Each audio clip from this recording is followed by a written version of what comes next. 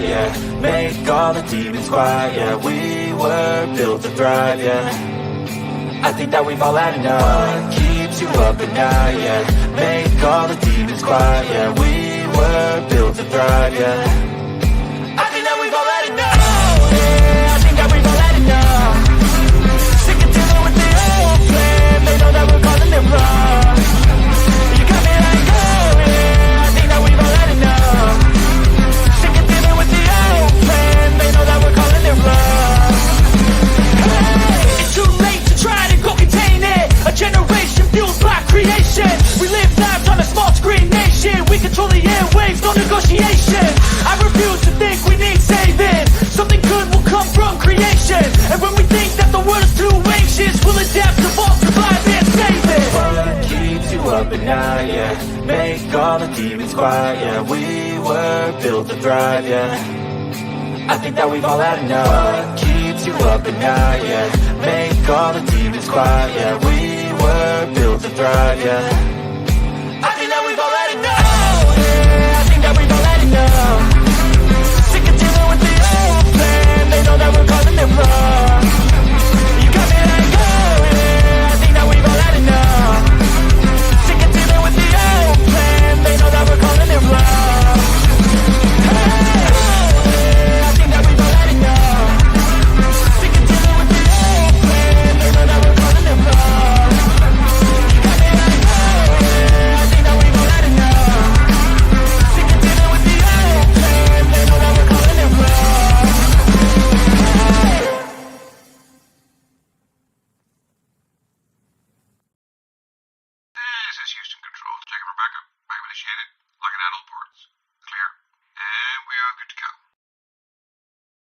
All right, Roger Houston, thank you. We've got it from up here. We're going to cut Houston loose over here.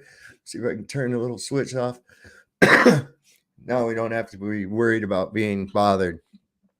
Welcome, everybody. Coming high above your imagination, 250 miles up in the International Fake Station, and we're cruising along at a 17,000 miles an hour. And boy, we're just having a good old time up here. So I went and saw a movie. I'm going to talk about it here in a minute. Let me just kind of give a shout out to everybody that's in my chat here so far. I got to get this started over here on this one too, so I can see what's going on in the world. So there's 3 people over on Rumble right now. Woo-hoo-hoo-hoo. And then over here on the YouTube side, we got Art of Kudos in here, Barbara the Nail Pusher, Charles B, Kate Emma, Lucky Haskins, Malcolm Sheen, Plowboy 6756, and of course, Jehovah's daughter, Barbara. Welcome, everybody. I'm sure we'll get some more coming in. So over the 4th of July weekend, I know it's been a couple of days, and I made brief mention of it, but there's been quite a bit of controversy come out about it here just recently. The movie that just came out over the 4th of July weekend, it opened on the 4th, The Sound of Freedom, produced by Angel Studios. Jim Caviezel stars in it. Mel Gibson helped produce this, and it's based on a true story of a real life guy by the name of Tim Ballard, who has actually set up sting operations and arrested like thousands of these people, and rescued a lot of kids. The movie briefly touches on one of those, well, a couple of those operations, but one of which that it's really quite powerful because you realize that this was real, and they show actual CCTV footage. They had cameras all around inside this place. They set this sting in, and you see actual footage of the raid actually take place. At the beginning of the movie, it shows these kids, on camera, there's like just being some guy roll up on a mini bike and snatch a kid up out of his yard and just roll off, and that's it. And within a short period of time, that kid could be in Bogota, could be in Moscow, could be Prague, you don't know, anywhere, Washington, D.C.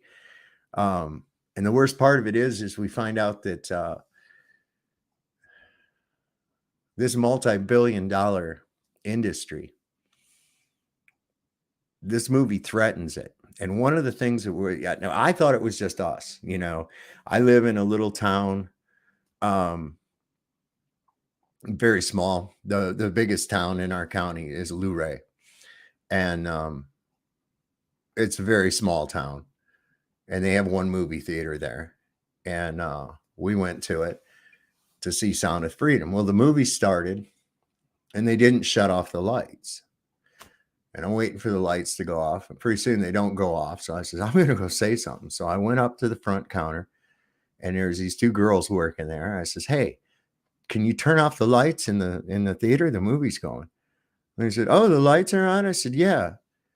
So I start to go in the theater and I'm standing there just by the door waiting for the lights to go off because I'm always wondering, you got to double check because everybody's just fucking stupid. Okay. I mean, this is just how I go. The lights stay on. And I've looked my head back out the door and the girl is back over at the fucking candy counter. And I went out there again and I said, hey, why didn't you shut the lights off? What? I said, the lights are still on in the theater. And she says, oh, I thought you meant the lights in the projector room. And I'm like, why would I give a shit about the lights? So she goes back in there and she's fumbling around. Nothing's happening. I'm like, what in the hell is she doing? And I says, what are you doing? And she says, I'm trying to find the light switch. I says, why don't you get somebody who knows where the fucking light switch is at? So finally they got the light shut off. Now I thought this was an isolated incident, but then I started seeing on TikTok today, people who have gone to see this, try to go see this movie, and primarily at AMC movie theaters.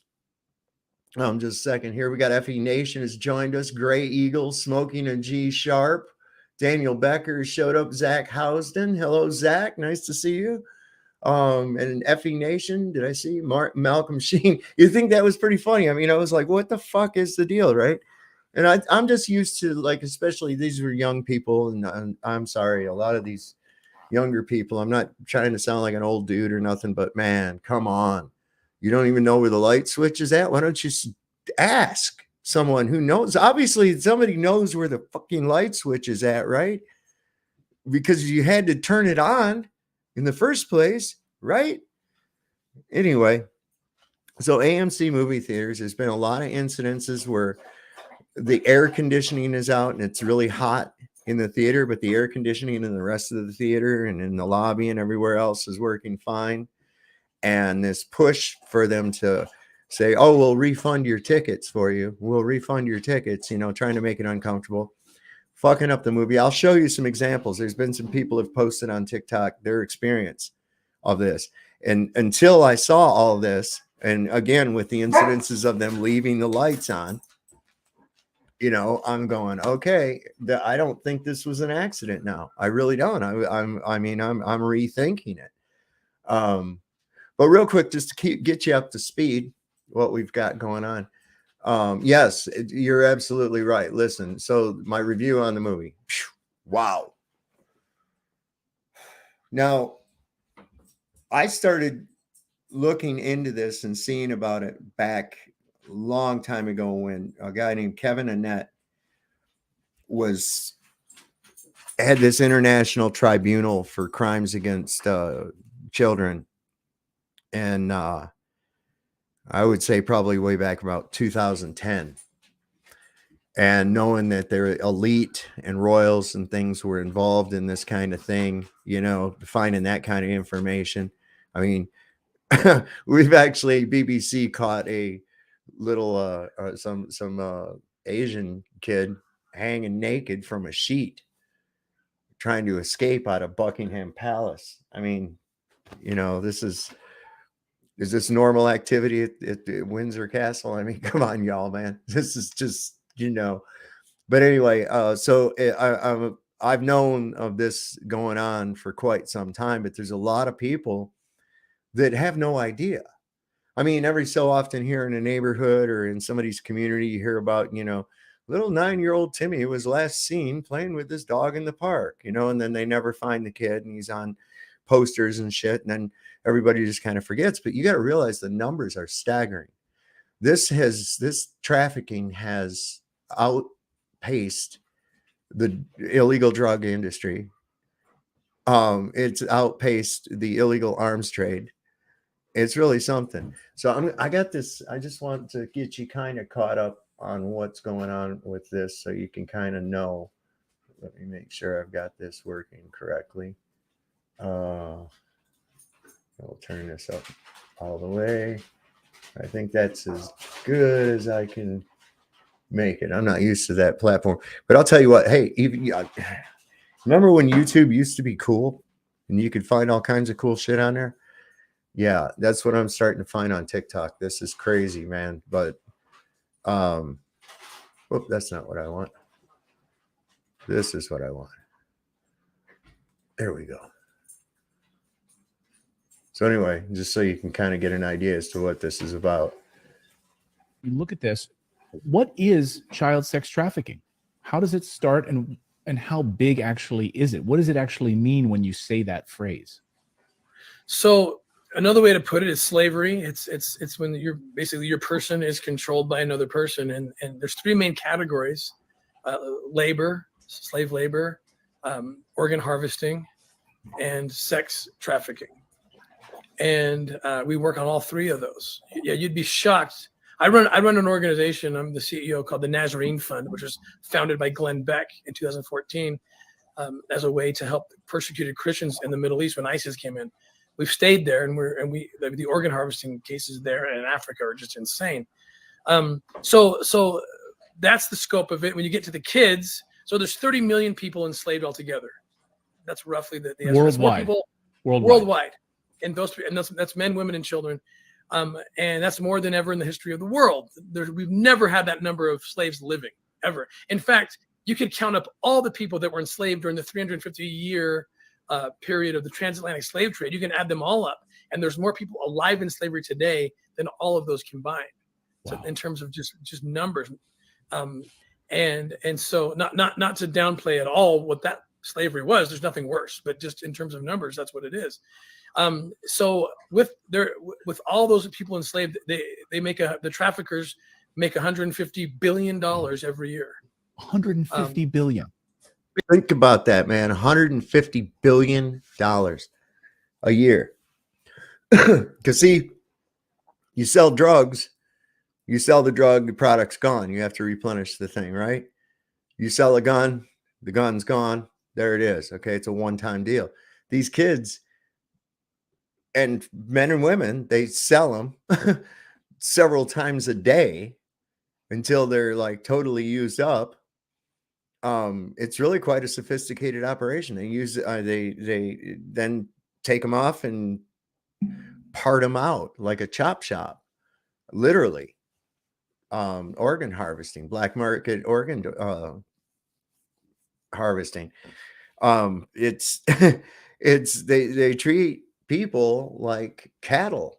I mean, even worse than our own governments do. Well, if you dig deep enough into the rabbit hole, you find out how much of the government is actually involved in this shit. So $1 billion off the backs of those slaves. And then in terms of buying and selling people, that number is 32 billion in terms of just the market of buying and selling. The United States, we're the #1 consumer almost every year of child exploitation material. And we're in the top 3 for destination countries for human trafficking, but it makes sense. The economy of it, right? The people that want it are here consuming it.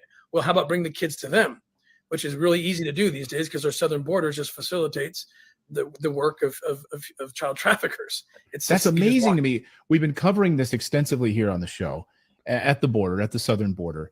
and all of the unaccompanied minors that are coming across the border. So the United States is the #1 consumer of. Real quick, I've seen some stuff about the connections and the Masonic thing and everything else like that. There's some things I do understand about the Masonic order that I'll address later. But there's some, you got to understand, this is finally, this movie has had as big of an impact, or is having as big of an impact as Passion of the Christ did, in the terms of putting this shit in the awareness of people, you know. And no more can they actually, because when you see the actual footage and you hear these actual testimonies and stories and things like that, and you realize that, no, this isn't just a QAnon thing. Listen, I was hearing about this shit and knowing how deep this goes before there was any such thing as Q or Trump being running for president, any of that shit. Okay. So I was glad to see that it getting out into the ethos. I mean, the people are starting to understand what is truly going on. And I've brought it up on my show before, you know. It's just logistically impossible to lose without a trace that many fucking people a year. I'm sorry. Human bodies are, it's just not logistically feasible, man. Like digital material. And Correct. the third on the list of actual human consumption, like Americans are buying these children, utilizing these children, using these children.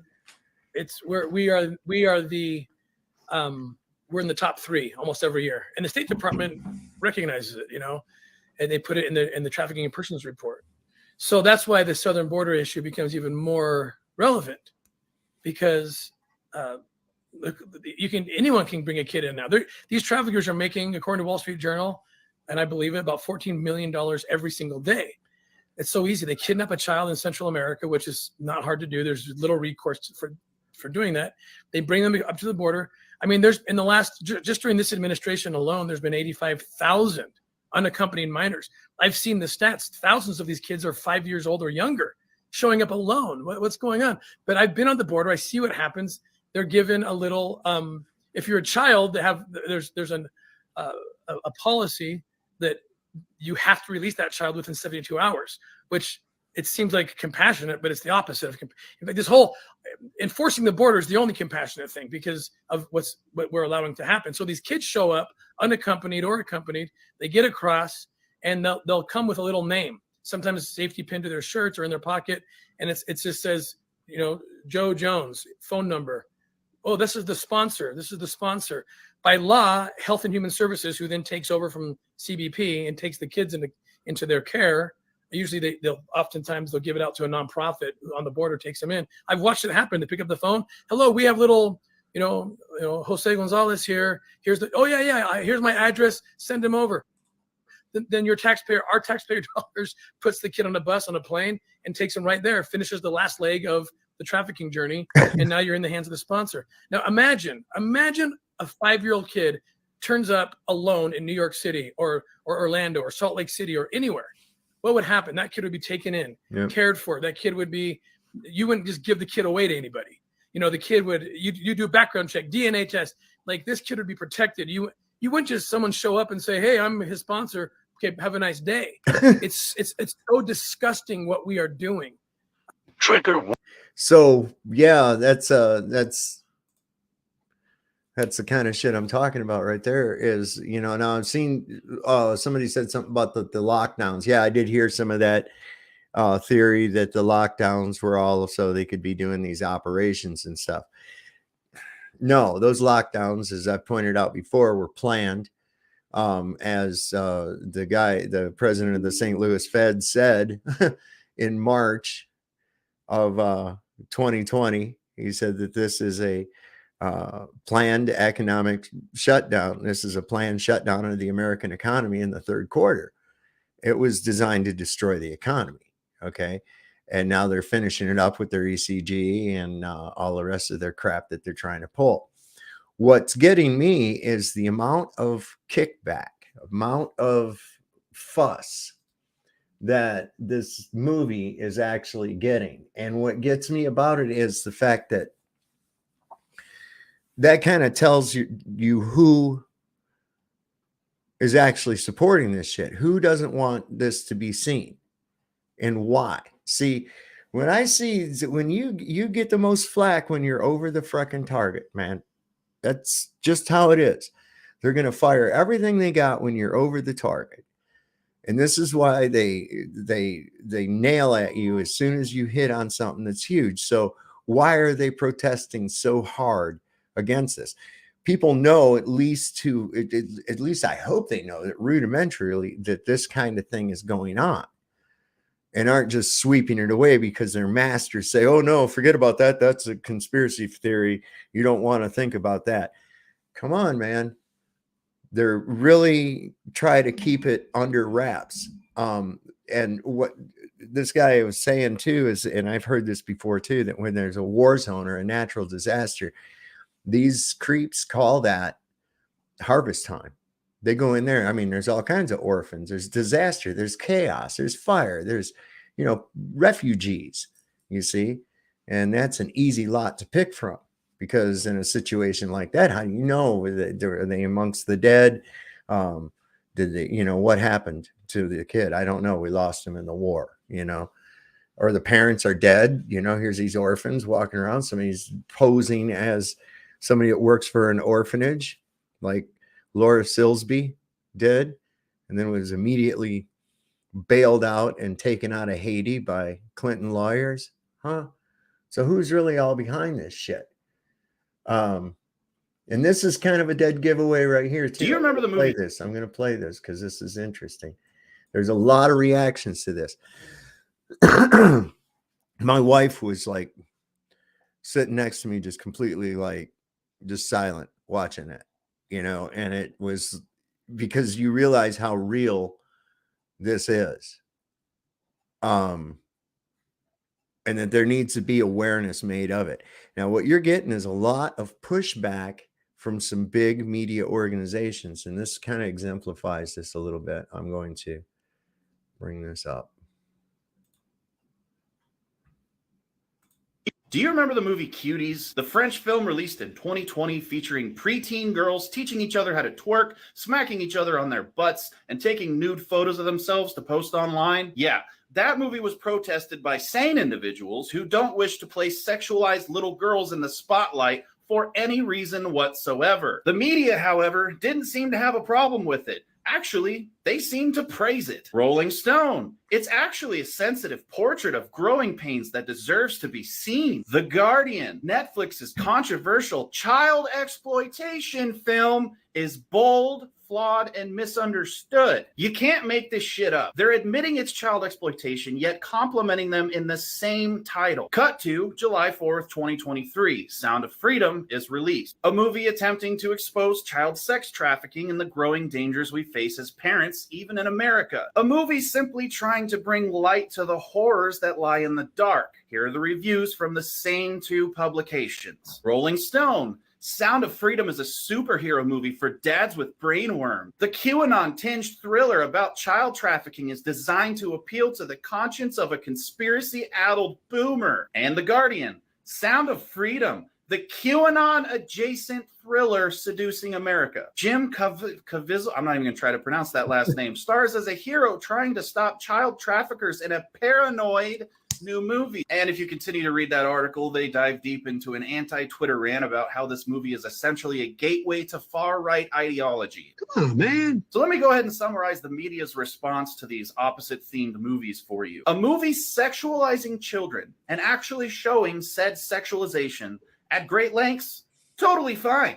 In fact, inspiring, wonderful. And if you didn't agree with this narrative, you were labeled with all the phobias and isms they can come up with to dodge an intellectual discussion. A movie exposing child sex trafficking? Not on my watch. Why?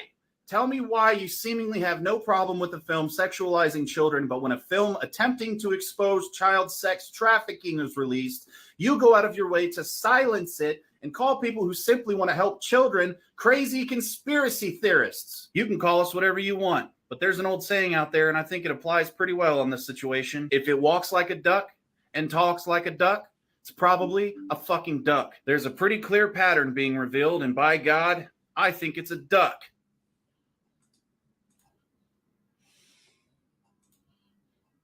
So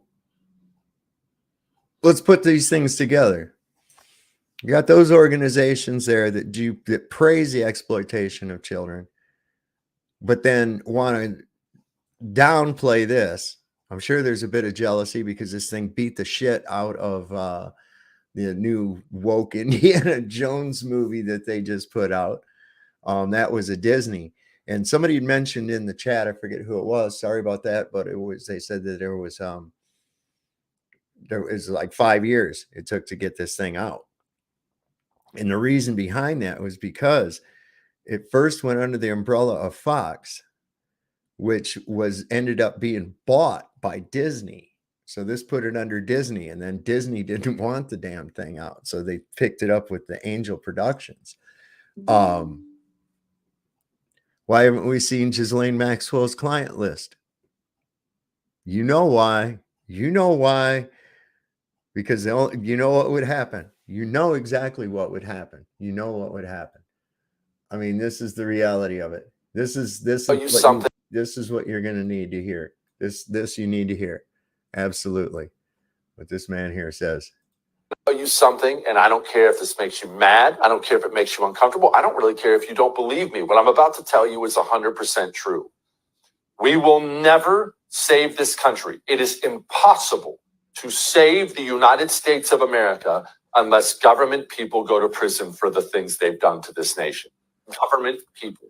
Empty out the federal penitentiaries for all I care and start putting government people in there. DOJ, IRS, FBI, NSA, CIA, politicians, Republican and Democrat. Just start a whole new wing for government people. Go to prison and go to prison for a long time. It will end the United States of America. Tell you something. That's the harsh thing. That's exactly why you haven't seen the client list. But we know, we've seen the flight logs, right? Jimmy Kimmel, right? Donald Trump. Let's not forget, Donald Trump was on there too, man. You don't just accidentally hang out with a world-class child trafficker by accident when you're at the level of Donald Trump. Okay? That you don't be the Prince of England and MI6 doesn't know that your best pal is a fucking world-class child trafficker, right? Come on. This goes all the way up. Look, the guy who's the king now, right? All right. So he used to hang around with this dude named Jimmy Savile. Jimmy Savile was the go-to guy for the royals. He had complete access to him, right? He was not only a P, whatever, for YouTube's sake. We don't want to hurt their feelings. He wasn't only just a minor attractive person. He liked him dead too. And the King of England, as the Prince of Wales, wanted him to be William's godfather. Does this give you any clue as to what kind of twisted shit people we have running the world right now? None of this should surprise you. I'm telling you, you need to go and see the movie if you haven't seen a movie. How many of y'all have seen the movie? Put a 1 in the chat if you've seen the movie. I just am curious. Here, I'll tell you what I'll do. I know how to do this. I'll just make it easy. Watch here. I'll go. Let's see. How do we do this? I remember. You got to go here. And we'll start a poll. And we'll say, have you seen? There we go. Let's ask everybody. There we go. There's a poll up in the chat. I'm getting good at this shit. But I mean, that's got to give you some idea. Now, in that international tribunal that I was talking about, they found the Pope, Prince Philip, the Queen of England, a whole host of others guilty of crimes against children. And the whole reason that none of those people can be arrested is, think about this. Who do the police and everybody swear an oath to in England? Right? To the Queen. They can't fucking arrest the Queen. No. I mean, I don't care about what's that thing they had. Oh goddamn. Oh, you all know the one I'm talking about. There's some kind of a thing that says that everybody's accountable under the law, but we know that that's a horse shit. We all know that that's horse shit. Anyway, so this has been going on a long time. And like I've said before, you know, these royals and make no mistake, these people that become president, they're all in the bloodline, man. And they trace their roots back to some really dark shit, man. And we see them on the TV and they say some shit that we like and they're witty with the press or whatever. And we're willing to forget all about all the other dumb shit that they've done because he's less of a turd than this other guy who's more of a turd or seems like he's more of a turd. It's all about PR. They're all turds, every last one of them. And what that last guy said is exactly right. I'm going to play that again. I'm just going to play that again because this is yeah, we need to, this is what his guy said. And I don't care if this makes you mad. I don't care if it makes you uncomfortable. I don't really care if you don't believe me. What I'm about to tell you is 100% true. We will never save this country. It is impossible to save the United States of America unless government people go to prison for the things they've done to this nation. Government people. Empty out the federal penitentiaries for all I care and start putting government people in there. DOJ, IRS, FBI, NSA, CIA, politicians, Republican and Democrat. Just start a whole new wing for government people. Go to prison and go to prison for a long time. It will end the United States of America. So I know how exactly to pay for it, man. You take all their shit through civil asset forfeiture. That's what they do to the slaves. And pay for it with that. So all these people living up in their big marble palace with the shit that they fucking stole from everybody else. There you go. We'll just take that shit and that's what we'll pay for it with. Motherfuckers. I'll tell you what, man. There's always the lesser of two evils. I don't know, man. Call 40. I don't know. Because they want you to choose evil. And of course, the lesser of two evils is still evil. A little bit of poison is still fucking poison. That's how that be, man. Let's see, I had something else too here I wanted to go over. Oh, I'll tell you, this was kind of a creepy thing too, because I guess Caviezel,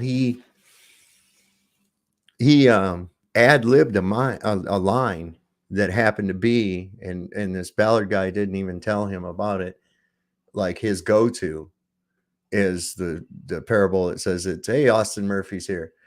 It says, it is better to have a millstone tied around your neck and thrown to the depths of the sea than to hurt one of the little ones. And Caviezel, that wasn't even in the script. And he says that at a point in the movie while he's talking to this pedo. He's talking to him. And even the actor was like, what the fuck? What's that mean? And it was just like a genuine response, you know, to him just quoting that scripture. And he said it right before he put him under arrest. And that what was weird is because he said that Ballard said, that's like my go-to. That's what I always think. And he says, for you to have just said that is just, it's wild. You know, that's really amazing. I was looking at when he made Passion of the Christ, and he went through hell for that. He really did. I mean, not just in a professional way, which that's very telling. But the fact that he was, his shoulder was dislocated. He had a heart attack. He was struck by lightning, for crying out loud. I mean, that's a lot to it. But yeah, there's, let's see, there's some other, I'm trying to find some of these other people that are talking about the, Okay, this one.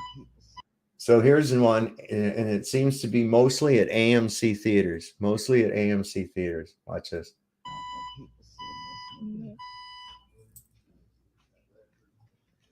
May I have your attention, please? May I have your attention, please? A fire has been reported in the building. A fire has been reported. Okay, that's one. That's one. Another one. Let me see here. Trying to think. I had some other. Is this one? Tried going to see Sound of Freedom. Okay. Tried going to see Sound of Freedom, and this happened. No one left until they played the movie. They tried to give us free tickets if we left.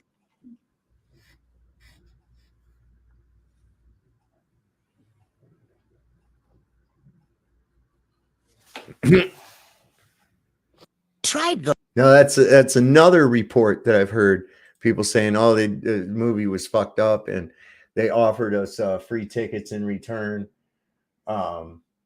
This is insane. What's this one? Oh, okay, here's. Hang on. That's another one. Stay paused, you prick. So this is Went to See Sound of Freedom. Nowhere did we see marketing for this movie. Oh, well, you know your movies featuring sports. I'm gonna name them. Y creo que Rocío tiene el talento que se necesita.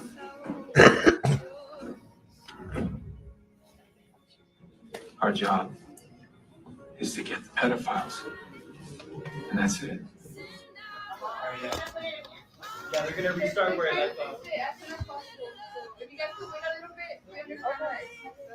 This is the ushers came in to let us know if it was being fixed, but one of them told us you can get a refund if you want. Then you hear a man say he will get his after the movie, and the people above us laugh.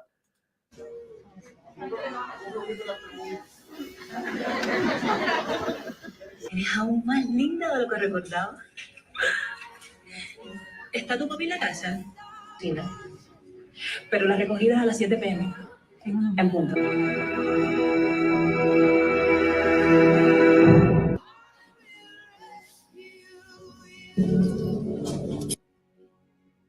So there's another case of them screwing with that movie. I've seen so many of them. This one here too. Wait till you hear this Right. shocking fact. So at this point, you are aware of the movie Sound of Freedom, right? Well, the guy that the movie was based on, Tim Ballard, was recently interviewed by Jordan Peterson. And during that interview, he confirmed one of the most infamous conspiracy theories.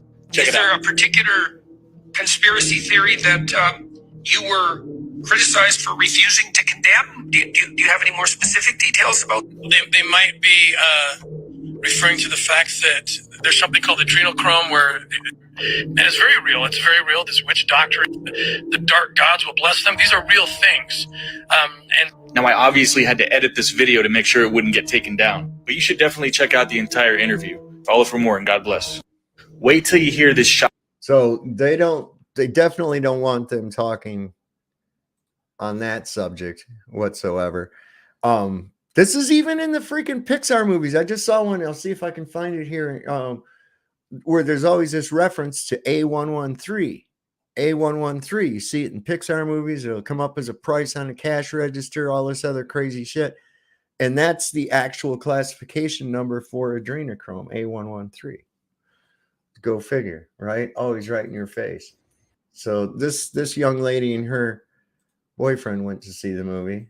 So my fiance and I just watched the movie Sound of Freedom that exposes sex traffickers. And do you want to tell them what happened in the movie theater? All right, AMC, I don't know what's going on here, but first off, the AC was out like when we went to watch the movie, and I'd seen someone else post something too that also saw it at an AMC, and their AC was out. And like as soon as we walked into the theater, it was hot as heck. I The literally AC brought a was out. sweatshirt and I was like sweating. And then we realized like it took us a while to actually realize it, but they didn't turn the lights off. They literally had the lights They on. kept the lights on the entire movie. Who does that? Like, They don't want you to see this movie. they were trying to make it like not enjoyable. No. Like they were trying to make it unenjoyable. What do they think? We're just going to be like, oh, the lights are on, we're going to leave. Like, no. Go watch Sound of Freedom in theaters now. Left the lights on. This ain't the only one. This ain't the only one. There's many more. There's many more. Look at this. So when you find out, as I said, it was, now my theater wasn't an AMC, but I think it's an awful damn huge coincidence that we had that same problem with them not shutting the lights off. And several others with AMC theaters did have that problem. I'm not aware of any other movie theaters that had this problem, but wait till you find out this. This is where the CEO of this AMC theaters actually comes from. So this may explain a lot. Put the dots together, people. Stand back and look at all the dots. He served in President Clinton's cabinet. Shame on you, AMC movie theater employees and managers, for allowing this to happen. Come forward anonymously with what corporate is telling you to do. Uh-huh. I mean, for real. And that's what I was thinking too. What is going on? And you know, how do you get so many people to be complicit with that same type thing? They don't want you to see this. And that's why I say go see it. But also it is really a great movie. It's fantastic. I mean, it follows right.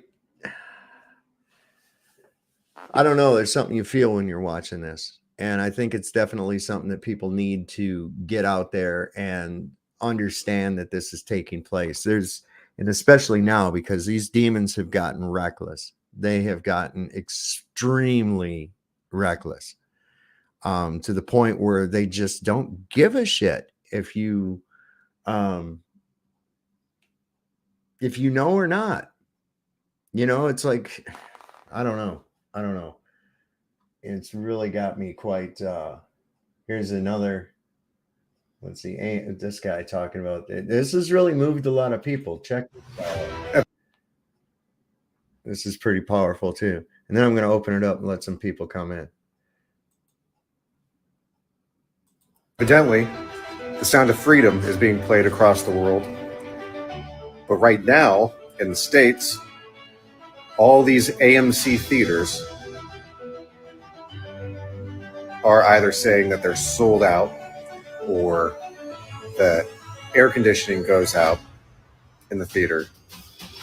So they're clearly trying to drive people away from witnessing with their own two eyes what is happening behind the scenes in every fucking company across the world. And they don't want you to see it. Because why would they want you to see what's happening? If you aren't aware of it, you can't do anything about it. So hit that fucking theater up in droves and show up and get that message out. Human trafficking is real. It is happening every fucking day. And at this point, with so much information, if you're complacent about this, if you're an adult and you've had your life, you've been doing your shit, having your fun, going to work, whatever, having a family, and you can see that kids are being taken, you can see that men, women, and children are being taken, and you're not doing anything about it, you're not spreading the word, sending any fucking message about it, then you are as much a fucking bitch as all the motherfuckers doing it. Because indifference is the true enemy. And I'm tired of you motherfucking indifferent pieces of shit. So hop on down, go to church tomorrow, tell your God that you fucking love him and you're going to do all this shit to protect everybody, but then do nothing, continue to do nothing, say nothing, just fucking jerk each other off and pay a little money to the fucking church. Go to your 9-to-5 job and pretend everything's okay. And the rest of us with a pair of fucking balls between our legs are actually going to go do some shit. So fucking tired of waking up every goddamn day to this corrupt fucking bullshit. And we're supposed to eat a pile of dog shit and be okay with it. No. Fuck the government. Fuck the CIA. Fuck the FBI. Fuck the WHO. Fuck all this goddamn bullshit, gay ass agenda bullshit. I don't care if you're fucking other people and adults, but you ain't gonna fuck kids. So, eat a bull dick. Fucking tired of this shit. People are fucking weak. Like, I literally incarnated to this piece of shit earth to just keep spouting from the fucking mouth. And ain't nothing changing. God damn, do I fucking loathe this place.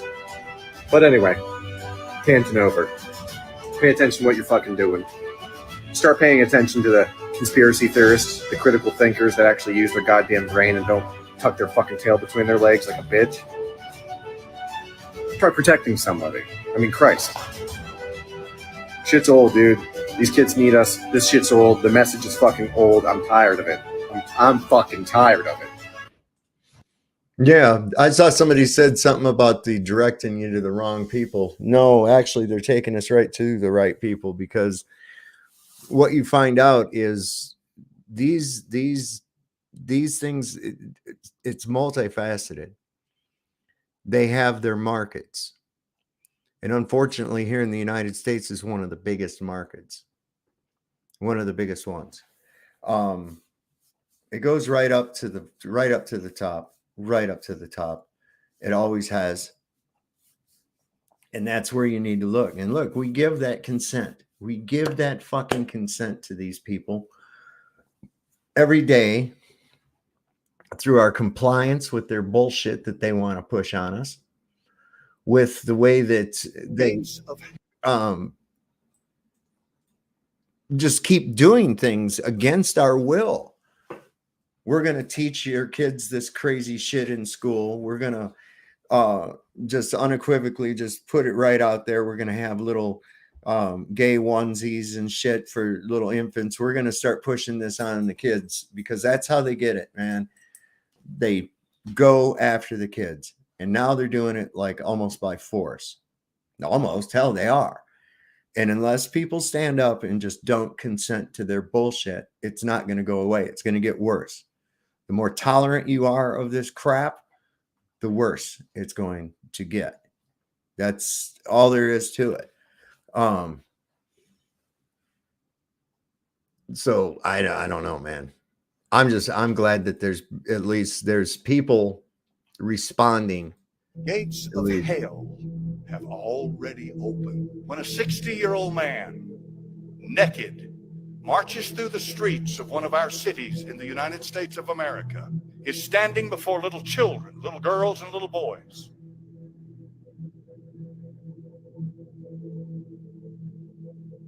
This has nothing to do with taking someone's rights away from them. This has to do with imposing perversion in the face of a child. Where'd it come from? There's a spirit let loose on this earth. We're queer. We're here. And what they say? We're coming for your children. We're coming for them. We're coming for your children. You better take your children and you better protect them. You'd better watch over them. They do not belong to the public school system. They do not belong to Caesar. They don't belong to you.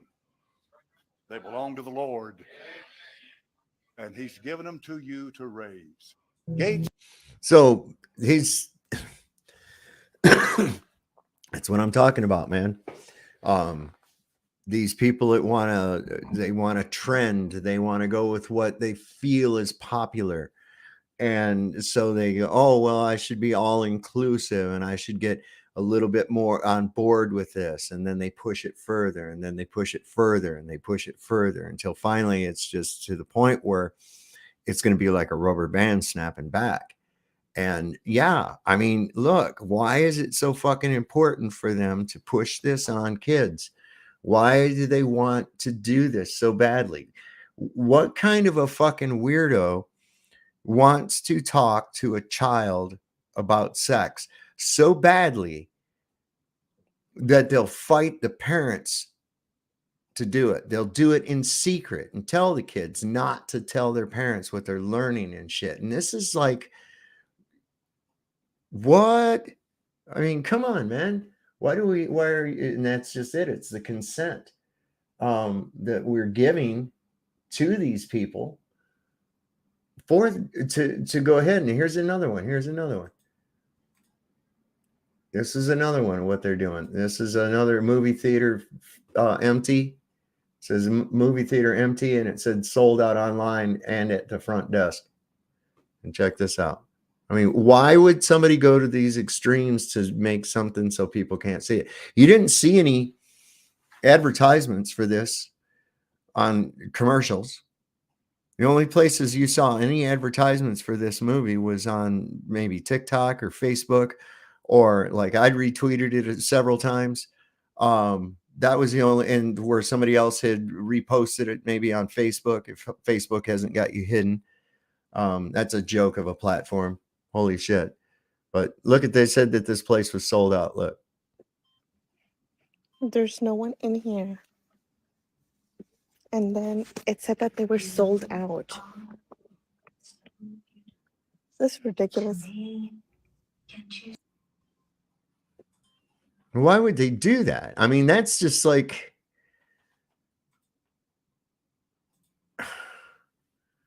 isn't that like shooting yourself in the foot if you're a movie theater? I mean, isn't the goal to get as many people in to see a movie as you possibly can? Here's the crazy bastards that are doing this shit to you. Right here. This is the crazy bastards. I'm going to put this in the chat down here too. First, I'm going to do this. I'm going to go paste. Look. There we go. It comes up on here. Where'd it go? There it is. And then we'll go like that. I forget this is on a delay, which is Italian for delay. There, it's over in all the places now. Cool. Where am I? Who's here? So these are the crazy fuckers that are doing this shit to you right here. This guy thinks he's from Vulcan or some shit. Look at him. That's a crazy son of a bitch right there. Where's he come from? Some people would say this revolution is characterized by the fight of robots against human beings. And we will win this fight. Professor Klaus Schwab was born in 1938 in Ravensburg, Germany, where Nazi crimes against humanity were committed.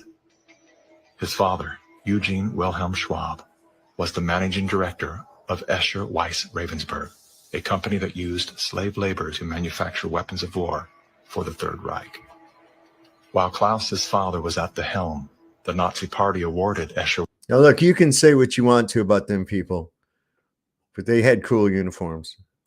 Weiss Ravensburg, the title of National Socialist. They're very stylish in their tyranny. Socialist Model Company. Years later, Klaus Schwab joined the board of directors at Escher Weiss Ravensburg, where he played a key role in the development of South Africa's nuclear weapons program during the darkest years of the racist apartheid regime. Today, Klaus Schwab is the founder and executive chairman of the World Economic Forum. If you'd like to meet the people who are supposed to repair the state of the world, or give a piece of your mind to the bankers who helped get us into this mess, we can tell you where to find a lot of them. The World Economic Forum. Founded in 1971, the World Economic Forum is an international private organization which receives billions of tax-free dollars from its members and their global enterprises. Every year, the WEF brings together its members with world leaders, big pharma executives, tech titans, Hollywood celebrities, media personalities, and internet influencers. There she is. There's little Greta. There's little Greta. Why hasn't she been out there explaining why the end of the world hasn't happened like she predicted 5 years ago? We're supposed to all be like scorched or underwater or some kind of shit. To meet in the secluded mountains of Davos, Switzerland. It is a tiny town folded into the Swiss Alps, a village where you could bump into Bill Clinton, Bill Gates, the head of Google, and the Queen of Jordan, all in one place. How much you want to bet? You could do an op there. Do an op there. I bet you that's a fucking hotbed of that shit we're talking about. I bet you there's a hotbed of that shit there. A lot of reporters cover the forum, but few get inside. It turns out there are two Davoses, one you see and one you don't. After hours, there are hundreds of private parties where deals are done. People who can't be seen together in public can meet here. Your Royal Highnesses, Excellencies, distinguished heads of state and government, the future is built by us, by a powerful community as you here in this room. Klaus Und you will eat the bugs and you will like it, you Schweinhund. Schwab, the founder of the WEF, is particularly upfront and even proud of his ability to shape and influence world politics. I created the community of global shapers as a means, as a force to shape our common future. And of course, their Global Young Leaders program is a grooming ground so that when they ultimately infiltrate cabinets, We penetrate the cabinets. they will likely tend to govern a certain way. Nobody Have a good night at work, Jack Spratt. Thanks for showing up. will be safe if not everybody is vaccinated. The names and the countries he mentioned ended up being some of the most dystopian and authoritative during this pandemic. Names like Ms. Merkel, Vladimir Putin, and so on. Other names, Jacinda Ardern, Sebastian Kurz, Mauricio Macri, Mark Zuckerberg, Jack Ma, Gavin Newsom, Stefan Bancel, Chelsea Clinton, Leonardo DiCaprio, Sanjay Gupta, Dr. Leanna Wen, Alexander and Jonathan Soros, George Soros' sons, and several of the Rothschilds. And of course, Now, who could represent such a world better than you, Prime Minister? Oh, there's no justice. In 2014, Klaus Schwab called for the Great Reset, We need a great reset. which he We need a great reset, a final solution. positioned as the solution to the world's most urgent issues. The dark reality of Schwab's agenda is detailed in his best-selling book, COVID-19, The Great Reset. His endgame mission is to replace independent governance with a top-down controlled, one world government and a central bank-controlled digital currency. When they say you'll be happy, what they mean is you'll be enslaved. That's why they're talking about a great reset. That's why they're talking about introducing this quasi-communist, quasi-socialist agenda. They know we've run the course where we cannot continue down the path of the ever-increasing indebtedness because we have a generation that quite literally cannot afford to buy a house. Millions of Americans are priced out of buying a home. And so it's easy to tell that generation, we're going to forgive your college debt, student debt relief, and set your expectations lower. You're going to rent forever. We're going to celebrate the tiny house movement. We're going to do all of these things which sound cool because they're shaping our narrative. Go get in your fucking tube. So that we become capable of expecting less. What we need to do is not. I mean, really? That'll be fun. Oh, I can't wait to get home from my slave job so I can curl up in my tube. I want to curl up in my fucking tube. Those are the people running your shit. They think that they're like, I don't know, man. Let's see. Is this the one? All right. So there's another lady talking about this shit. All right. This happened to her too. So this is so many people with that same thing. And I had the same thing happen with the lights. And I'm like, what is going on? It's like Legion is loose or something, man. You guys, I just experienced a conspiracy theory like in person for the first time ever. So I just went to go see a noon showing of Sound of Freedom, which is the human trafficking movie by Jim Caviezel that's currently outperforming Indiana Jones. But like, of course, studios and everything are trying to hush this movie and make it seem like not so many people are going to see it, and they're not promoting it at all. And they're basically trying to make it seem like no one is going to see it. Theaters all over the country keep having really weird things happen when people go to see it, like AC not working, sound not working, lights not turning off. And I was like super curious, so I came to see it, and the lights didn't turn off for the first 10 minutes. And also there was like a voiceover, like a narrator for blind people. And so I could like tell around me, like tons of people kept getting up to go complain. And then after about 15 minutes, someone came in and they turned the movie off, and someone came in and was like, we can't fix it, so you all have to leave. We're going to give you free passes. And people are like, why this movie? I've never had this happen before. And they're like, we can't turn the speaker off because we'd have to go in a back room and like climb a ladder to turn the speaker off. And so basically, like, we're going to have to fix it. And they were like, well, it's been playing for quite a while. Why is this just happening now? And they had like no explanation. And so I'm just sitting out here finishing the drink that I bought because I didn't get to see a movie. And like people were kind of rumbling like, oh, I heard there's some shady stuff going on around this movie, and now we're seeing it in person. And I'm just like, wow, like why doesn't Hollywood want people to see this Jim Caviezel human trafficking movie? Why doesn't Hollywood want there to be awareness around human trafficking and pedophilia? I'm flabbergasted. I mean, why wouldn't they want to? So I don't know. I guess go see this while you can before they, make it disappear forever or something. Isn't that nuts though? Like, has anyone ever experienced that in a movie before? I've never experienced anything like this in a movie except for one time I went to see Interstellar, and like the film was messed up, and so it had kind of like a weird line on the edge of the movie had like a weird line on the side that they couldn't remove, and they came in and they were like, we'll give you all discounts, but like you can still watch the movie. And so we just watched the movie, but it was like the picture was kind of messed up.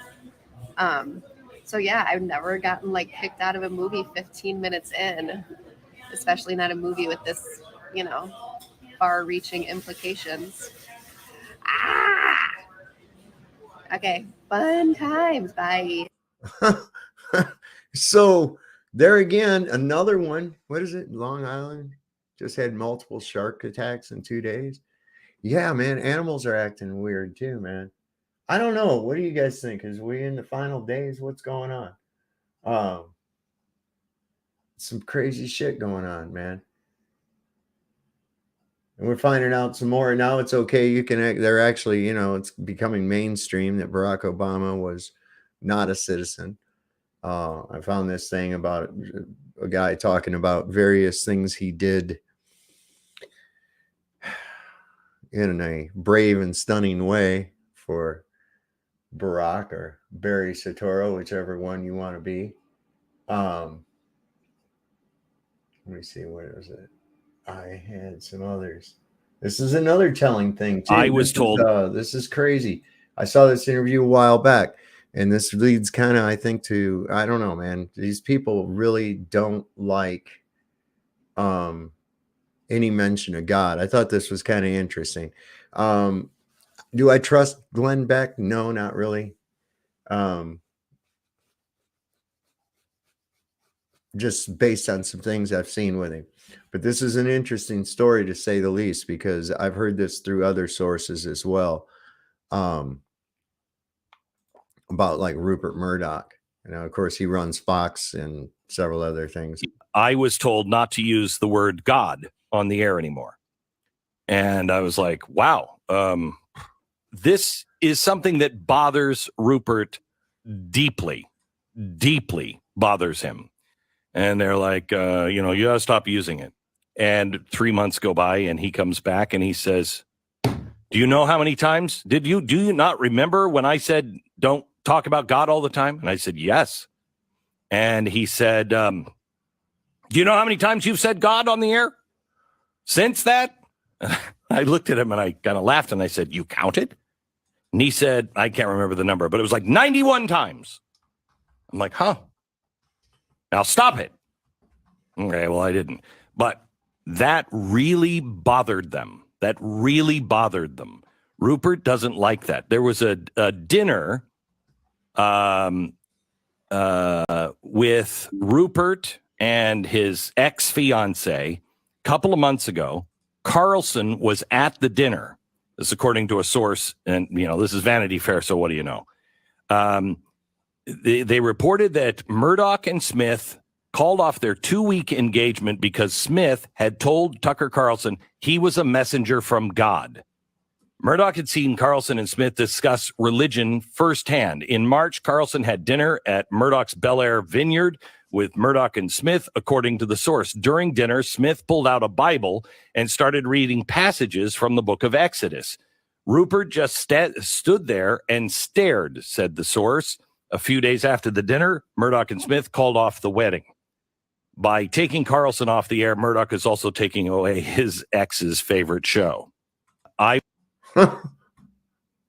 So I don't know, man. You think it's all lies? I don't know, man. I saw that guy on the street get arrested standing across the street from where they was having one of those pride festivals. And there was two men in ass chaps right there on the street simulating what they do. And as soon as this guy mentioned God, they arrested him. It's like, I don't know, man. I'm seeing some evidence of it myself. And that thing about the light staying on has got me kind of freaked out. It really does. I'm trying to find.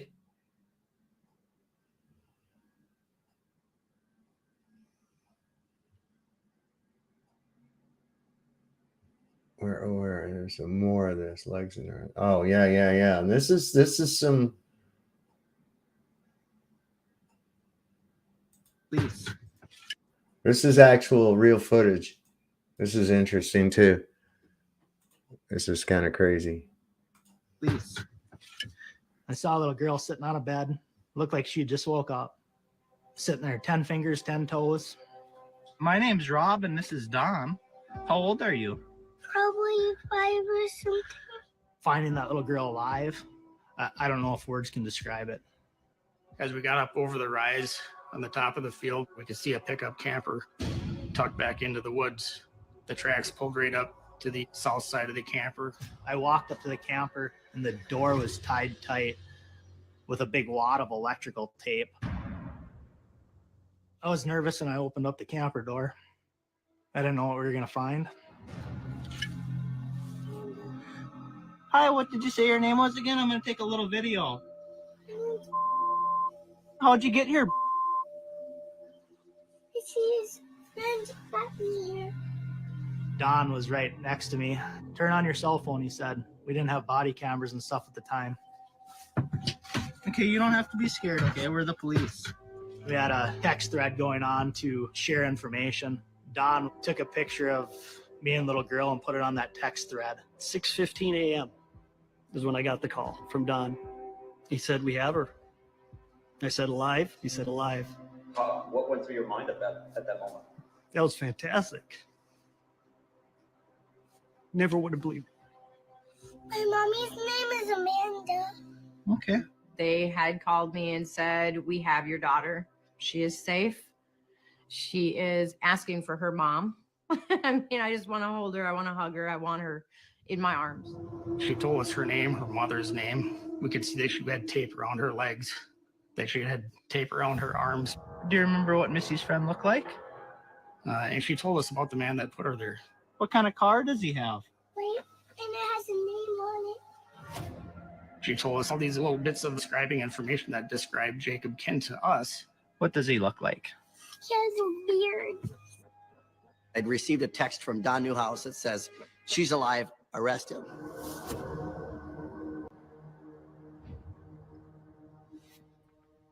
Our goal was, let's reconfirm his story, that he had no connection with Melissa Norby, and have continued to deny that. All right, Jake, you're under arrest. Okay, see that? Since you are in custody, I will read you the Mandela warning. Okay? He was very smug in appearance, said very little, and I truly think when Agent Girardi and I walked into that interview room, he had no idea we knew what we knew. Nothing's changed from last night. 100% sure. 95% sure. What's the 5%? I'm tired and groggy, and you guys kept me up all night. I had the photo that Don and Rob had. Isn't that a war crime? I just said,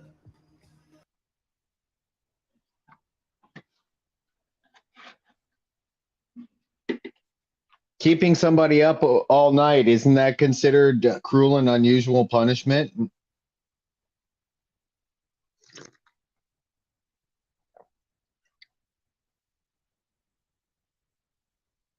I can't hear you if you're talking. I said, since when did that ever matter? Oh, just like treason. Yeah, Just I know. like treason. Like nobody fucking cares. I'm just gonna let him know if he's caught. You But think I about got a it. whole lot of it's hard. It's hard to go, oh well, that guy, we gotta go, watch out for his rights, because look, what's your inclination is to just gouge a fucking guy's eyeballs right out right there on the spot. I mean, that's a fucking interrogation, man. We found you had a little girl tied up with duct tape or electrical tape or whatever in a fucking camper in the woods, man. What the fuck is up with that shit, right? Right. I mean, well, and see, that's where the other side of treason comes from, because if you think about it, right, their job, a police officer swore an oath to the Constitution, right, to defend, right? Yeah. And I understand that there's Supreme Court rulings.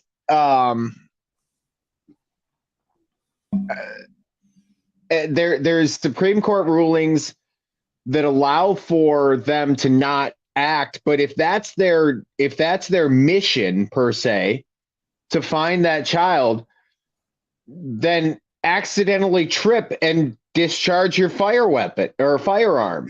Well, yeah, I mean, see, that's the whole thing. That's how do you even I don't know, man. I would have a rough time. I really would. That's why honestly, there's two reasons that I would never become a cop. One, I could never just fuck with somebody like they're required to. And the other thing is I would end up being a criminal, because I would see somebody with a little girl duct taped and I'd trip and fall and accidentally shoot them. Yep. Because there is no the corporate fiction showed up. There's no good reason that a grown man should ever have a child restrained like that. There's just no good reason. No. So it's nefarious. I had somebody come over one time and their kid was just like, they had to like helicopter around the kid constantly. And I was like, dude, have you ever considered crating? Of course I'm joking. It's like, why don't you train your kid not to do shit, But yeah. So let me finish with this video right here real quick. This guy, they busted him hard.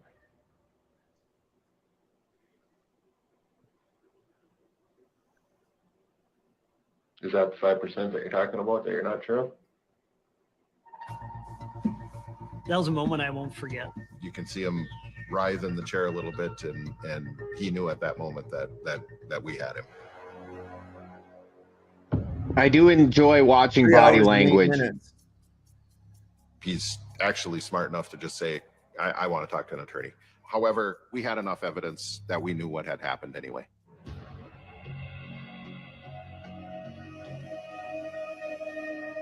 Second cell phone. As investigators got through Jacob Kinn's phone and Melissa Norby's phone, there was information that they had planned this together, that Jacob would have a relationship with her if she gave him access to a child.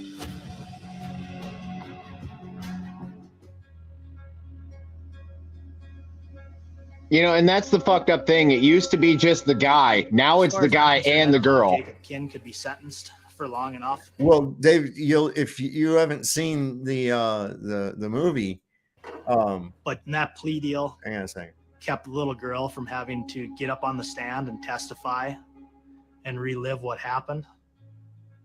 Today, my daughter, she's thriving. She's stubborn. She's pushy and bossy. She's a normal 11-year-old child. Please. Okay, so in the movie, when they first are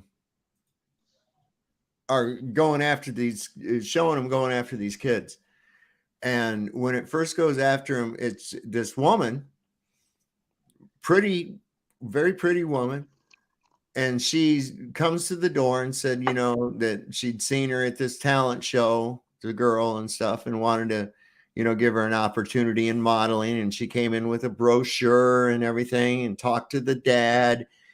And so he took his kids to this modeling agency, right? And he goes there and they say, okay, well, we're going to work with him and we'll, pick up at 5, right? And the thing looked legit. And the guy goes back at 5 and the place is cleaned out fucking empty. No kids, no modeling agency, no pretty girl with brochures, no cameras, no lights, nothing. Gone. Like a fart in the wind. And this is how they do it. Moving stuff is easy. Yeah. And especially like where this was from, this was like down in Mexico or, in somewhere south of the border. And, what's your next recourse? What do you do from there? I mean, by the time he'd found out, you don't know how long the child has actually been missing because they've been gone out of your sight that amount of time. And listen, they move so fucking quick that within like 36 hours, they can have a kid in fucking Bogota or Bangkok or Moscow or Berlin or wherever, man. That's how big when you run the country, you're able to bring guns in, you're able to bring drugs in and children out. Well, what do you think they're doing down there with this border being open? Right. Okay. And not only that, but let them come. Do you know how many fucking unescorted kids coming through? And some guy shows up and says, "Oh, I'm your sponsor," and just picks him up, no background check, nothing. Boom, that kid's gone. Yep. And dude, they can't not. And now they're wearing duct tape. Yeah. It's like, come on, man. What is there? This how. Well, they say slavery ended. They say slavery ended, but the sex trade is pretty fucking relevant in today's society, and that slavery is, if I'm looking at it. I think he said there's like 30 million enslaved right now in the trades like that. And listen, that's not just that, man. They bring them in and they make them like work in slaughterhouses, cleaning up the place and shit like that. And, where they work late in the middle of the night, they've got them whatever they can use them for, like a product. And this is what's so fucking, this is what's so insidious about it. So, it's like, wait a minute. If we know this is going on, and like I said, I've known this going on since like 2010, 2011, around in there, I started really looking into this deep. And this is back in the days when YouTube didn't really censor the shit out of it, right? Well, then we ourselves up to the time that they were talking about a certain restaurant that served an Italian pie in DC and the tunnels and shit under DC, which of course there's tunnels under fucking DC. There's tunnels under every fucking major city in the world. So we see, then they started censoring because I made a video on my old channel, which is gone now, but a long time ago about that. And I was talking about this, how this ties right in with the MK Ultra shit. Well, the fact that they censor it, the fact that they're censoring crime is facilitating that crime. Exactly. They are aiding and abetting by not publicizing this. So when Rolling Stone magazine comes out and gives it a shit review, it comes out in all of that. What CNN says, what Netflix says. Netflix puts out the fucking cuties video and everybody's all shitting themselves over it, going, "Oh, that's wonderful. Look how brave and stunning. Little girls twerking." And then this comes out and they're saying, "Oh, this is terrible. It's QAnon right-wing conspiracy shit." And like I've said, dude, I was aware of this long before QAnon came on, before there was any Q. And when I did see Q talking about it, I was like, good, put it out there in the ethos. People need to know about this shit.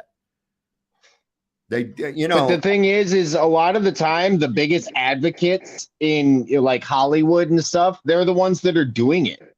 Well, this is the thing. This is why it took them 5 years before they could get it out. It had already been filmed. It took them 5 years to get it out because of the industry itself blocking it at every fucking turn. because the whole industry is that way. It is. So you get all the way up to what we've been seeing here now, multiple reports of the lights being left on, the film being screwed up when they go to play it. Luckily, the only thing we experienced was the lights being left on, and I took care of that within the first 5 minutes of the movie, 5 to 10 minutes of the movie. They finally got them turned off. But, the same thing can be said about, just as a personal tie to this. I was traveling down the roadways, and the posted speed limit is 70 miles per hour. This cop was pulling 80. I pulled up next to him and told him he was going too fast, and then he sat there and he tried to fuck with me. He was out of his jurisdiction. It's the same concept. It's that lack of integrity. It's it. And it's not just, it's literally in everything, and it's the same problem. It's like I was saying the other day in a panel, when you don't face a bully per se, that bully is going to come back in many different people because it's your demon. It's not their demon. Their demons are reacting to your demon, but that demon to the bully, that's on you. Mm-hmm. And it's, I don't know. Obviously you understand what I'm looking to get at. So check this out. Like I was saying before, this is right in our faces. Let me see if I can put us this way. There we go. This is interesting. And Disney, of course, another one that was an obstacle in this movie coming out. And of course, this look from their movies. This is from Incredibles 2, and it goes through a few of them. Watch this. 0113 is a very interesting find. Let's have a look, shall we?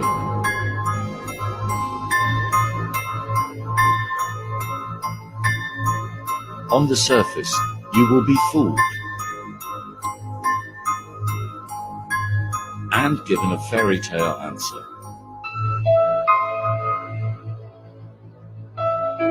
But ask the right questions. You'll find the right answers. Go down the rabbit hole if you dare.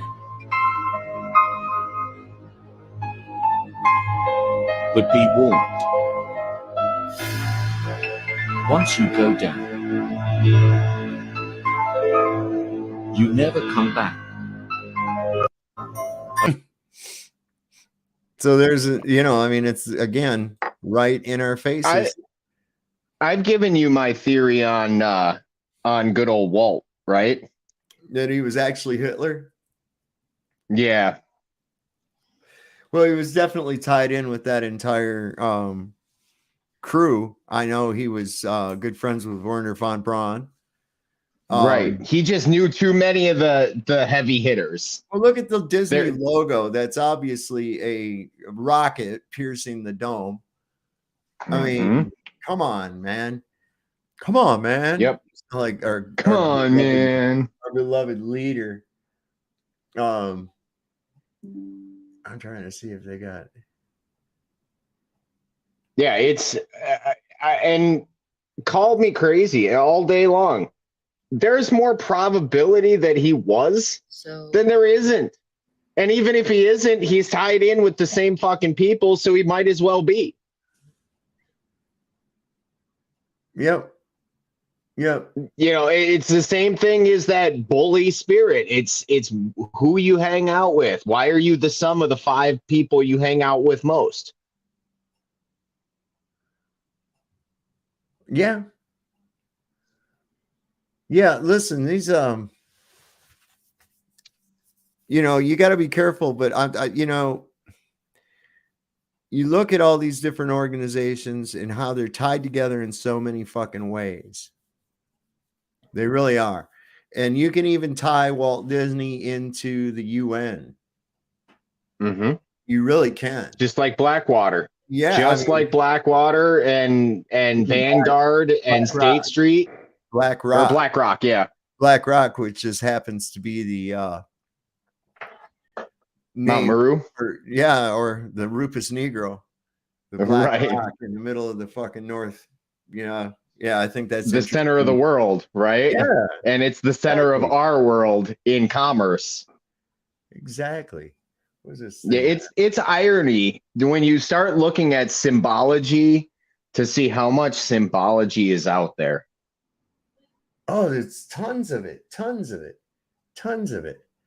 I'm just looking here. I got this it's all there. You know, kind of like the new Barbie movie where she does the lesbian salute. Is that what's going on there? I've not paid any attention. Yep. I haven't paid any attention to the Barbie movie. I was like, oh, for Christ's sake. I keep on seeing Burn the Corporate Fiction commenting like a little secretary, but he's not coming up. Come on up, buddy. It's been a while. Yeah, really. Your dad misses you, and me, it doesn't matter because I'm just some guy on the internet. So did you see this thing? This is one of our guys, man. You gotta listen. Guy. This is you remember everybody had Obama fever? You remember how Nubs, mind your business, LOL, he says. So check this out. This might blow a few minds. I'm gonna pack a bowl. Listen to this. From Barack Obama. The following day, I actually get a knock on my hotel room door in Gurnee, Illinois, only to find Barack Obama standing in front of it. He had actually come back for seconds. Performed oral sex on him in the hotel room at the Comfort Inn and Suites in Gurnee, Illinois. Now, Obama at that time was a state senator. I actually had no idea who he was. And then when did you find out that it was Barack? Well, that's how he found Michael. I mean, Michelle. DNC convention. Thank you very much, everybody. God bless you. Thank you. I performed fellatio on Senator Obama in the limousine during the time Senator Obama was smoking crack cocaine. You are arrested by the DC Police Department upon the orders of Beau Biden, Attorney General for Delaware. Apparently, he had a grand jury indictment from 2 weeks after I went public on Obama accusing me of theft that never took place. Donald Young was the choir director in Jeremiah Wright's church in Chicago. This is the church Obama attended. You gotta listen to this. So what's up, Flo Hate? What up, bitches? Dude was blowing Barry, man. What's up with that, right? I want to know if he was blowing Michael too. I mean, Michelle too.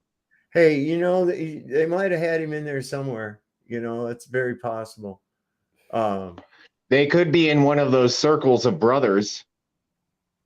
This thing is kind of long though. Let me see how long. Well, I was looking into. No, it's like 7 minutes. It goes. This guy ties in Black Rock with a whole bunch of other shit right to Jeffrey Epstein. I'll play it in just a few. Well, I was looking at. Well, we'll sit here and rap for a minute. No doubt that ties directly to Epstein. And here's one for you. You want to see something really fucked up? Pull up a picture of Jeffrey Epstein and pull up a picture of a fucking $20 bill and tell me that's not the same motherfucker. Andrew Jackson. No, he's back. They cloned him. Him. He never died. He's a vampire. He's one that Abraham Lincoln missed, I guess. Yep. You know what I'm saying?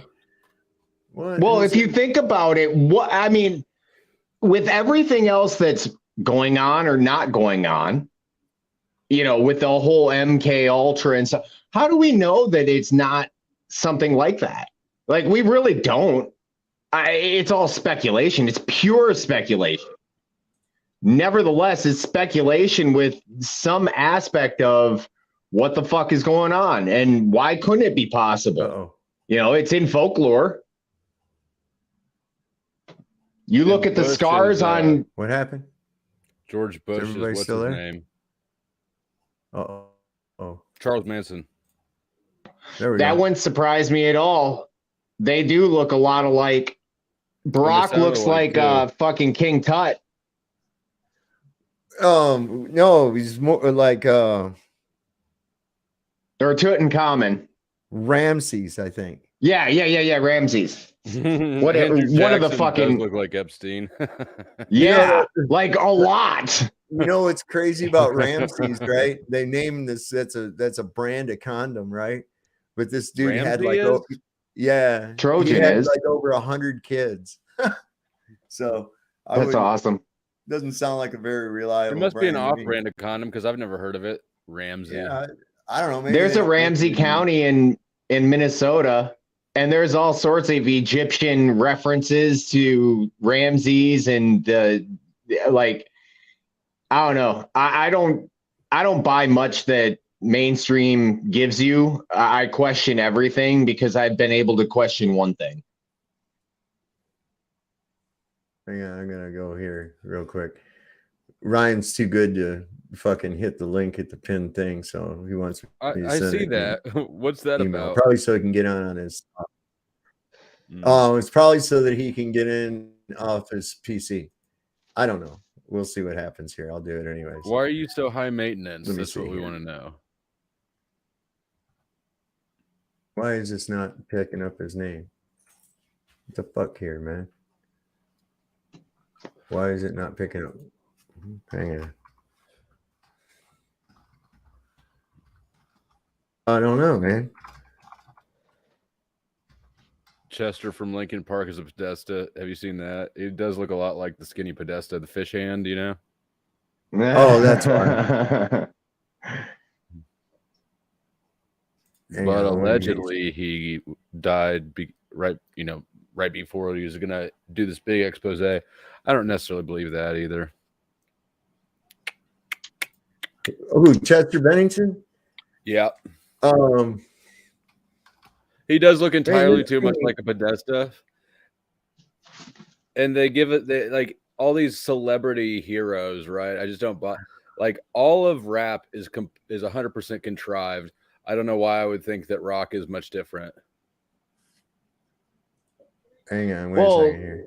Think about it. Back in the 80s, you burned that shit backwards and it was telling you to go kill little babies and shit. You know, like, well, there's a Mm-hmm. lot to that backmasking, man. They're still doing it with digital recordings, bro. What's happening, Burn? Ryan? All right. First of all, what prompted me to come on? What's going on? What prompted me to come on was the egregious offense I heard. Wait, why is that echoing? I don't hear it. I don't hear it. I got you. I got you. I bet Nubs committed the egregious offense. I He don't know what it is. probably- But it was Nubs. He did. It normally is. Yep. What the fuck? If Talcott was here, it would for sure be Nubs. Oh, absolutely. Better. So no, the egregious offense sent towards Andrew Jackson, man, on the 20. Dude, listen, he's not Epstein. Do you understand? Look at him. Look at him. Look at the two and tell me that they don't look alike. They do have a resemblance. Maybe a descendant that fell far from the tree. Do you not understand that Andrew Jackson was the biggest pain in the ass to the central banking system? They tried to kill his ass. They did, and that's why I'm saying if they cloned his ass, they brought him back to do the opposite thing that he did in the first place. I know who I'm aware of history, and it is an egregious act because it's anti-banking establishment. Sure, I'll give you that. I'll give you all that. The establishment gives birth to the sex trade and everything. The banking establishment is the foundation of everything. The love of mammon. You work for And no. I bet they're using a shitload of $20 bills in it too, man. Yeah, they are. Too. Roll them bitches up. Banking caused You people work to be for poor. notes that your own ass was sold to print. Your own ass was sold to print the notes that you bust your ass every day to get. That's the fucking joke. Well, believe me, I bust my ass plenty as a business guy. I bust his ass too. Just bust him cheeks. Just ass busting everywhere. Yeah, I bust. It's your ass. I was getting into it with somebody in the chat that actually was talking about how do you know that many children are trafficked? Who gives a fuck if you know that many children? If one child is trafficked, that's too fucking many, right there. What does it matter if it's fucking 10 or it's 80,000 or 100 fucking? It doesn't matter, dude. Shut right up after that, though. Like, what? Okay, so what is the acceptable amount of children to traffic? Right. Let's discuss that number. Yeah, if you cross 20, then we've got an like, issue. what is the acceptable, legitimate amount of child, trafficking that we can have going on? So fucking Flow State, you're saying 20? I'm saying like 17 and a half. At first I said 17, but then I realized like we'd never end this. But I think that 20 is I think we can keep it below 20. It's a solid. Well, if we end World Secrets, we would end that too. So just let's end World Secrets and go straight to the UN. Yeah. I mean, while we're at impossible goals. But the thing is, the UN wasn't even a secret. Like, I was watching Alex Jones. I know well, listen, here's the thing I legitimately believe about Alex Jones. After watching him, he had great intentions when he started. He busted in on Bohemian Grove. They came in, they threatened his kids and his family, right? And there was nothing. And he played along. And they were like, no, we want you to keep doing what you're doing. No, right. But if you start talking about this shit, we're going to kill your people. I haven't seen the Bohemian Grove break-in, just little snippets of it, but that's actually exactly the part where the whole thing sort of loses me. How do you think that he managed to just sneak in with a camera? Because they never expected. Listen, these people are the most prideful, cocky fucking people on the. They put shit in Disney movies about how they traffic kids. They put it in movies your kids watch. This is true. They're the most cocky fucking people ever. They never thought somebody was going to catch on to Bohemian Grove. And Alex Jones was like, I got you, motherfuckers. Went in there, filmed that shit, and then interviewed one of Clinton's advisors about being there. What do you guys do there? You, sir, are not a gentleman. If you were there, you know that we can't talk about it. You're not a what the fuck? And then all of a sudden, he never talks about Israel. He never talks about anything that actually fucking matters, right? But what if he's Bill Hicks? But look what they just did to him. Then he started talking about something that mattered again. He's seen something he couldn't let go. Sandy Hook, right? He's seen that shit.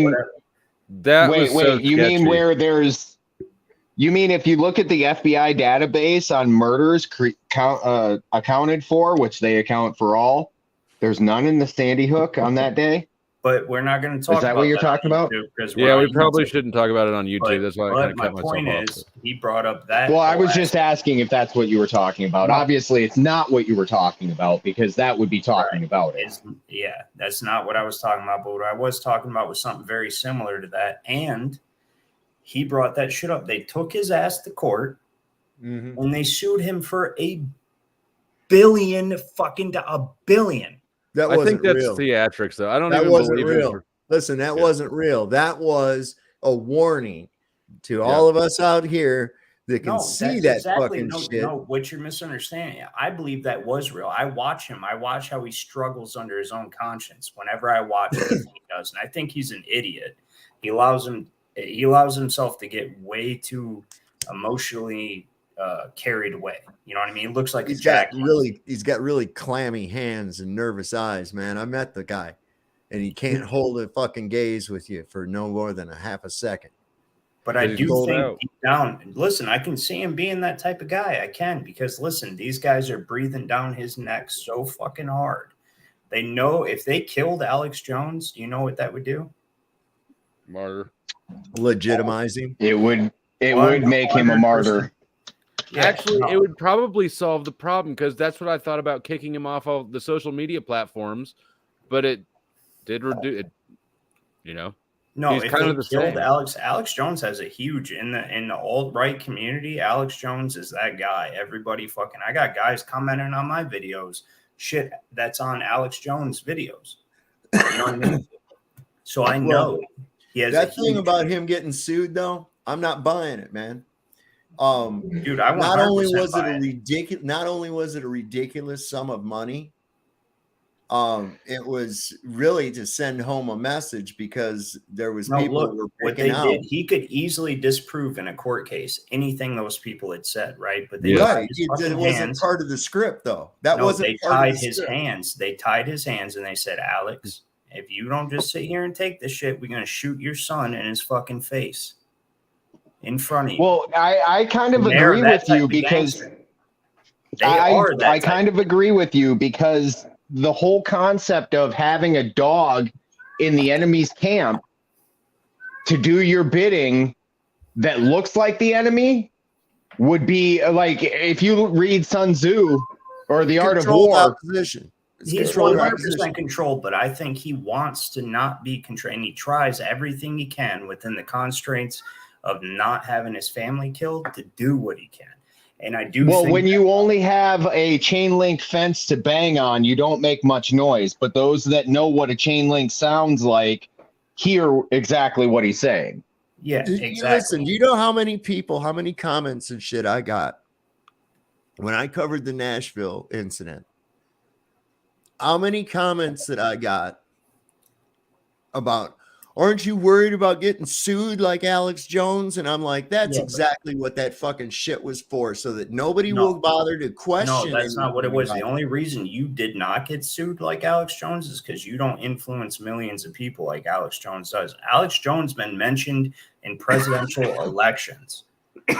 Okay, that means this man has enough influence to influence presidential elections, and they made sure to put him in the mainstream media as an alt-right fucking crazy guy. Now, listen, I'm not saying he's not doing what they want him to do for the most part. All I brought this up to say is that at one point in time, he was sincere. He blew up. They put a fucking gun to his family's head and said, if you don't do this shit, we're gonna fucking make you pay for it. And they will. And you know what? Not only will they do it, but they'll sweep it under the rug so fast. You see what I'm saying? Right. Look, it's like this. This is how their deals work. Okay. It's always a sweet deal too. Okay. You take this shit. Okay. And we're going to pay you a certain amount of money, and you will take this shit. Now, if you don't, then we'll just destroy everything you've ever made. Okay. And this is exactly how they do it. So it's like sort of like, all right, I keep my platform. I just tone my shit to what they don't want me to talk about. And I get paid a shitload of money. Okay. Yeah. Okay. They did this with Joe Rogan. Joe Rogan is the only person ever in the history of flat Earth.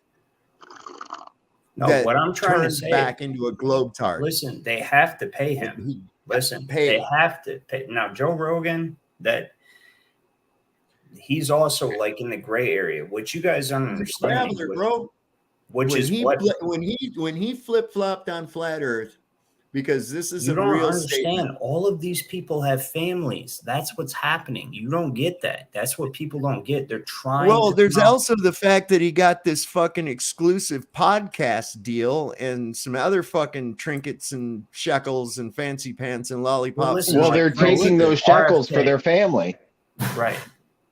RFK. I understand what you're saying, and I definitely, I don't necessarily fully agree because I don't know the full spectrum of the discussion, but it makes sense. We have to agree, though, that once they're under that umbrella, that we have can't to forsake take them, everything. This is the thing. People that support everything truth, they say. Listen, people that support truth, you support truth. You don't support the person that's speaking. Exactly. Truth. That's why I say So you got to take when it. You gotta I'm not be more advocating speculative. Alex Jones. I think that he caved, and I'm also saying that he probably had no choice but to cave. Man, at a certain point, I you gotta agree. admit when they got They give them the same deal we give third world countries with their loans for development, Yes, right? It's exactly. like you take this, Yep, or that's else you're going to die, and the next person will take it. Yeah. Diary of an Economic Hitman. An actual guy who did that. Anybody who's listening, go look up that book, Diary of an Economic Hitman. That's exactly right. That's what they do. They go and say, hey, you could really use some power lines and some fucking garbage disposal and all that stuff, right? So you probably should borrow money from us to get it. And if the leader was smart enough to be like, no, that don't sound like a real good deal to borrow money from the World Bank and put my country in debt. That's not really a good idea. Like, oh, that's not a good idea. Okay. And the next thing you know, Navy SEALs or the fucking CIA or some goddamn special forces group comes in there, wipes out that whole fucking family, right? What's a new one from Libya? Gaddafi. Yeah, 100% free college. When you got married, $50,000 check and a house. Just for getting I was married. ready to move. College was free. Yeah, absolutely. We came, we saw, he died. Fucking This is what you got to look at though with this too, is that these big voices you got to take them with a grain of salt as well. All of them. You really have to look into it. You know, there's like David Icke. So all of us, he's got a real big following, right? He's a tool. He's controlled up. Yeah, 100%. Well, what he says did you hear is what true. he did? He woke me Well, up. some of it. Sure. He woke. No, that's why listen. you have David to, Icke. David Icke is the discern. reason that I'm the man sitting here right now, knowing what I know, even including the fact that I know that David Icke is controlled up. Okay, Did you hear what happened when there was this outfit that they interviewed Brian Stavely, but they had an interview with David Icke, and of course they talked to his PR guy first, you know, his producer, manager, or whatever, and they were told explicitly that they were not to bring up or talk about the Mandela effect. Listen, David Icke is probably a fucking Anunnaki, fucking reptilian. Hold on. Listen, Maybe it's because he's like me and he's like, man. No. What can we This do is with the this? end of the day. This is the truth of the matter. Okay, so people are threatened. Right. You look with exactly things. like what I. Oh wait, no, never mind. That's Eric's. Never mind. I thought you turned your camera on. Yeah, no, yeah, my camera's off. Anyway, David Icke and all that stuff, this is what it is, right? So everybody is threatened to what degree they have of leverage against that person and the amount of knowledge they know, right? And so what we have to do is respect that. The only reason we've even come this far is because people are willing to risk what they have risked, okay? So we serve what? We don't serve David Icke. We don't serve Alex Jones. We don't serve Sovereign Soul. We don't serve Burn the Corporate, fucking Flow Hate, whatever, right? Which is funny. You could. Very negative, right? But listen, anyway, we serve the truth. That's what all of us bond over. All of us are together right here, right now. The people listening and the people on this panel are here for what?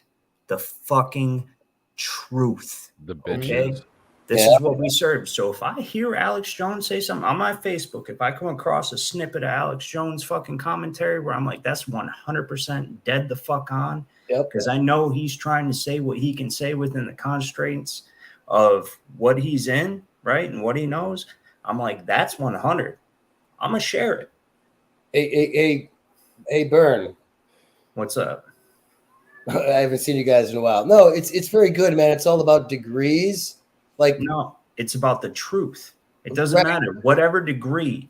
If I watch a video and the guy's 90% truth and 10% bullshit, I will not share it. But if that video is 100% truth, I'll share it no matter who it is. It could be Joe Rogan.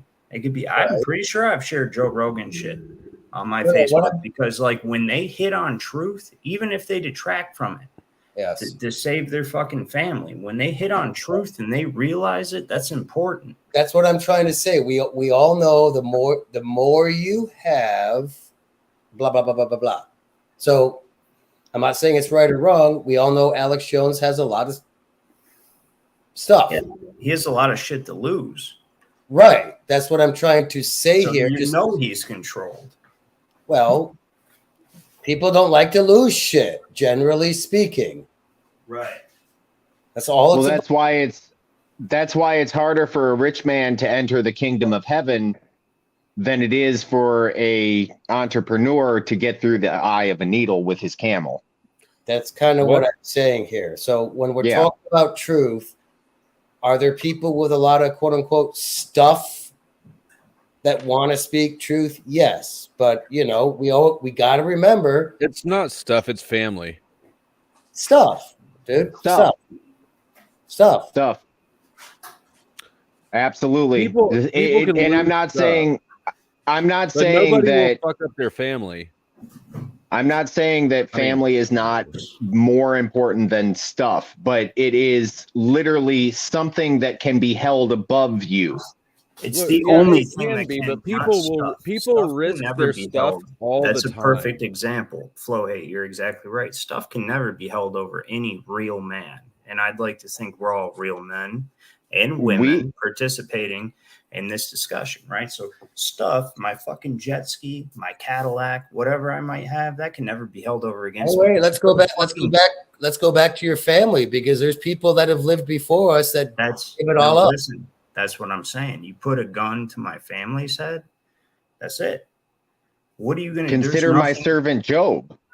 There's nothing you wouldn't. Yeah, well, Job, I wouldn't have went the way of Job. I'm sorry. Yeah, no shit. Like, it's been a long time since I read that story, but my understanding of it, like, Job should not have been loyal. I mean, but Job was not only the story ends with Job not only getting back and obviously you can't. He didn't get the same children. No, well, you do not. You don't get the same experience. Listen to what you're saying, though. Like, you got to kind of like back up and be like, well, yeah, that's fucking true. Not the same children. Like, you just fucking killed my kids. I get where you're coming from. I just, in my understanding of things, and I could be very wrong. I could be very, very, very wrong. But if I would have had, one slip up. There's two deities. There's two primary deities that are being discussed in the Bible. Nobody knows how to read the Bible. Okay. Oh, I know. There is the eternal God, the unknowable, ineffable God, and then there is Baal or Moloch, who pretends to be God. And both gods are presented in the Bible. You have to know how to differentiate between. Oh, hell yeah! Actually, I'd say if you look at the new perverted stuff they've been messing with, not just with the digital stuff, but I think they've been in Baal mostly in a lot of that crap. Real quick, how do you know how to real quick, that's another thing in Job changed. Now, where it used to say the Lord giveth and the Lord taketh away is gone. That's completely different. Hey guys, why do we say Job? Why do we call it Job? But because it's a job, and that's but it's what really we're all a job. Going through is the trials of Job. So I know. we know that. Anyway, people don't say it. I don't pronounce job anymore. I said, go get a Job. No thanks. I'm not getting a Job. Oh my God, but nobody cares about that. How do you differentiate between context of what's being said and what's going on in the story? So there's two different. So you got to look at the ancient Hebrew. You can go to blueletterbible.com.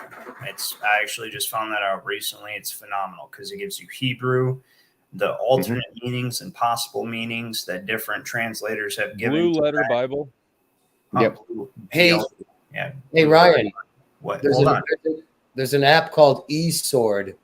E-Sword. It's an app, but it's a pretty good app. Okay, I'll check it out. The Blue Letter Bible, though. I don't think he will. No, I mean, I may. What's the Blue Letter Bible? So the Blue Letter Bible is this website, right? So you can literally look up any verse in the Bible. It shows you the original Hebrew, the John Strong's Concordance, right? And it shows you everything. And all you have to do is click on it. You can look at the different transliterations of the original word that was used. And when you look it up, God is actually Elohim. In the beginning, God created the heaven and the earth, right? So that's the Elohim. The word that's used for God is actually Elohim, which is plural. Yep. Sort of like now you should be thinking, if you're like me, the first time I ever heard this, I immediately thought of astrology. And I'm like, holy shit. If you read that story right, it makes a lot of the other mythos or the mythologies of the world make a lot more sense, like Odin. They're not mythologies. They're all the same story. Right, It's the same That's story. what I'm getting I at. actually personally like the Nordic version better than the Hebrew version. Yep. Because it's more clear and concise. With Odin and all that you notice they conveniently added into their Marvel pantheon to make it seem ridiculous. But Odin and all that stuff, the one-eyed god who sacrificed his other eye to give men the knowledge of the runes while he hung from the tree of Yggdrasil for 9 days. Right. That makes way more sense when you understand what life is and how things really work. I want to ask you guys something. Y'all know who Oprah Winfrey is, right? Sexy. Yeah, hot chocolate, right? Excuse me, I puked a little in my mouth. I mean, a lot of people think of her as a benevolent person. No, she's a predator. Like I said 3 times now. She's a fucking predator. I like that she. I like she employed all those children and gave all that money in Africa. No, she started a school. No, she started a school in Africa that came under immediate controversy for fucking sexual abuse immediately, right away. And then she protected the people that were charged with it. Well, that's the same thing with the Messenger Nike and their sweatshops, Well, that's etc. Mercury, and Mercury is an interesting thing. Mercury is neither good nor evil. It's light and dark. It depends on your thoughts. Don't kill the messenger. Mercury is thoughts. It's quicksilver. It's your thoughts. Mercury is the ego. Hydrogyrus, as it was known. Or it's quicksilver. Hey, how did they switch logos, which is the Tao, and pretty much for a word? It's logos is ideation and original Greek. It's like, so the closest actual translation, in my opinion, for logos is thought form. Right. But it's like the archetypal, divine, incomprehensible thought form that encompasses everything. So that's why. What I'm saying, we live in a world now. When you say logo, people think Apple. That's the biggest logo. Or that's what I think is so crazy. Logos is the same origin for logic. This is what I think Your is so ability crazy to decipher and understand, identify. With this Mandela effect thing, right? It's sort of like they just kind of broad brushed. It's sort of like, okay, change logos. And it changed logos, and it's changing logos as far as the scriptures are concerned too. Yeah, now we got Coke, Apple, and all these Android. That's logos. Have you guys ever seen the? Let me say something to Jehovah's daughter Barbara for a comment she just made. I can't highlight, but I heard Shazam will come back, and please, baby, please disappear. Can't keep up with the ME changes. That's the point of the whole thing, man. These are irrelevant, small changes in the archetypal, multi-dimensional universe we live in, and they're trying to make you punch drunk. They're trying to make you. You know what? No, because I have found patterns. So imagine. Yeah, the black. It's the black or the red. The right? black. There's interconnecting patterns that we're finding. So imagine this. Hold on, Dad, and then you can tell me. But imagine this. They're spinning a roulette wheel, right? They spin this fucking roulette wheel, this thing that they hope goes their way. They spin it, and it lands on red or black. That's what we're in right now. Go ahead. So the thing is that we're seeing these changes are specific.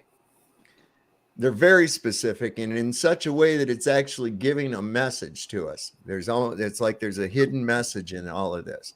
Well, yeah, start at Genesis 1. He quoted, in the beginning, God created the heaven. Hold on. Let him finish, and then you can say that. Table your thought, write it down, let him finish. Dude, shut up. No, I'm serious. Just let him finish. Shut up. Shut up. Don't be a dick. I'm not being a dick. Don't be a wiener head. Now I've totally lost my fucking train of thought as to what I was talking about. If I do the same thing, feel free to butt in and let wait a second, Brian. That's what I'm doing, Brian, you dick. Brian, oh my God. What you had to say, Brian, was obviously much more important than what I had to say. So go ahead.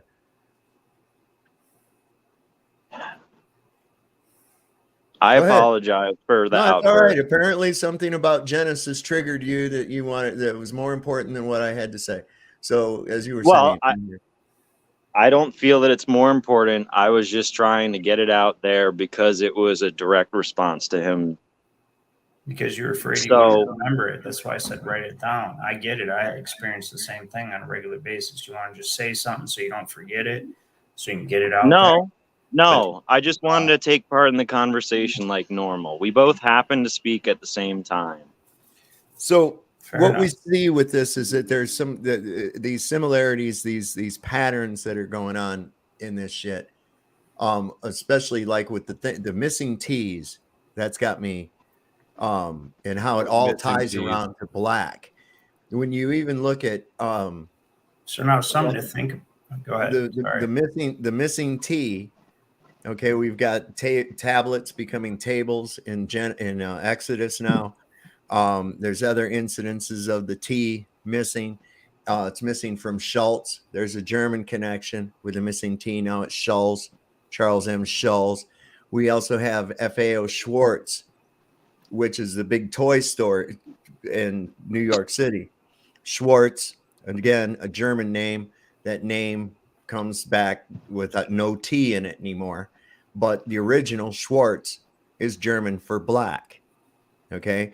Ties right into the Tom Hanks thing, because Tom Hanks was in a movie called Big, where he grew up, he woke up in an adult body because he wished for it, and he got a job at that toy store. Yes. We got another with the German connection with the Haas avocados. Haas is a German name, Haas, but now it's Hass, which is German for hate. Hate can be associated with the color black. We're red with embarrassment. We're green with envy. We're yellow with cowardice. We're black with hate. Where'd you all hear these that? different That's emotions have the incredibly different colors. genius. But I mean, that's how I put that together in my head, and I'm going, okay, so there's another German. So we're seeing the incidence of black, of hate. There's something to do with Tom I've never Hanks. heard black and hate. No, it's all the negative energies. Yes, the drawing away. It's what it is. It's for people that didn't see this before. I'm going to put myself up on screen. Can I interject there 1 second? Real quick. I have this residue. This was sent to me by Renee Bernays, and this was that Smokey? Yeah, it is Smokey the Bear. And if you notice, if I can get him to quit jiggling here. What is he now? He's just Smokey Bear, and he wears a shirt and no suspenders. But if you look, he has no shirt and he's wearing suspenders. And this is from 1984 from Holloman Air Force Base, and it was the Sun Runners. And I've tried that. I can't find any information on this at all. It was some kind of a marathon or something that they had. And it of was course, before internet, man. You have to think about that.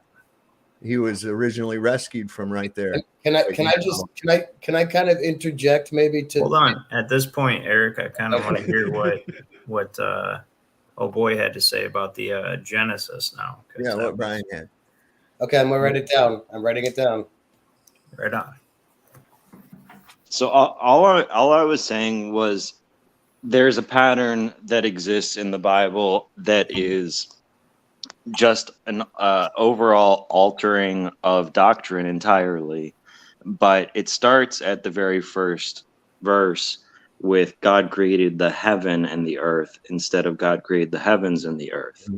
And what that does is it immediately gives you an image of the wrong cosmology from the very beginning. So you're saying because if you read through the rest of Genesis and through Enoch, you get a clear image of there being the heavens above, and there being the firmament, and there being the waters above that, and the heavens above that. So can I tell you something? You can tell me what you think, but this is what I say to everybody: the changes that are being made are a distraction because they're insignificant. So whether you say the heaven or the heavens, it is insignificant because the heaven or heavens, the multi-layered, the subtle subdivisions of that archetypal concept, right, are imperceptible to us because that's why it's distinguished from the earth. The earth is dense matter. Here's where we're all like Marines. We're volunteers. We came down here from up there. We're like, fuck yeah, we're going to go down into that shit. We're going to experience. We're going to experience duality. We're going to experience separation. We're going to experience negativity. Fractional. Right. But it's not that it's imperceptible because there's still spirits that exist in those other dimensions that communicate with us. So we do have access to the other dimension through the spirits. Well, I think what's more important is not just the translation of it, is how in the fuck did it change? Why not? That I think is the most perplexing thing. If I'm to be honest, I've experienced so much metaphysical crazy shit in my life that like I'm not even surprised, not even slightly. Well, it's gotten to a point now where I mean, there's so much markup in my Bible where I'm finding all these different things, and you know, I hear a lot of people go to it. Well, you know, that's translatable from this same word and everything, and it's like I don't give a fuck. That word used to be different in this book. Right. Man. So, and like, whereas like somebody like me, I just accept that that type of reality is a thing. All right, Dave. So with all this Mandela, whatever we want to call it, with, you know, they're shifting stuff, they're inverting things. Who's they? I don't know, whatever. I don't know. Stuff is getting inverted.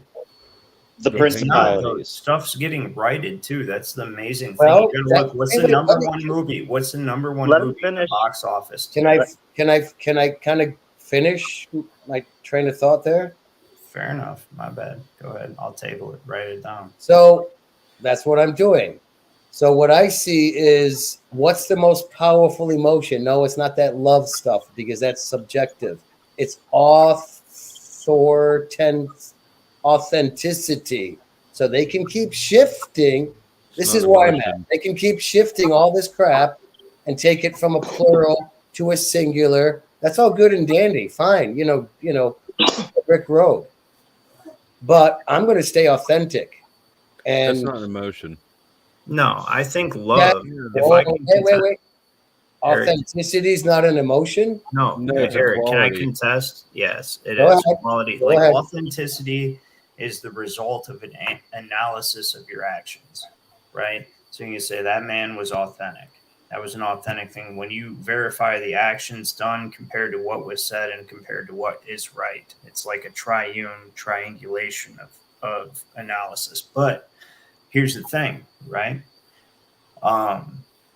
When you talk about love, now love, so there are only two real emotions. So I got to tell you guys this, and I will. I was at one of the darkest points of my life. I was in a jail cell. I was a trusty laundryman at a fucking dungeon called Oakland. You got County Jail. trustee. That's lucky. I wouldn't get. Well, I got trustee because I guess I knew how to maneuver. I don't know, but I got trustee, and I was like, that's where I want to be at. And then I became the laundryman, which was the best position because you could sit in a room where nobody else was allowed into for 8 hours a day. That was your job. You sat in there, you did the laundry, you changed the load, you folded it up, put that shit up, and you could fucking, you know what I mean? 8 hours, and then you go back to your cell. Well, I bring this up because I've always been spiritual and metaphysical, and I've always known that what we see is only a minute fraction of what exists. So I had already been a part of other stuff and studied other stuff, so I started meditating. And when I meditated, I would meditate actually the tetragrammaton, believe it or not, which I don't believe is actually an all the way good thing to do, but it's useful if you can handle it. And so I did that, and I reached a point, I don't know how to explain it, where I was outside of myself when I would do it, and all the chakra points would tingle, right? And then when I did that, I would start to think about, like, I would just start, so I got comfortable enough with getting in the state of meditation to realize, like, you know, what are the archetypal points of life, I guess, right? And one of those things is emotional states. And I'm like, what causes me to react this way in this situation, in this way, in this situation? I start thinking about it, and I'm meditating on it, and it comes to me, right? We live in a dichotomous universe where there are no true opposites. So something can only be identified by its opposite. So therefore, that something must contain an aspect of its opposite within itself to even be connected to it. Like, so cold is the most extreme of not heat, and hot is the most extreme of not cold. But you could either say hot as less cold, or you could say cold as less hot, and it would be accurate, and you couldn't distinguish. It's an accurate statement. You couldn't say that's false, right? So dichotomy is an illusion. And so I started thinking about it. Well, we can take this down to its root, right? What is the governing force behind all emotion? And the governing force behind all emotion is love, or a lack of it. Okay? And what I mean by love is not a jealous, possessive type of love where I want you around because you validate my self-confidence or how I feel about myself, because you have to understand the intricacies of human dynamics.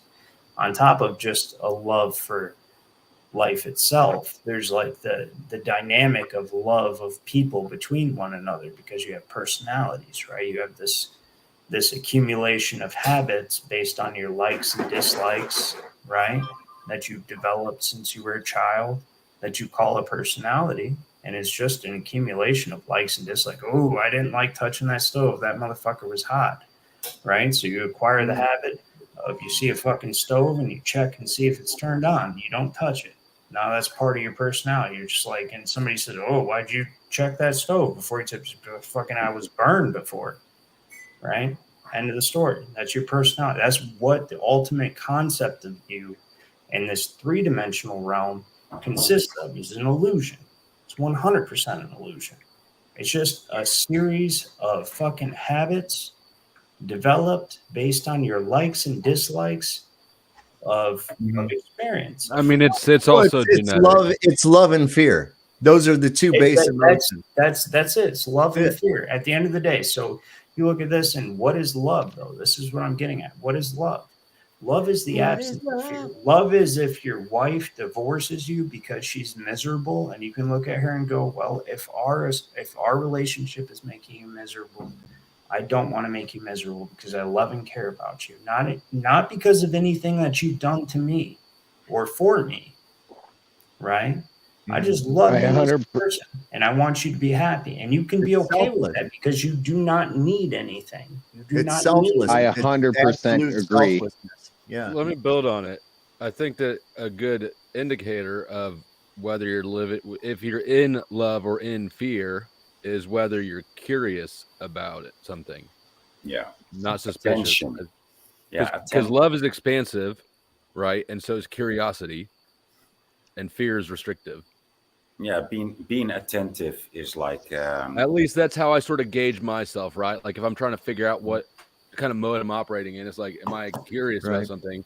The way you've never had fear make you want to do more than you're doing now. Hold on, y'all. Brian's been trying to say something for the last couple of minutes now. Go ahead, Brian. I mean, I understand where he's coming from, but it doesn't jive with my understanding of reality at all. That there's more than a single dimension to personality. Well, and it's like if you want to say it's a dimension with a number of aspects. Think of it this way. It's binary, but it's kind of like a trip to the grocery store. You think you've got all these choices, but when it comes down to it, there's only like 4 corporations that own every fucking brand of shit that you're getting. Okay. So you have, on one hand, you have the fear. On the other hand, you have the love. Okay. Now, if you make a list of all your emotions, you put the negative ones under fear because you can directly correlate that to a derivative of fear. Well, there's one major can come from a derivative of love. All right. So I don't know. You can feel anger can be love. Oh yeah, that can be love. No, so there's one major fear. There's one. So wait, hold on. Let me ask something to the group. Let me just ask something to the group. Yes, okay. sorry. So I got angry earlier. Was it because I feared not getting the chance to express myself before forgetting it, or because I loved hearing myself talk? Because I'll explain that. Let me answer this because I have the missing ingredient. I know what it is, and I don't know why I forgot to say it. But here's a simple thing. You always fear not getting what you want, and you fear losing what you have. And those are the two primary motivators of any human in this lifetime, whether they're a man or a woman, is not getting what you want or losing what you have. Okay. And either you let that fear rule, or you recognize the most important ingredient, which is faithful reliance on divine providence. Okay. What that means. Wait, stop, Ryan. You recognize, but that's a completely separate axis. That's authenticate. No, it's not. What it is you have experienced. Hold up. let's not stop people in the middle of their thing so that we can interject anymore. So what I want, okay. So well, then we got to keep it shorter than we have been. Yes. Right. Okay. Keep it brief. So imagine this: if I'm a child, you know, we're on YouTube, so I'm not even gonna go that route. Let's say this: say I want a fucking Jacob's ladder in my dick, right? How many of the men on this panel think that's a great idea? For your dick, I'll go on board with that. Well, that's not surprising, but Jacob's ladder on my dick, yeah, I'm not doing that. Thanks. Even the fact that they call it a Jacob's ladder is a complete affront to God, right? But this is a that's thing, true. right? So say you want a Jacob's ladder on your dick, right? Okay, well, here's the thing. What would make a person want that? Why would somebody want to self-mutilate themselves that way? Fear or love. Exactly. It would be fear or love. I agree Jacob's with what you're ladder saying. No, it's attention. It's the lack of, that's the whole thing, is this person is crying out. Like, so all of our suicidal people, everything that we have to realize that the whole thing is about love or a lack of it. But the difference between being able to experience love or a lack of it is your faithful reliance on divine providence. Okay. And what that means is that you 100% know that everything happens the way it's supposed to for a reason. Okay. Now, what does that have to do with Jacob's ladder? Nothing. I was using that to get everybody's attention because it's fucking grotesque. And I don't understand why anybody does it. It's because it's stunning and brave, Ryan. It's not stunning and brave. It's fucking gross. I mean, who the They fuck? think it's but going listen, to make things more fun. But I only have enough room for like one rung. The grass is always greener on the other side. But here's the thing I'm trying to say is it's like, here's the difference, right? Is either you know that everything happens the way it's supposed to. You're like super wanting a fucking job, right? Or you really want this chick to go out with you, right? Or whatever the case may be. And it doesn't happen. And you feel like fucking God hates me and life goes against me all the time, right? But if you knew, and you'll never know, right? That the job sent the guy who took your position on a plane to fucking say Indiana and that bitch crashed. Or the chick that you wanted to be with, right? She ends up fucking getting gangbanged by fucking a football team or something, right? Like, you don't know, like, this is my point, is like, people only see like what they want for themselves and what they think is best for themselves. But like faithful reliance on God is actually understanding that like there's no possible way we can know what is best for ourselves.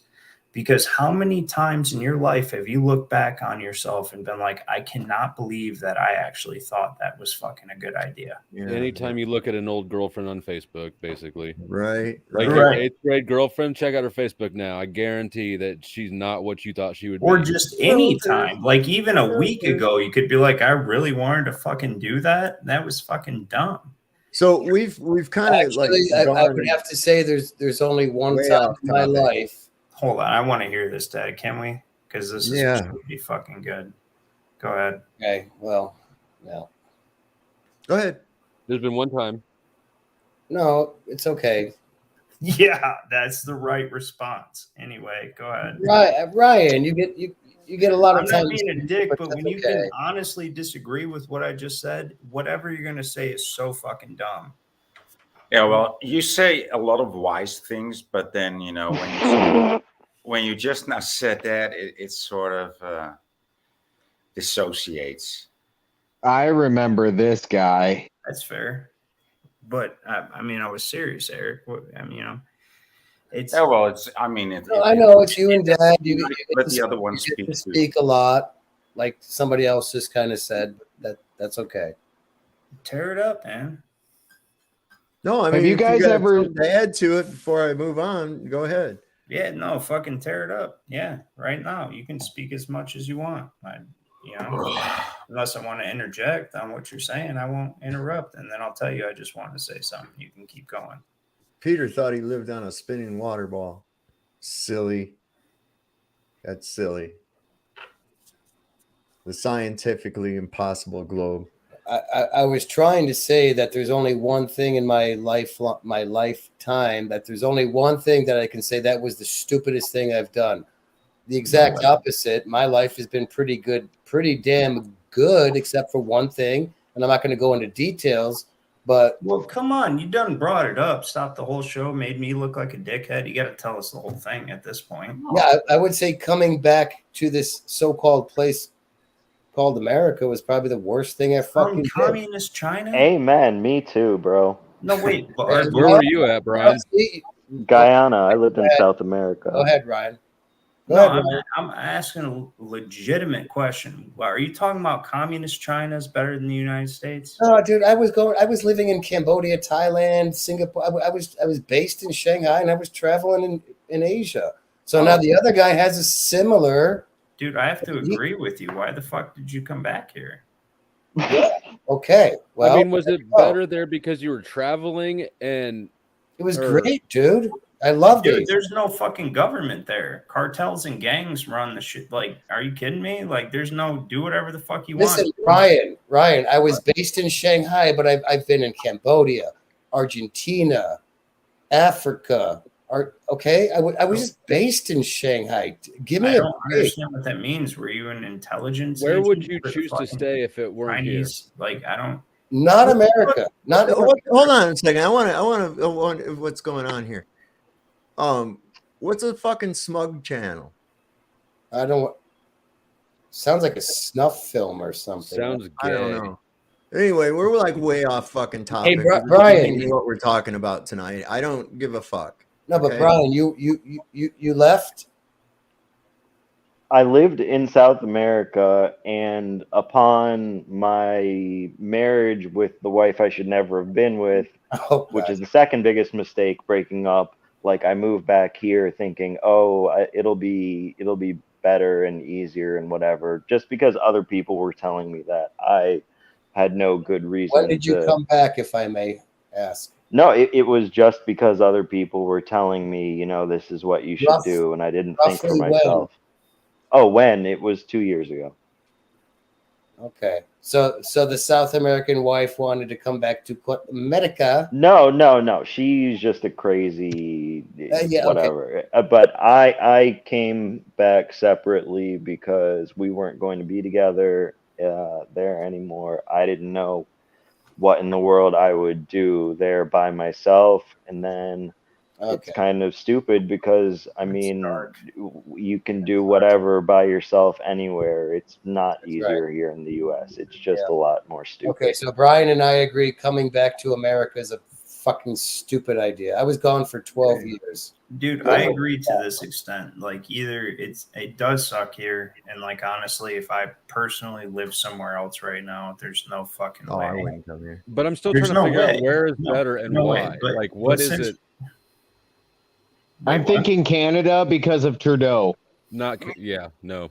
Hey, when I say here, I don't mean USA. I mean, there's many worse places than here. Like, for instance, if you were anywhere other than Mexico or Central to South America, like, did he just leave his own stream?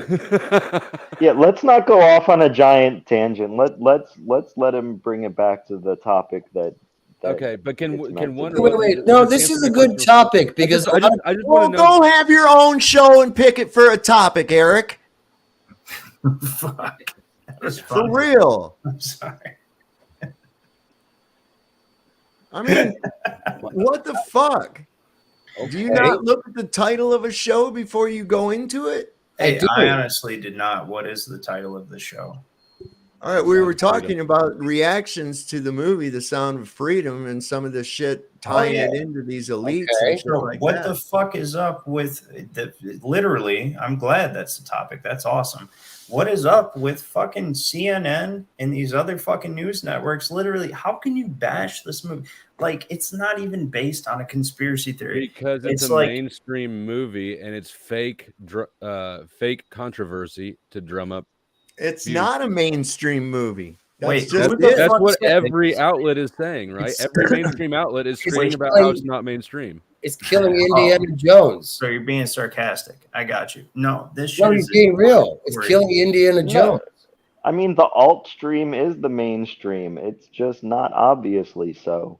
That's actually 100% correct. No, dude. So here's what's going on. What Ryan's talking about is that you're seeing, and I went and saw the movie, and it's like their claims are that it offers no type of solution or anything. Well, no, if you watch the movie at the very end of it, it says stay, don't leave, stay. There's an important message at the end of this. And there is, where Jim Caviezel actually talks to the audience, tells them what they can do to help and where to go to get some resources. I mean, this was my experience. What did he have to say? He was saying that he was talking about the what's the name of the operation? Tim Ballard. Yeah, that they have, but there's an operation that it's called. No, I've been following, and I ain't seen the movie, but I've been following the response because that shit is like literally. This is what I've been telling you guys when I first came on the show. You didn't see any mainstream advertisements for it. Jordan Peterson did an interview with him just recently. That's how because they're pretty mainstream. With who? With Tim Ballard guy. Their AI algorithms working against them. All of us, the only shit we use Facebook for, and anybody like us, which is actually a lot of fucking people, because the movie proves that a lot of people are like us. That's the whole thing. They control. So you're talking about like a small group of people. Like when I mean small, I mean less than 1,000 people out of the fucking almost 400 million people that are in the United States. Almost only 1,000 people control everything that we see, right? Mm-hmm. But social media is their weakness, and the AI, while they're working the bugs out, is also their weakness. And this movie exposed that, because here's the thing: we don't know that it's not our weakness.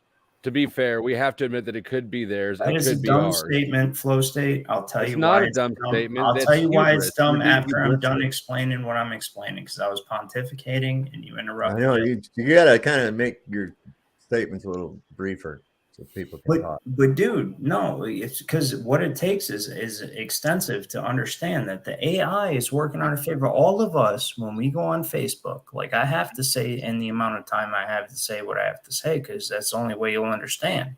So the AI algorithms, based on what all of us search, not just on Facebook, right, but on Google, Safari, whatever the fuck you have, even Quant has been taken over, right? And when we search all what we search, that's what Facebook recommends us in our reels. And my fucking reels have been riddled. Like every third fucking reel is that movie. And you know what? That's fucking great news. That's a weakness. They don't. Do you know where they was talking about, Ryan, about the where Mel Gibson's getting ready to put out like a 3 or 5 part fucking documentary series, naming names and shit. And I've seen it all over the place, like on Twitter, on TikTok and shit. I posted something about it on fucking Facebook. Their fact checkers were on it right immediately, put a fucking warning on it, said, no, look, and they said his publicist said that he's not doing this, that, and the other. And it was an actual video of Mel Gibson actually stating that. No, that's exactly what I'm saying. They're doing damage control hardcore or they're right serving now you up what they want you to see, and you just think it's what they don't want you to see because that's what everybody's saying it is. No, they don't. You have to admit that you could be mistaken in the accuracy of your assessment. For a fact. Ryan, can you let Ryan? Come on. All right, fair enough. Go ahead. Come on, buddy. Man, I did. No, I didn't hear what you said. So I said you have to be intellectually honest and admit that you could be mistaken in your assessment. They could be serving you up some non-truth that's meant to look like the truth that you want. I disagree. Would they go as far as to back that up by sabotaging the viewing of the movie? Thank you. Intentionally giving it bad reviews? They're not sabotaging it. It's Hold up. Despite whether or not, let's say that the whole fucking movie was complete fiction, it's still a very, very good fucking movie. Okay? And for it to get the reviews that it's getting is fucking bullshit. Now, when you have ordinary people And there's a lot of them coming out saying, and like my own experience with the lights remaining on, and then the girl couldn't find the fucking switch and all that other bullshit. The AMC theater's not having air conditioning in the theater, but it's in the lobby and everywhere else, but not in that one particular theater. Fire alarms going off. Can I add something to this that's kind of queer? I mean, it's maybe off topic, but when I walked into the theater on July 4th, my brother and my mother were like, oh, it's going to be filled. I don't want to go. Okay, whatever. So I went to the theater on July 4th in the evening, like 10 o'clock. There's nobody at in the theater where I am, there's no more cashiers. So I walk in and there's a little kiosk, like an ATM box. Mm-hmm. I mean, the theater was empty. So I bought a senior citizen, and then I probably shouldn't have done it because I got the ticket out of the machine and I walked to the right side of the theater. There's no more ticket collectors. I could have walked in for free now. Right. But all low-paying retail jobs are hurting for employees. Walk into Dollar General and they got like I mean, it was all that is an economic reflection. It's not a reflection of a conspiracy to keep people away from the fucking movie. I'm not saying it's a conspiracy. I'm just saying that no, I could have went to any movie. Echoing, dude. The only reason why I agree with Flow State on this because they will go to that length to reinforce their fucking narrative. But No. Hold on, Eric, listen. Listen, like, hold on, Flow State. All you Hold were on. I describing is reinforce reverse psychology. I You guys think it's reinforce. reverse- No, listen. I reinforce what you're saying, and the only reason I reinforce what he's saying because I know they will be that petty, and I understand what you're saying, Eric. But this narrative is like shooting yourself in the fucking kneecap. No. What I'm saying is this has been happening for weeks because the people that were sitting next to me, they said, yeah, last time I was here. You understand, though, the movie itself. Look at my dad. He's seen the movie. I don't even have to see the movie to know how. I did for too. real that No, movie what is. I'm trying to say is that in movie theaters, there'd be no reason they were encouraging or trying to boost. Eric, or what's the? promote this Let movie. Eric just say his I'm point. not talking about the specific movie. We are talking about the specific movie. I don't care if you can go to the movie. Dave, I could have walked into Indiana Jones. What I'm saying is Jesus Christ. I know. So What you're does that saying got they're to do hiding with this? economics from us? by Yes, using I the find it also interesting that you can just basically walk into a movie for free. Take your pick.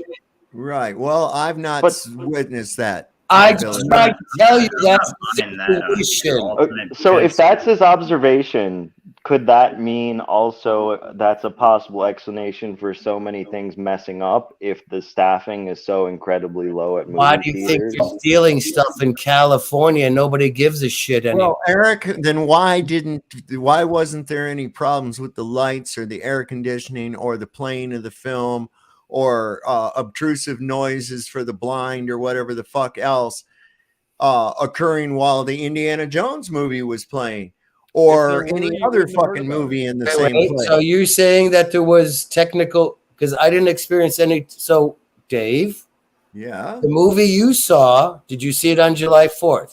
Yes. Was there a bunch of glitches? Is that what you're saying? No. Did you miss the first part of the show? Yes, I did. Okay, and I'll reiterate again. So, like many others who experienced this, I thought it was just a fluke until I heard others. Okay. We got to the movie theater, we sit down in our seats, and of course, the house lights are on inside the theater.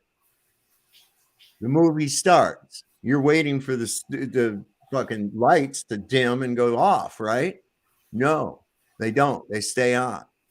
So I'm like, pretty soon I'm like, what the fuck? So I get up and I go out to the lobby and I go to the girl behind the counter. I says, hey, turn the lights off in the movie theater. And she goes, oh, okay. And she goes in this room. So I'm standing right there at the door. I'm watching the movie while I'm watching out the door. And I see her go back to where she came from. The lights are still on. I go back out there. I says, hey, I thought you was going to turn off the lights in there. And she goes, oh, I thought you meant the light in the projector room. And I said, why in the fuck would I care about the light in the projector room? Why would I care? I said, the lights in the theater are on. So she goes back in that room and I see her moving around boxes and all kinds of other shit. I said, what are you doing? She says, I'm looking for the light switch. I says, why the fuck don't you go get somebody who knows where the light switch is? Why are you even doing this if you don't know? So a couple of minutes later, finally the lights go off. I got to paint a picture for you guys. I'm looking at my dad, right? He was live let him when movie theaters. No, when movie theaters were like a major thing, like you didn't fuck with the movie theater. No, you know what I mean? Like when you went and paid for a movie, you were fucking presenting that movie exactly right with the exact everything that I need there, right? That's what it's like. Listen, I'm paying you. So were they just messing up that one movie? Yes. Like, or were they messing up any? AMC was one of the worst ones, man. All over the country. He was so offended, though. Reports so coming up. that Air conditioner off. They fuck up the movie, and all the time they're offering a refund. Because see, then that comes out of the So did the report? Did the report say that the other movies didn't have any issues? Understand that the amount that he's they weren't having issues with the other movies. The degree to which he is offended, if they were showing fucking, I don't give a shit, belly or something, he would be pissed off. Well, when you go to Taco Bell and you're eating lunch and the music is too fucking loud, they're playing obnoxious, loud ass music. Is that because they don't want you eating Taco Bell? No, it's just my experience was very different. And Dave, I appreciate that. I found it queer that I could just walk into any movie, but technology. What city are you in? Nothing. What city? I'm in Central New York. I don't know if it's AMC, but everything was fine. That has always been like that. That you buy a ticket, and that you can walk into any movie. You can walk into. I mean, there's 4 or 5 movies. No. There was nobody collecting. All right. Well, that's really odd, Eric. I don't know what to tell you about that. I know. It's weird. I mean, you don't understand. Like the point of this, Eric, is like, so what is the movie about? It's about Tim Ballard, right? He quit his job with what? NSA or something? Homeland Security. Homeland Security, right. So he quit his job with Homeland Security and decided to go save kids. And he saved this brother and sister, right? He saved the brother first and then told the brother he would save his sister. Then went through, quit his job, saved the fucking sister. This is documented to have actually happened in real life. Okay. And any corporation or any person who tries to badmouth this fucking awesome, heroic movie are you kidding? Like what else needs to be said? Doesn't matter if there's fucking I want to cry. So what I heard on Twitter is that the actor watched CP to get into the role. That's what people were talking about that I saw. Tim Ballard he's younger than me. He's a short guy. He's well fit, but the guy's got freaking heart and he quit his job. I know what you're getting. You're kind of paraphrasing, Brian, because here's what actually happened. The guy Tim Ballard actually he took it shows him, he took this guy aside and he was viewing this content and shit, right? And trying to get into their fucking head. And he went into the cell with this guy and he says, come on, let's go for a walk. This guy he'd arrested, right? Let's go for a walk. And he started convincing the dude that he was one of them and shit. And he's going to look out for him and shit. And that he really wants to, he says, how could I do this job and look at that stuff and not have those like urges myself and shit like that. And he says, so, I really need to hook up basically. And he says, give me some information so we can do that. And as soon as he does and he checks it and it's legitimate, that's when he looks at the dude and he says to him, He says, it's better to have a millstone tied around your neck and be cast into the ocean than to harm one of the little ones. And he said, you're under arrest. And then he followed through on that shit and was able to find where, you know, these traffickers were at and tracking them down. This is where he meets this guy that's kind of off reservation that does this shit, but he just whacks these fucking people.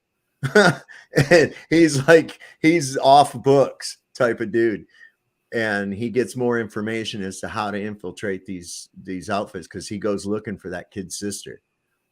It's really it's a stunning story, and it's like amazing that he actually did get the little sister back. I mean, this dude went into fucking cartel country, and when you see this was filmed on location, man, the extras they used were picking those coca leaves with fucking expertise, my man. They were doing it with expertise. Well, his network, when they didn't go into it a lot, but when he's talking about the guy that built a hotel in Bangkok, listen, again, yes, I'm based in Shanghai. Everybody wants to say communist China, communist China, communist China. That was my home base, guys. I was down in Southeast Asia a lot, and yes, I've had some connections with the Thai and Cambodian government. I'm telling you, it's disgusting. In Cambodia, I've tracked down people there. I've been in the rice paddies with seeing women, not just children, I don't know, 14, 15, chained to a freaking a bunk. Well, guess what I did? Listen, this shit is the so battle. crazy. Look at the battle we have in the comments section about this movie. You got dickheads. I want you guys to look at these in the chat organizations that are reporting on this: Newsweek, MSN, Deadline, Yahoo News, Forbes, Newsweek, Yahoo, the Christian Post. This is not being suppressed. It's fake controversy. Oh, not now, because that's the whole fucking thing. No, that's not true. What's you're the looking thing at is Go. Look on Google. All right, I'll share that one. Safari or fucking because look, here's the thing: the fact that everybody knows now that this fucking thing smoked Disney's Indiana Jones, despite not having the he public, went on DuckDuckGo though. He didn't go on a Google-based search browser, which most people would. Go on the Google-based search browser. Go ahead. That's great. Dave is right. I don't have Google on here. Okay, well then you're not qualified to say what they're censoring because you're smart enough. You're already smarter than 80% of the population who uses a Google-based search. This is all mainstream media. No, so it that was doesn't matter bullshit. where I search it. If it's bringing back mainstream results, it's because it's being reported in the mainstream press. No, you don't understand. Brave and DuckDuckGo are not in the lexicon of at least 80 to 90% of Americans. They wouldn't. It's Forbes, right? Forbes. They wouldn't. No, you're not listening, man. For you to say, "Oh, it's not suppressed," it 100%. I've seen it. It's suppressed on fucking Facebook. I didn't even know the movie was coming out until I heard the interview with him on fucking on. Listen, do you understand? Well, that's what I'm saying. That's what I'm saying, Flow State. You hadn't even heard about the fucking movie until because I don't pay attention to movies. I didn't know Indiana Jones was coming out either until I heard so much drum about. Same here. But so you Flo, I mean, I'm not sure. So you didn't know it was coming out. No, yeah, man, not until like a day or two before, and I heard an interview. You're not really qualified to speak on it. But you understand that none of us here, like, I don't know. Is there a new Transformers out? I don't know. But I knew this movie was coming out. And I blowing my mind is that Ryan thinks that he's above being tricked by AI or algorithms. Like, you got this shit so figured out that you know 100% that you're not being tricked. Are you kidding me? I know 100% to know that there's a slight possibility that I am being tricked and be able to calculate and deduce whether or not that is taking place. Yes, I do. Okay. Thank you. Jesus fucking Christ. It's hard getting some intellectual. What I was getting at is that the fact that usually when they're pushing a movie, they push a movie. It'll be on your ads on YouTube. It'll be on fucking Twitter. It'll be on some other thing. And this thing, unless you knew about it and retweeted it or reposted it like I did, and several others. But the way nobody knew anything about it. I mean, I just polled my audience. But the way that we we found out about it was because the algorithm worked against them of the AI. This is what I'm talking about. AI. So they've just perfected. They would have already put us under AI if they already had it perfected. They've been trying to perfect it. It's common sense, right? If we were under AI, we wouldn't know that we were under AI. Do you agree? There's another backup movie because we're the generation that's being put under AI. So now we know when we're being put under AI. Right. But like we're the crucial fulcrum generation where we can go one way or the other. Yes. And when it's successful, we will not know it is successful. Ryan, it's not going to be successful. Hold on. Let's get to the root of it, though. Let's get to the root of all this. Despite all of that, the movie has a lot of merit. 100%. Okay. Well, yes. I would suggest if you haven't seen it, go ahead and see it. Yes. Can I suggest one thing before I forget? Because there's a backup movie from F Big Government. It's called Cages. They go deeper. Cages is talking about. This is what the movie did not talk about was the judiciary. Cages. Cages. Yes. Was the what? Cages. Yes. Is the name of the movie. It's a backup. Let's call it a backup movie. But I was asking earlier, Sav, what were the recommendations at the end? That's what I'm curious about.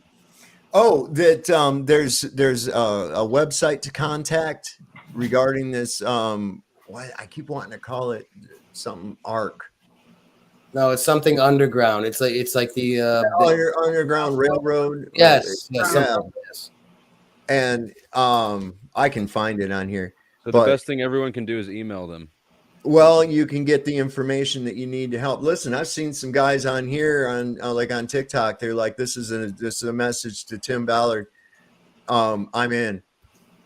I mean, they want to go in and just pages. Really? But to play devil's advocate, like, come on, guys. Their call to action is to go to this website. Get the fuck out of here with that shit. You guys can think better than that. It's hero fantasy. When you go to one website, come on. What do you think should be done? This is mainstream. Sav, you glitched out. It's mainstream. Okay. That's what I'm trying to say. It's mainstream. Yes, but that's a good thing.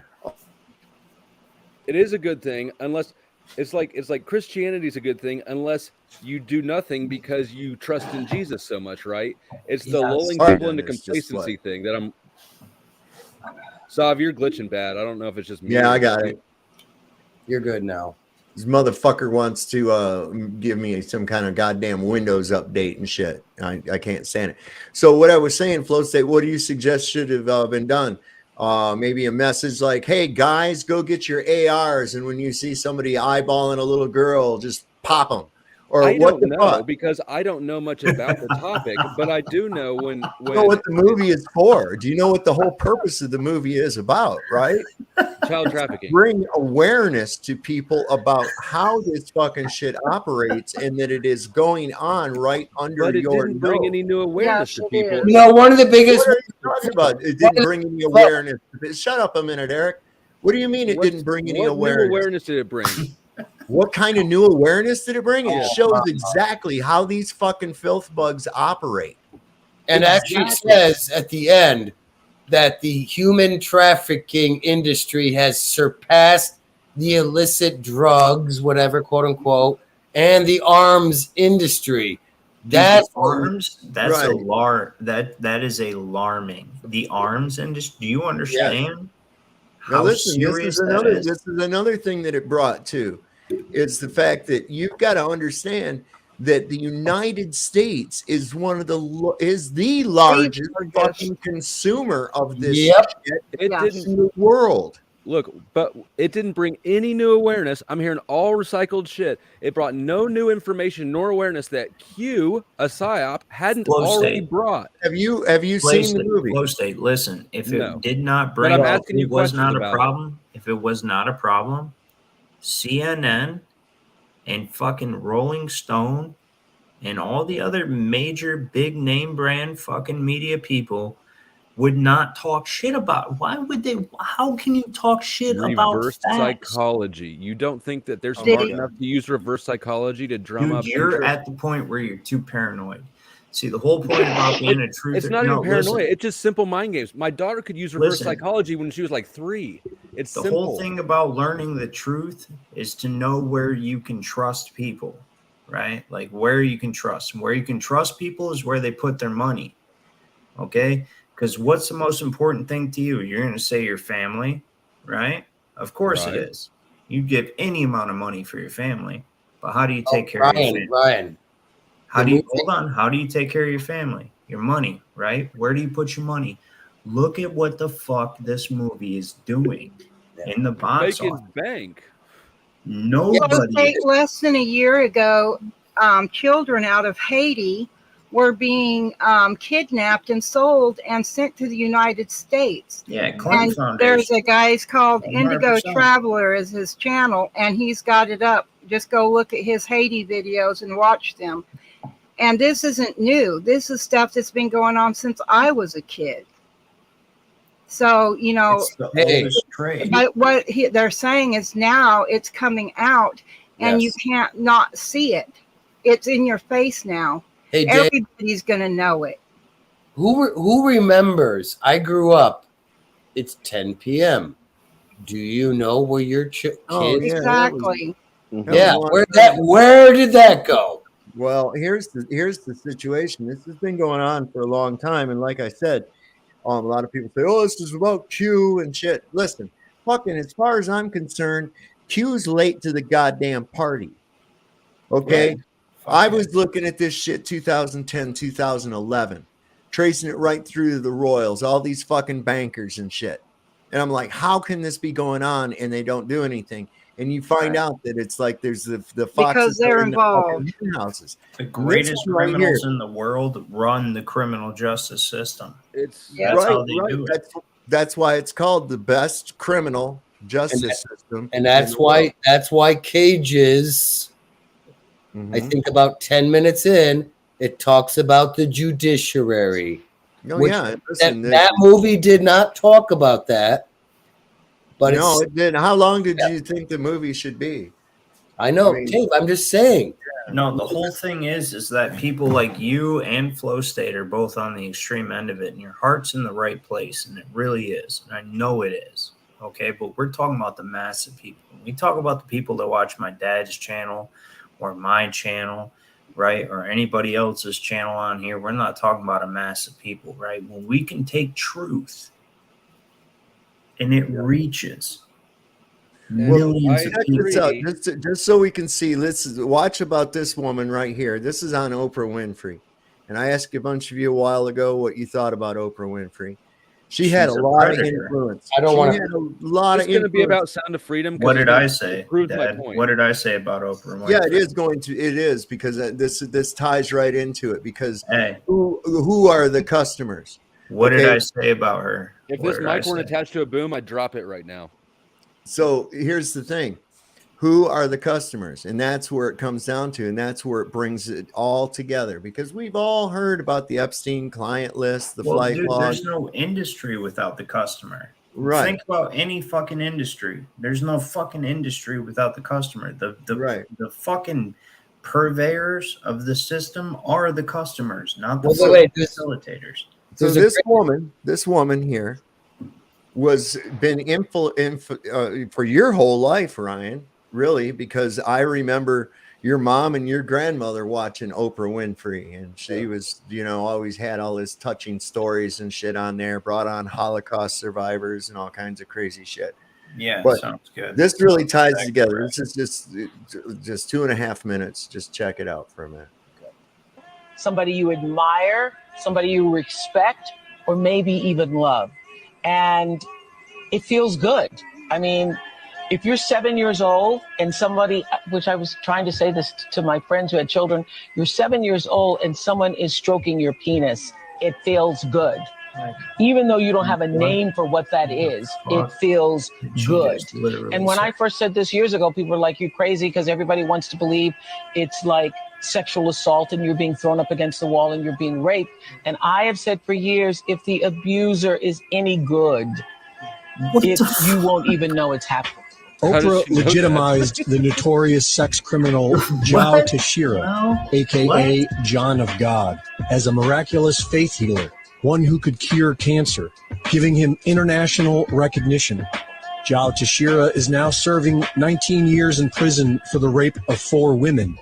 He is facing additional cases related to several sex crimes, including keeping teenage women as sex slaves in underground mines, forcing them to have his children, and selling their babies internationally for tens of thousands of dollars before murdering the women after about 10 years of childbirth. Oprah runs her own leadership academy for girls in Africa, a $40 million school for disadvantaged girls, where in 2007, several children were sexually abused and parents were only allowed to see their children once a month. It was very close with disgraced Hollywood mogul, rapist, and abuser Harvey Weinstein. Her Me Too documentary ignored Weinstein and Jeffrey Epstein. Oprah was herself a teenage prostitute. She stokes the fires of racism in America. And she is a member of the Billionaire Club, or the Good Club, along with Bill Gates, George Soros, Warren Buffett, David Rockefeller, and Ted Turner. The so-called Good Club meets behind closed doors and discusses plans for global depopulation.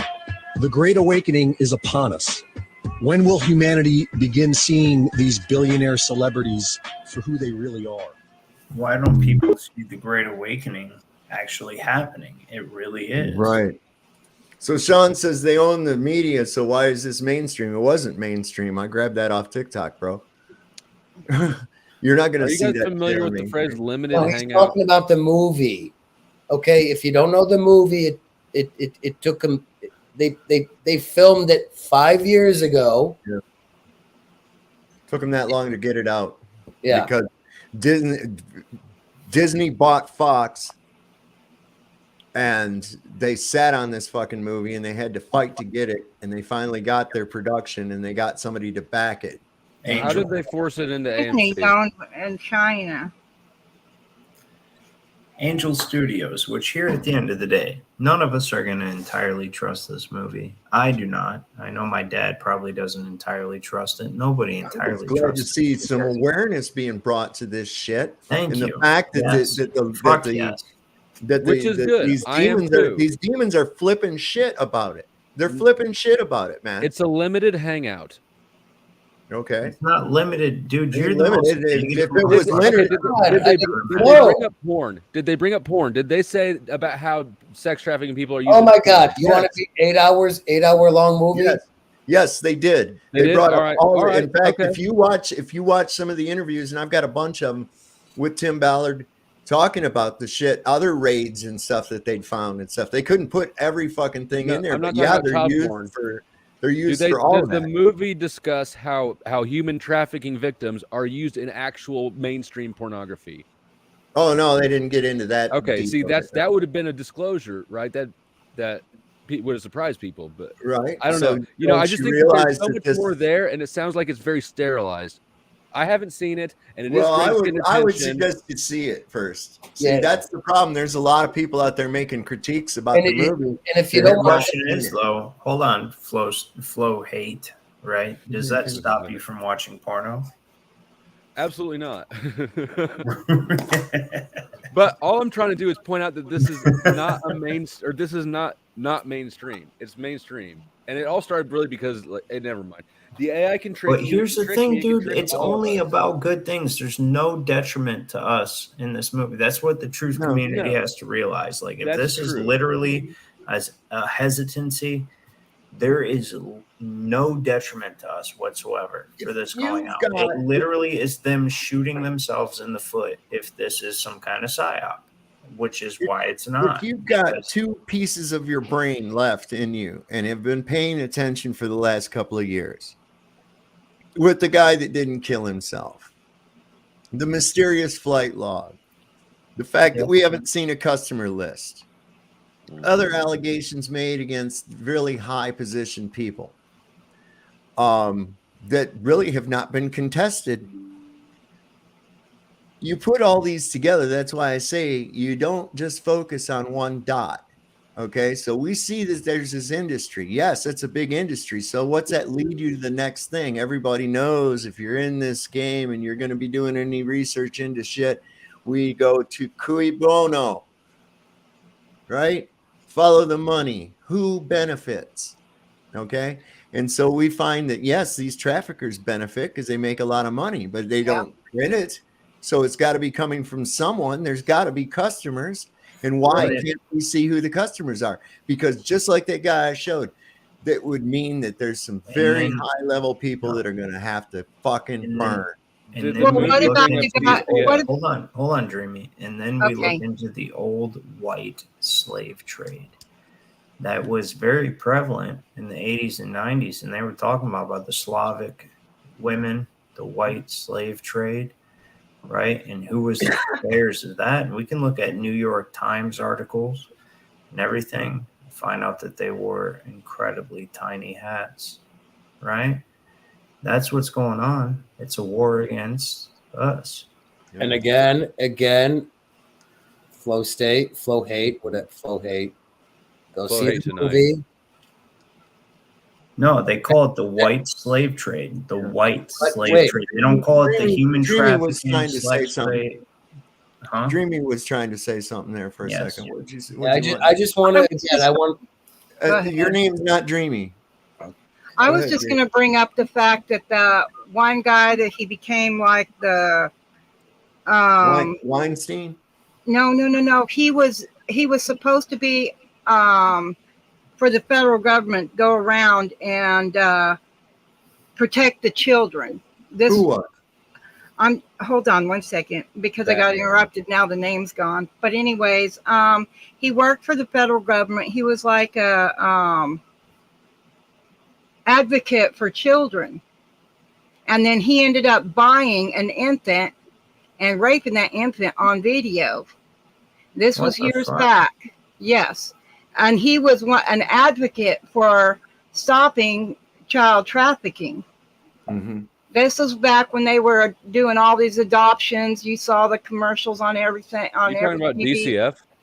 No. This guy was at the federal level. He was brought in. It was a special whatever, and he was made the child I can't remember what the title they gave him, but he was like a child advocate.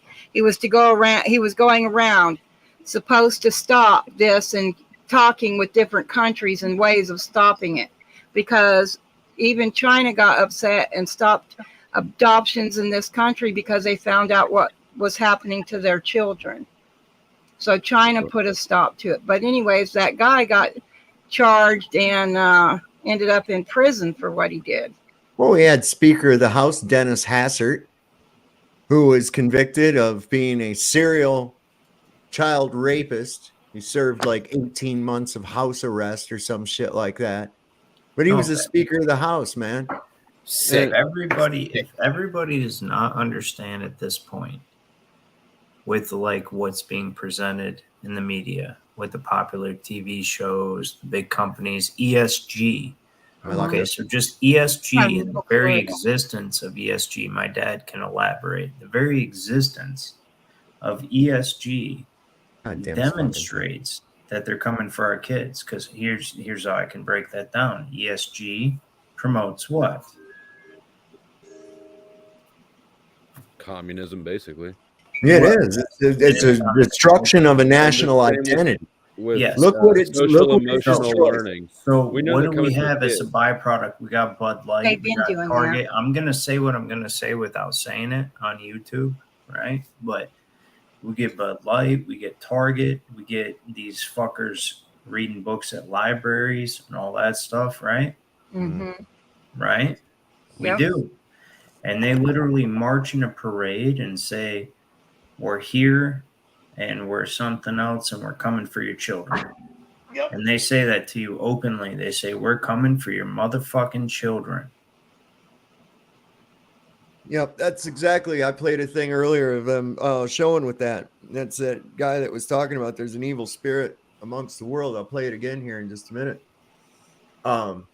When one cockroach comes out from behind the walls, you got to know there's at least 1,000 more behind them.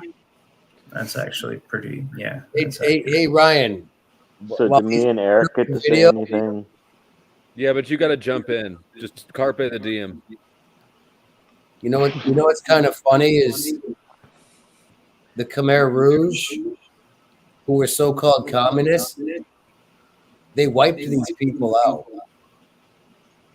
Are they communists? They're not. It's not so-called. I don't know. I'm just. Oh, the Khmer Rouge were absolutely. Yeah. It was just it was a continuation of the North Vietnamese, but in Cambodia. Right, but what I'm saying is they wiped out all these. Well, then all communism is good. But That's here's only the thing: conclusion we so can did draw. the fascists, because any actual group that's serious about preserving their national identity would remove these mentally ill motherfuckers from their ranks immediately. That's why you can look through history. The great book burning in Germany was about the same thing. So, like, that's the whole thing about why would you say that? Honestly, like, why? No. I'm saying, why did the Khmer Rouge wipe out all these?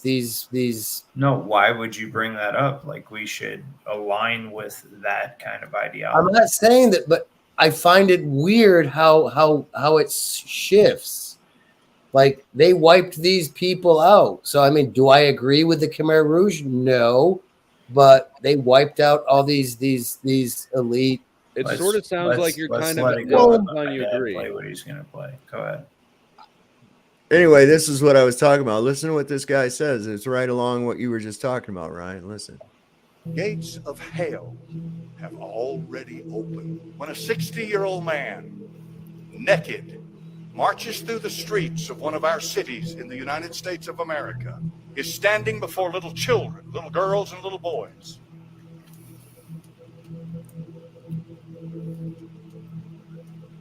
This has nothing to do with taking someone's rights away from them. This has to do with imposing perversion in the face of a child. Where'd it come from? There's a spirit let loose on this earth. We're queer. We're here. What they say? Coming for your children. That's. We're coming for them. We're coming for your children. How does that not make you? Okay, can we stop now? Yeah, I think that's. I don't know if I trust that pastor much more than the choir, though, to be honest. Oh, hell You're no. too goddamn cynical, Flow State. You need to chill out. I mean, it is what it is. I'm sorry to burst your bubble, but the fact that they don't disclose the porn industry, they don't disclose DCF, they don't disclose any of the under your nose. That the churches are the biggest ones supporting it all. I mean, they just drummed it. It's like Scarface reveals drug dealers, right? This is the great. It's just a big demoralization campaign. Listen, it's the loose this is harvest. the great fucking check. He's probably right for that type of attitude, and this is it. Right? Is how would releasing that video right there that we just watched? How would that benefit them and detriment us? Well, I can tell you how. It fucking would not. It does not. Anybody who let him answer. Let me answer. Let anyone answer but you. There is an answer. Fair to enough. that, Go ahead. Shoot. I want to hear here's this how. shit. Everybody through Epstein, through Gates, through the flight logs, Clinton, everybody's already aware of human trafficking. There's nobody on earth who you could say humans are trafficked and they'd be like, oh my God, I didn't know. No, that is untrue. The majority of people are so fucking stupid. You would be like just absolutely flabbergasted. Okay, then let's say level half of stupidity of the regardless, average. let me move No, on. dude, Let me listen, move on. ask Dad, am You're I right? wrong, but let me move on. Like your average, the guy you bump into at the hardware store. Bring Okay, this so up. half of us are aware of human trafficking, right? Not half, not I even wouldn't even close. say half, Flow State. I would say You think that because half of the people in efforts- this hold on, country hold have on, not let- heard let of me- human let trafficking me and sex talk. slavery? Hold on. I would say that because of the efforts of those in charge who are a part of this shit and their concerted efforts to silence and slander anyone that talks about it, You see what they're doing with it. Oh, more QAnon conspiracy theories. Oh. Really? Here's actual footage that they use in the film of the raids, of the kids being rescued. Isn't that really cool? So how is that doing? See, that's what gets me. Is that this shit? It's. Let me finish though. You would be surprised how many people have no fucking clue. Okay, let's pretend only half the people even know human That's trafficking a huge is number, a thing. dude. You can't It's even way have- less than is true. I guarantee no fucking adult has never heard of human trafficking. Dude, I guarantee you that 90% of the people in the United States Let have him no- finish. Regardless, okay. The point is that all the people who do know about it, you've taken their attention and you've redirected it onto the most limited, undamaging avenue. Here's what it sounds like they disclosed in the movie. Human trafficking happens. It's a shady network of people. Email this website if you need to. Right? No. And you know what? I'm not going to take any more critique of it, Flo, unless I'm serious. You're really talking from a place of ignorance.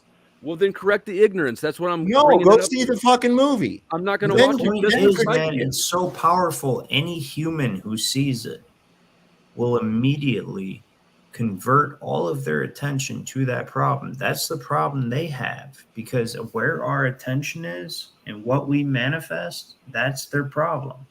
And now this movie's come out.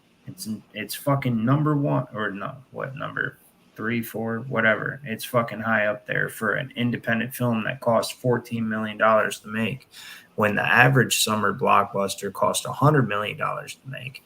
This fucking movie cost $14 million to make, made its money back in the first fucking day. First day.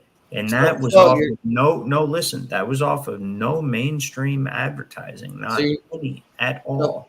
So Flo's not going to go see it. He hasn't seen it. Well, yeah, that's just it. I mean, if you don't want to shell out the money, tell them you don't have it. There's plenty of people have donated tickets. I'm not shelling out the time. Dave, tell me, what do you think, in your opinion, was the most powerful or important thing that was disclosed in the movie?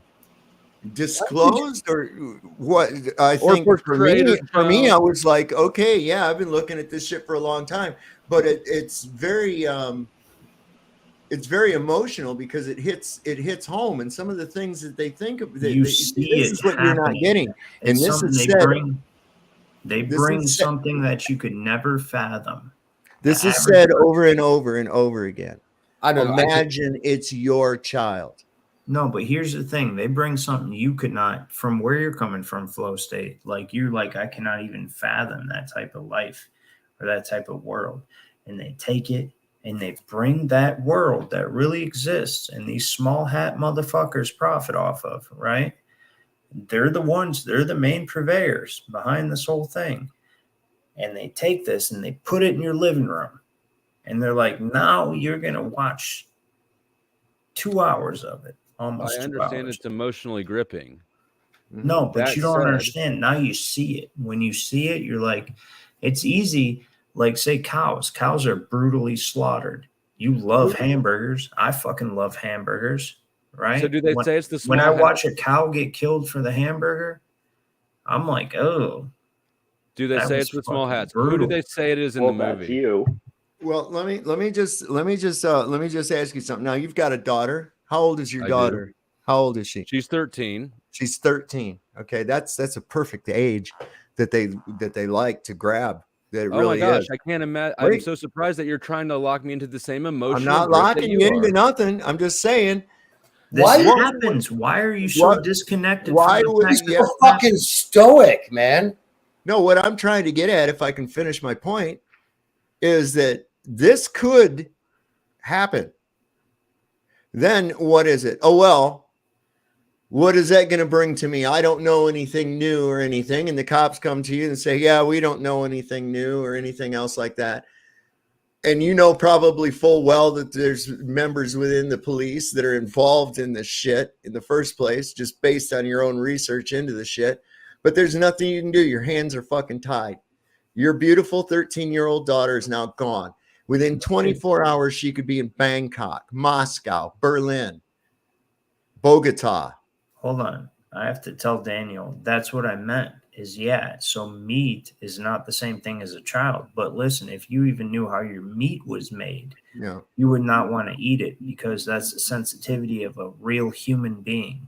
Well, you can only sell that beef cow one time. No, not right. Plenty of people know and eat meat. Plenty of people do not watch videos of animals being slaughtered before they eat their fucking meal, dude. And if you did, it takes. I watched plenty of that shit, and I became vegetarian for biblical reasons. It had nothing to do with knowing. Well, all right, now then we've established that there are people that have no empathy whatsoever. That's awesome. I do have empathy. Right, I have empathy also. Excuse you. I still make a distinction between factory farming and other shit. Yeah. I mean, I'm just saying, whatever. And I'm a vegetarian, so what the fuck? The bottom line is this: is that the movie hasn't harmed anything. There you go. That's the child trafficking There. industry. That's not the criteria by which I praise something. Has it Why? named No, any listen, specific How organization? can you praise or not praise if you haven't even seen it? Listen, Well, mainstream you're praising it, so I'm asking you organizations, about it. mainstream organizations are going against it when it has not harmed anything. What would be the purpose of every single organization that goes against this movie? What could be their motivation for going against? There's no such thing as bad press. It's controversy, exactly. That is a We're dumb doing it right fucking now. We're statement. drumming Do up you sales right understand? now. Look, hold on. Dude, can you calm down the invectives and all the other stupid shit for a minute? I don't even know what that is.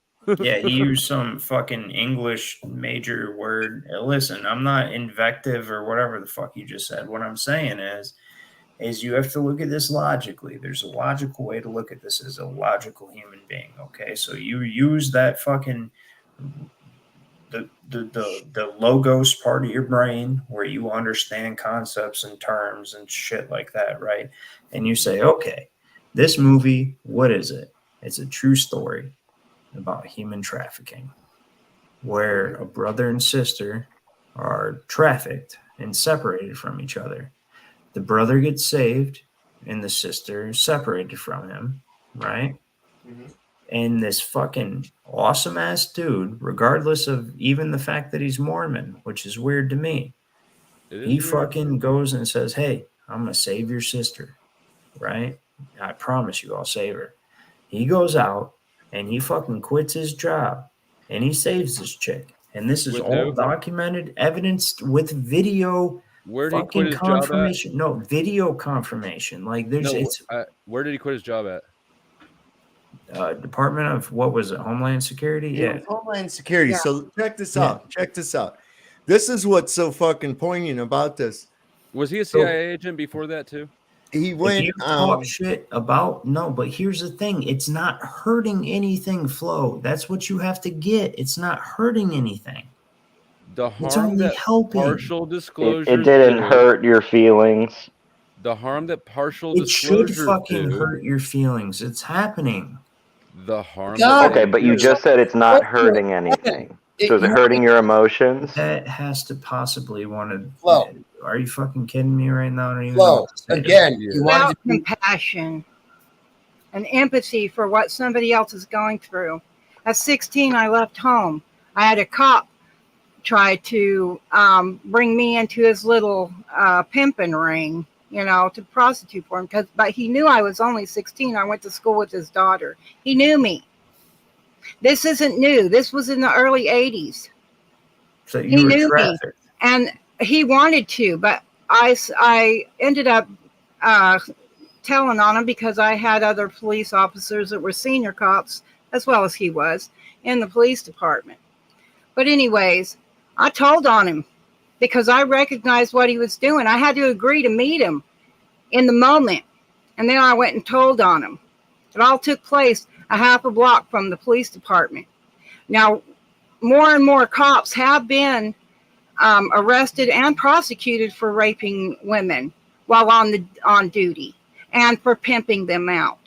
There's all kinds of stories about it. So this has been going on since my teenage years that I knew about it. And the problem And they is don't care. The churches don't care. The schools don't care. When So you now make a that it's movie out, like right? But the movie exposes it to everyone. That's But what it does. Does it do Doesn't- it? May not know. Does it do it in any more? Does it expose anything that Lost or that Taken didn't expose? Do you understand that when you argue against it, it sounds dumb as fuck? Do you not? I don't care. Answer the fucking question. Does it Okay, expose fair any enough. new You don't information care. that All right. Taken Yeah, well, didn't answer expose? the question then. I don't know what you mean by did it expose more to. I mean, did it name anybody? Did it offer any? Yes. Who? Oh my God. It named what? Somebody should be able to answer this. His fucking camera froze up. He was about to answer it. Like, obviously they're watching this fucking broadcast or something, but yeah. And Some again, things you don't need proof of just to know it's happening. Flow state. it's a movie. I know it's Everyone's happening. trying to get at. And I You think don't have to. You it's a don't bigger have. problem than it sounds like they're exposing. It sounds like they're exposing the just the tip of it, and they're not saying, "Hey, DCF is doing Yeah. this in your backyard." Well, because you know what? Because what it's okay. Let me try to make this really simple. What they're doing is they're putting it into the conscious, the mainstream consciousness, whatever you want to call Which it. there is value to that. I know I'm Hey, arguing against I wasn't done. I wasn't done. So, did it name somebody? You know what? Since this woman, Dreamy, she can name names and it's localized. That's the important part. Yeah. Okay? As can I. Okay? So, did the movie name people? No. It's putting it into the I consciousness. don't know. My dad, I didn't see it. My dad seems to have jumped right on that and been like, Maybe fuck the yeah, chat it does knows. name people. So let's But wait do till you get it? Do you get this? Like, I understand what you're saying, and I still continue to think that you're mistaken about fucking are you dude? about the emphasis. Listen, I Mike, like you know what? I'm you. getting I a like little you, pissed man. off right now. Are you fucking kidding me? I'm getting a Like, little they pissed off. obviously do this. Hey, Sob's back. Yeah, my thing fucked up. I don't know what happened. Yeah, what were So you gonna listen, say? I wanted to tell you something about this. It really gets you and you realize what all is involved with this. Okay. When this guy went to go get that little sister, okay, he tracked her all the way down to a fucking cartel dude that worked a plantation of coca leaves down in the part of fucking Colombia where the army won't even go because there's rebels and shit, right? He went in there posing as a doctor, and the cover story being that there was some kind of a disease that broke out on one of the mountains, and they're just going through from the UN and making sure that it's not spreading anywhere. He finally got into this compound. They're using slave labor to process and pick coca leaves and shit. And there he runs across the little girl. These people are armed to the teeth and will kill you in just a second. They get shot at several times. But Dave, that's my problem. The story I don't know what your fantastic. problem. The story is fantastic, but it removes the problem from our backyard. No, it presents the problem for us to remove it from our backyard, which is the only. Why the fuck do you sit back and depend on somebody else to clean up your fucking house? That's not how this is supposed to be. This is why we have fucking Joe Biden as a goddamn president. Okay? It's because we are the people who created the state governments, who created the federal government. Okay? So the federal government's twice removed from us. I don't even really necessarily agree with that, but it's not the point. Yeah, how the fuck can you not? That is history. Because we didn't have a fucking choice. Are you kidding?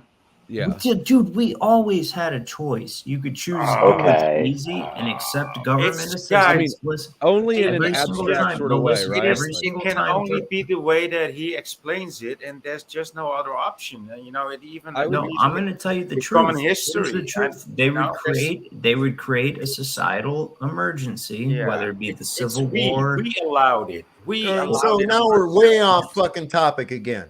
No, but it all let me ties bring it into We're way the off same topic. thing. I don't It ties care into about the the same fucking fucking history and thing. shit. It ties into the same thing. It ties into this is why this is going on. You want to talk about human trafficking? Let's bring it back to the fucking topic. I agree. Let our host, please. I think he just froze again. No, probably the background, the space station. He went to go get some tea, probably. I know that my shit lags when I've got a He's a coming. display on back. He I did. went and got my cigarettes. There you go. Yeah. Okay. So this is a sincere question. How is this movie, aside from being more emotionally charged and more emotionally gripping, and apparently a true story, how is this more significant than Taken? I think it would. I think one is that the fact that Taken, of course, people can always just go, "Oh yeah, well that was just a movie," you know, and there's still that doubt in the back of your head when they bring a true story to the screen like that, along with the, I'd have to say, gripping emotional aspect of it, because you get the empathy of, wow, what the fuck? You're this little girl 1 minute, and you know she's thinking she's going to be working with these talent agency and all this, and the next she's in the back of a fucking container on a ship somewhere headed toward God knows where. And here's this father. When you see this father come back for his kids, and that place is fucking completely empty, that it was all a big fucking ruse, and there's his kids gone. What do you do? What do you do? And you know what? The woman that was the talent scout or whatever it's called. Wow, good casting, by the way. But the thing is, if you're going to bring in every element involved with this, you're going to have to go into a what happens next story when they're not rescued, and you get a hint of what happens next, but not the full story, because my God, you got how much money to make a movie can only last a certain amount of time. Right. You'd have to go into the organ harvesting industry. You'd have to go into the adrenochrome industry. You'd have to go into the sex slave industry. I do have a question. If they had video and everything, then whenever they went to Colombia, and I'm just asking, they wouldn't let cameras in there openly. That blow their cover. Down in Colombia. See, I have a problem whenever. Okay, so here's what they did. One thing. All right, so here's what you got to look at. And there again, go see the movie. You'll see how the operation was set up, how it was done, the difficulties they ran into, and the success that they had. Okay, the footage that you see was when they set this fucking sting up. Right. And where they filmed this sting, it was only about 2 miles away from where the actual thing happened. And they had it set up with Colombian authorities. They were going to buy so many of these kids as entertainment for an elite resort that they were setting up and shit, right? Well, when they were setting this thing up, you see footage of them setting the thing up. They put fucking cameras up all over the place in this outfit so that they could actually keep track of what was going on, everything, right? So that there was everything that was being filmed of the sting, of the money trading hands, everything. And then they called it in that, okay, here comes they filmed the transaction. Last boat. They were waiting on this last boat, and it was touch or go. And the last boat was late, and it finally showed up with another load of kids. Yes. And at that time, they were given the go. Well, I'm going to throw something in here. A lot of people know about Epstein, as do I. Here's one thing, and I've got firsthand knowledge. I'm going to bring it out. Look up Eileen Ford from the Ford Modeling Agency. That hasn't coming out. That has not come out yet, but I might be bringing it out soon. Eileen Ford. The modeling agency, and that movie touches on it. They recruit these. Oh, look at you, you little 14-year-old. You've got potential. Look when they bust this guy, they catch a guy with the little boy, and he's coming over the border. And they'd already had this kid, and they named him Teddy Bear. They showed film of the transaction of the money exchange taking place. Yeah. That doesn't. Did somebody just start peeing? That's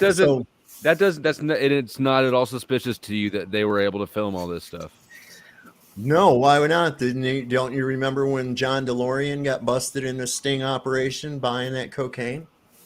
No, that was done. They had a camera. You don't. I do. They had a camera. I mean, in there. but buying cocaine in a sting, and whoever that is, whenever that was it as high of stakes? You don't wait. So this guy doesn't always record that shit. That's how they have the evidence, man. He doesn't remember John DeLorean. Obviously, Are you serious? Are you serious? I went to China. It was fucking awesome. I love China. No, I didn't say. You don't. Shut the fuck up, bro. Everybody's tired of hearing your noise. No. What I'm saying is that they usually, when they set up sting operations like this, they have surveillance in place so that they can record the actual illegal activity taking place, and that's used in court. How are you going to deny that? Yes, I accepted this and said this. Dot. No, they normally have witnesses.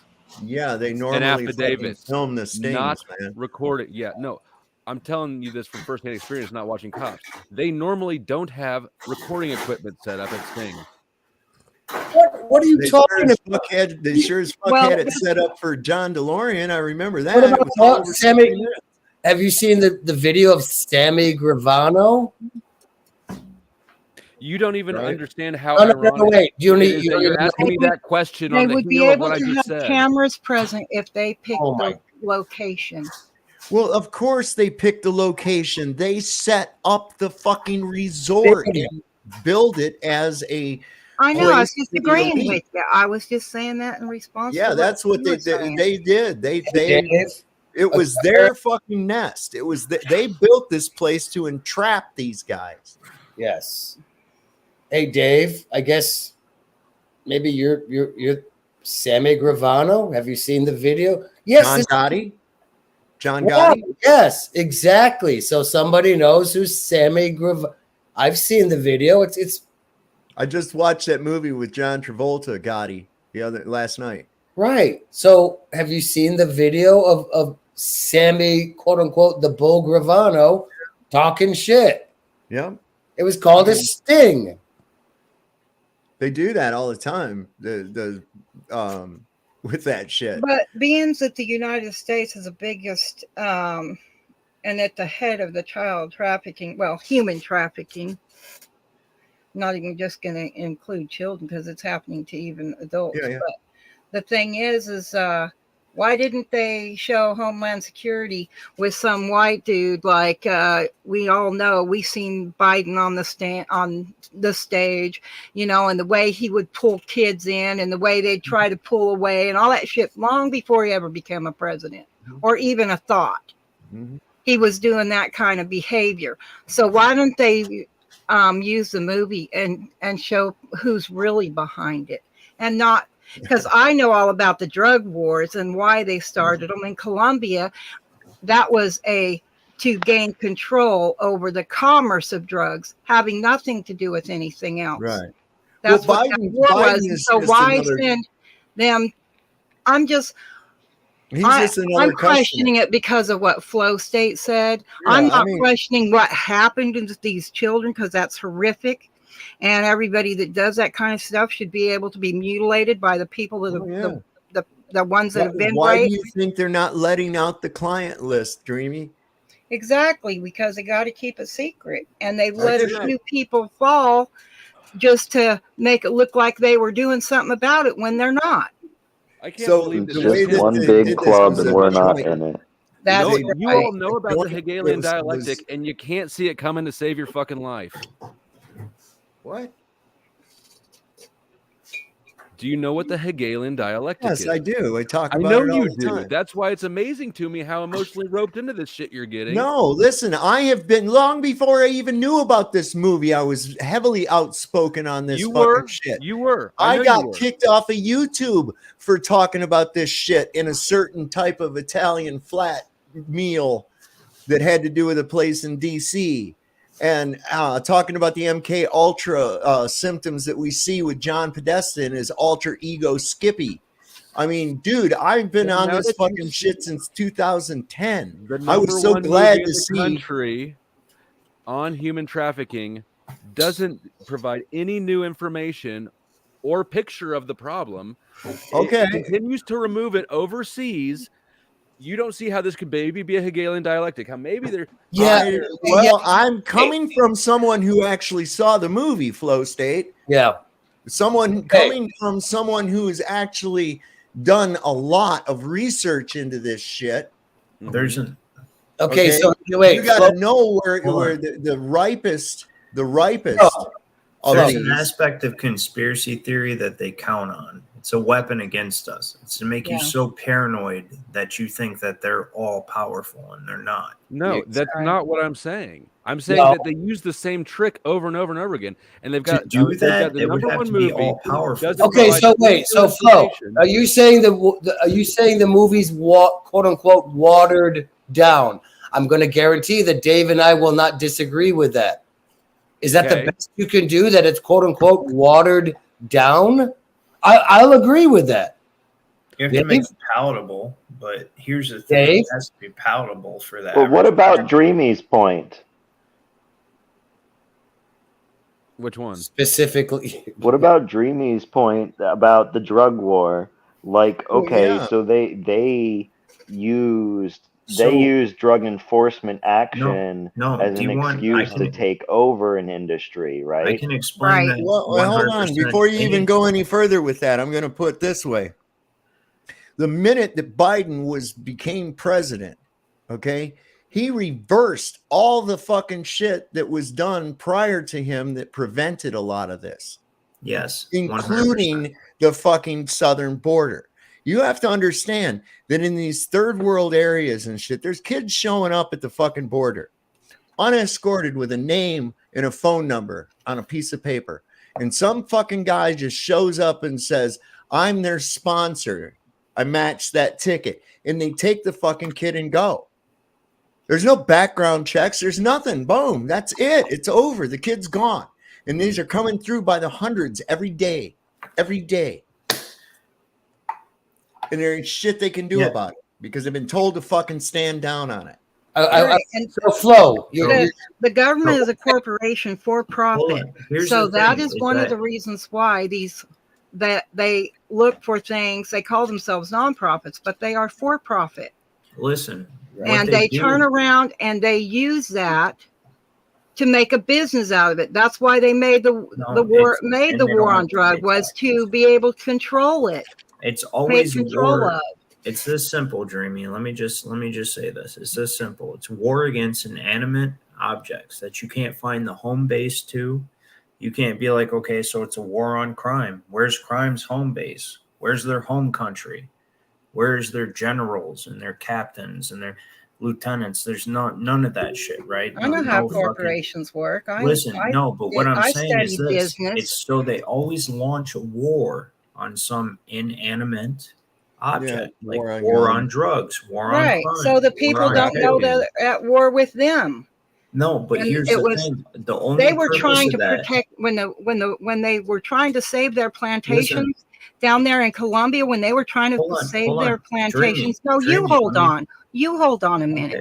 When they were trying to save their plantations, the United States government was down there saying, "Hey, wait a minute," because they weren't a bunch of drug users and drug dealers and shit, because the cocoa was being used in products. It was used in medication, but the government didn't get their cut.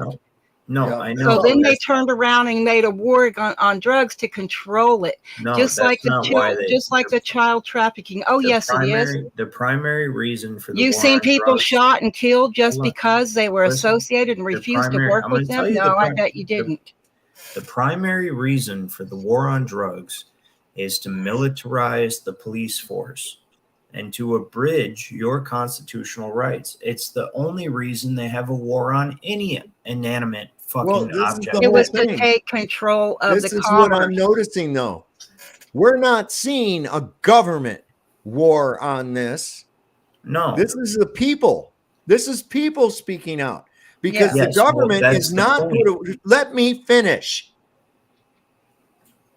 The government has not put a war on this. In fact, quite the contrary. No. Okay. So this is a awakening of people that's coming about. So the government doesn't have. In fact, in this movie, that's the whole reason that this guy. This is the whole reason that this guy quit Homeland Security. He wasn't long before his pension was vested. But he said, fuck this, because he's down there. He's trying to get this thing set up.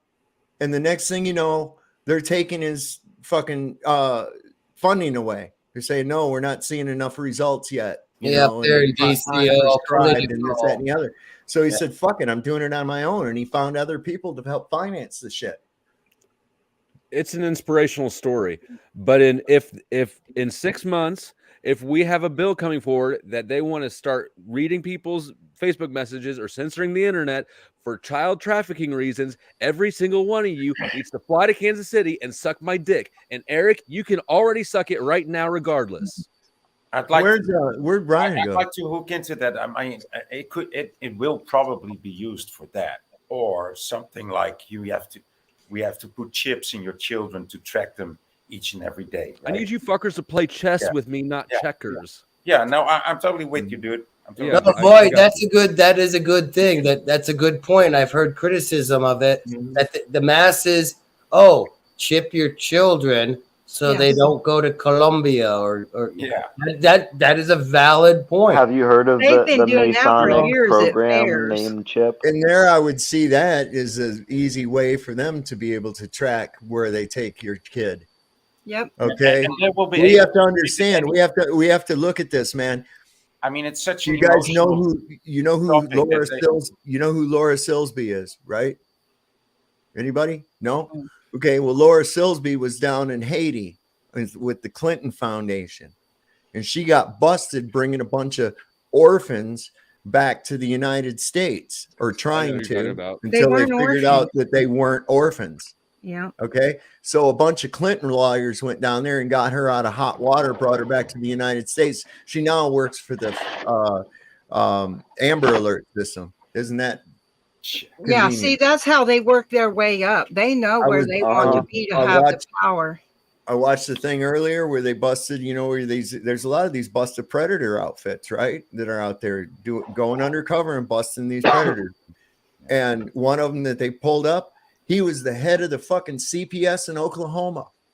Oh, surprise, surprise. Imagine my lack of surprise. That's how it works. They found wasn't police it the 90s where 800 children were from CPS were missing from Florida? They didn't know where those children were through DSHS. 800 children just disappeared. Some had died, their families never notified, and others were just flat ass missing. Yeah, well, that's the thing, and this has been coming. Like when I was looking into this back, there again, before any of this Q shit or any of that, I'd found out about how they were taking them from a place in Oregon, and that was one of the staging points where they would fly them then from Oregon on an unlisted flight right into China Lake Naval Air Weapons Station. Yeah.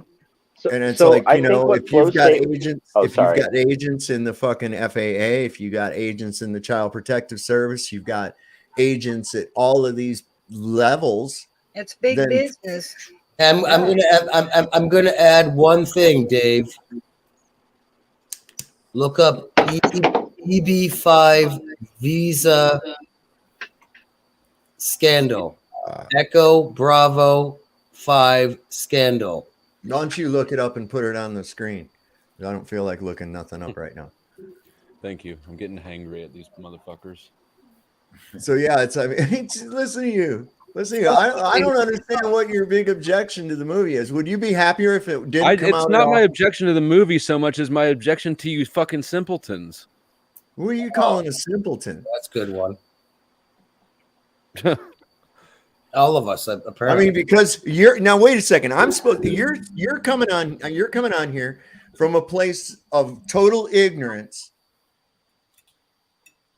Because I haven't seen the movie. You've explained the movie to me. No, I didn't. I briefly taken with more emotions. I briefly covered the movie. You I covered briefly covered point. the movie. I'm not going to sit here and narrate an entire 2.5 hour fucking movie to you, Dave. man. It doesn't talk about the problem Well, locally. then don't go see it then. I'm not going to. Well, then good. Shut the fuck up about it. Why are you here? Because I like looking at myself. That's, I mean, for real. I mean, you obviously have some kind of an objection to it, or you wouldn't be so argumentative over it. I think it's my objection is to watching a whole panel full of grown, smart-ass men who know how they use kids to rope people's emotions in, who know about the Hegelian dialectic, and you're all acting like you're fucking retarded. Okay, well, that's a really unfounded position. I mean, it really is, because once again, you're coming from an extreme point of ignorance, a very extreme point of ignorance, and I find your animosity about it quite. What do you think that I'm ignorant about that seeing the movie would enlighten me to, besides the emotion of it? Well, I think your stand on the fact that, hey, this is a great thing, you know, that we're bringing some awareness to this shit.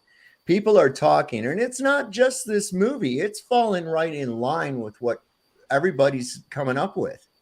I mean, we've got so many people coming out of the fucking woodwork that are just going, no, I've had enough. This has got to stop. And there's all so. It's is it almost possible like, that what this should we movie do? Just could say, make oh, people? Well, go ahead, Brian. Is it possible that this movie? Okay, so Flow State mentioned the Q stuff. We went off on a huge tangent. I think the point, though, was that the part of the Q narrative is based in reality in, you know, the child trafficking, the involvement of CPS, all of that, right? Hey, by the way, Jim Caviezel just did a video the other day. He was talking about the quote unquote that letter. You might want to watch that as well. The actor Jim Caviezel. You know. Well, here's the thing. What's the solution to this problem? Because yes, now that we know it exists, and now that we're very aware, and many people seen the movie, what are we going to do about it? Because there has to be a solution. Just knowing doesn't solve anything. Right. And my question in that regard is like, so could it be something that is going to encourage people that are like on the fence about the Q stuff to jump down that rabbit hole? Well, the thing is this, because and that's it's part of the narrative. Right where I was going to go with that, Brian. Exactly. So when I heard about this Q and he first coming out and them talking about this shit, I was like, kick ass. People are going to understand. People are going to learn about this, because I already at that point, I had been looking into it for a few years, right? Before any of that ever came up on Q. All right. I already knew about this shit. And so I was like, cool. More people are getting awakened to this. But what was the first thing that happened? As soon as that shit started being put out, the same people that are trying to detract from this movie are the same ones that were going, oh, that's all just a bunch of crazy conspiracy theory. Da da da da da da da. What did we find out though? It's not. Fact. It's not. It's actual fact. Yes, this is going on. Jim Caviezel said there's Q and then there's Anons, but the media says Q and on. Right. How it works. So the thing is this, whether Q got co-opted or whatever the fuck happened, okay, regardless of that, it still brought this shit out into the forefront. And the first thing that happened was fucking damage control, all the way and up to censoring and banning people from fucking social media for sharing any of the information on it. And just blasting it with conspiracy, Q-tards, really fucking going at it hard. There again, most flack when you're over the target. All right. Well, so that took a lot of people and said, oh yeah, that was just a conspiracy theory. You still have a lot of people that are going with the flow, right? What goes with the flow? Dead fish go with the flow. Okay. But more fish are waking up. So now with this coming out, a major production, breaking records at the fucking box office, beating Disney, who tried to suppress the fucking movie, and their big summer blockbuster, Indiana Jones, totally wiping it off the fucking boards, paid for itself in the first day that it was out, despite the efforts of different movie theaters and whatnot to discourage people from seeing it. Well, how did they get it in the theaters? What do you mean? How did they get into the theaters? All the theaters are trying to keep people from watching a movie that they're running. Well, God, there's. Do you think it's all just coincidence that all these AMC theaters had problems? You think it's coincidence that a bunch of them left the fucking lights on for, some of them through the entire show? You know what? No, let me finish, Eric. Let me finish. So, I mean, is that all really just coincidence that all that would go on? And then the very network that promotes exploitation of children, Netflix, gives it this fucked up bad review, which I doubt that they even saw the fucking movie. I had no idea Netflix was even talking about it. Yeah. In fact, they tried to get Netflix to stream the movie, and Netflix said no. And it'll hurt our customer base. Mel Gibson is kind of behind it as well. You know what? There are some good people in this world that know how to do backdoor things. Not every conspiracy. Phrasing guy. What? Well, my skepticism was based on the stuff that I've heard or read people talking about on Twitter is they're aghast that the actor was watching any kind of child abuse to research for the movie. Not that he was portraying the guy that did, that the actor himself did. That's what I've heard people read people talking about. Well, you know something. I'm going to bring something to you too. So then, what we need to do also in that respect is any law enforcement that it has to view that material in order to make a bust should no longer have a badge anymore because they viewed that material, right? It's the same logic. No, it's not. Yeah. Yes, absolutely, it is. What the hell are you talking about? Logic, but it's not the same. It's not the same situation. Okay, let's hear it. You got Dave. I want to hear that. It's not the same. Go ahead.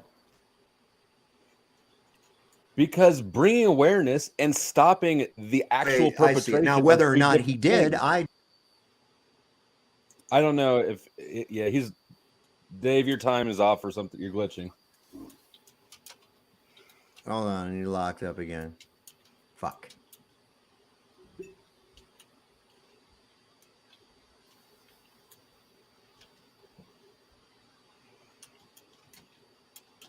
Flo, his question was,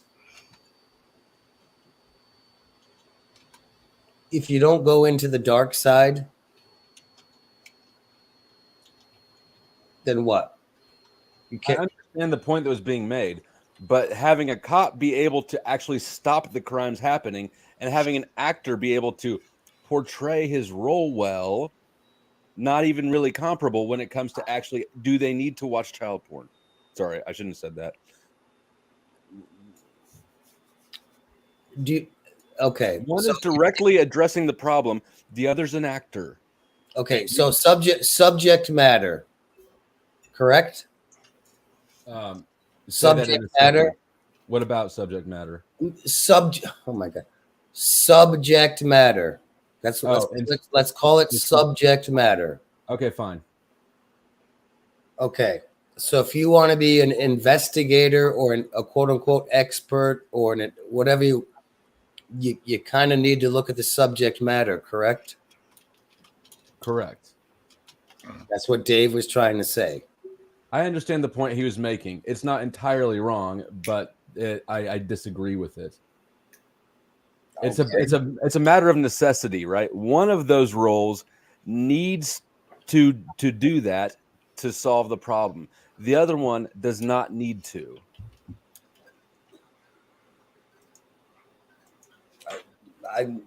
That doesn't make sense to me. Can you expand upon it? I can only explain it to you. I can't understand it for you. Okay. Anybody else? I mean, I don't see why an actor would need to watch any kind of subject matter. They could read descriptions of it just fine. I don't know why anybody would want to myself. I know. Well, yeah. But at the same time, you know, once you see something, you can't unsee it. And I think they count on that because then it plays in people's minds. And I don't really know why a cop would need to watch it either. I'm just presuming that there's a reason. All right. So as I was saying before the penguins many split my stories shit. of people who Welcome back, Sovereign. There's many people getting traumatized, doing investigation that work for the police force. I mean, there's many stories of that, dude. I mean, you have to be tough. I think there's personalities, characters that are able to do it, but if you're just a normal human being, like most of you and I are, I think it's undoable, dude. I wouldn't be able to do it. So here's what I'm going at. I'm not going to go by what someone else said. Someone said. I've not seen where he said that at all. However, I don't think it's out of the ballpark either. It's one thing to be watching that kind of thing to get your fucking jollies. It's another when you're getting into a role of, especially with method acting. Okay. When you're getting into that role and you feel that disgust that cop felt when he had to go over that shit. I'm just supposing that that's what's going on. You're able to portray that character much truer to the point. And they zoomed in on his eye when he was watching it. And I'm going to cry because. So the thing that gets you about that whole thing when he did Passion of the Christ, he was very into the role, completely into the role, to the point where he told those people playing the guards, don't fucking be soft. Did he have to go watch a crucifixion though to get that effect? No, but he was actually about crucified. He ended up having a heart attack. He was struck by lightning. He ended up with a dislocated shoulder. The scene where the Roman soldier puts his fucking foot on his head, right there, the blood that comes out of his mouth is actually his blood. I don't remember it. I only watched that snuff flick once because my mom made me. Yeah. I have it. I'm thinking I'm gonna watch it pretty soon. I'll tell you what, it's a pretty moving movie. It really is. Well, yes. And actually, he was in. Jim Caviezel was in a good. It was called Person of Interest. It was about AI. No, I watched the whole series. I actually did a couple of video edits for it, but so Jim Caviezel and. Yeah, it's well after the Passion of Christ, Hollywood did Mel Gibson really dirty, and that tells you a whole lot Sure. About somebody that slam makes a movie that they don't want out there. They don't want people to see. And what maybe a lot of people missed is the fact that Jesus was sacrificed, if we can go with the story, but he was in place of Barabbas. Barabbas was the one that was guilty of a crime, and the people traded him. So that's why that was called a sacrifice. But you couldn't not be in that movie and not feel what who we call Jesus would have felt like on that cross, being betrayed like that. That was a total betrayal. It's just like these children. What's going on with them? It's a total betrayal by everyone around them. Everyone. And they don't like Mel Gibson for a long time. I mean, haven't they arrested him a couple times? Yeah. And oh God, and oh yeah. Listen, they try to slam anybody that does this, anybody that brings light to this shit. They want to make others afraid. They really do. This is why there's so many are fearful to come out and say anything. You got Corey Feldman. You got Prince, who changed his name and was, doing that stuff. You got Michael Jackson. They don't really care about us. So, I mean, this is not, but then you got Oprah Winfrey. Then you got Madonna. Then you get all these people. So a lot of people in Hollywood, how about Kurt Cobain? That whore. Who's that broad that's married to John Legend? Yeah, exactly. Right. Listen, they're everywhere. And this is the thing. And it permeates up right through. They're all connected. All these motherfuckers are connected. This was funny. Kind of break up the mood a little bit. Oh my God.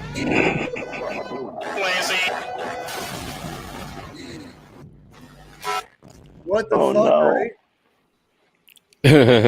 How do you let your ass get that big? Have you guys seen the video of Tupac from when he was 16? When he was or 7? Yeah. Yeah. Do you believe that anything about Tupac was real? No, none of these fucking guys are. So if we agree that rap is contrived front to back, why don't we think that would apply to other areas of media? I do. Okay, so why couldn't that apply here with Corey Feldman, with Mel Gibson? Well, I'll tell you one of the things that I take that with Corey Feldman. I think it's true. I think that he's covering his ass myself because he likes to be alive. But I think he also had other motives involved as well. And that was like a reglorification of his own name. Here's somebody who grew up famous and no longer is famous anymore. What the fuck do you do with that? There's always that aspect of it. But my question is, go into Johnny Depp in the Viper Club with Johnny Depp and who's River Phoenix? Yeah. I mean, I hung out in the Viper Club. That place is creepy. Like Johnny Cash was there.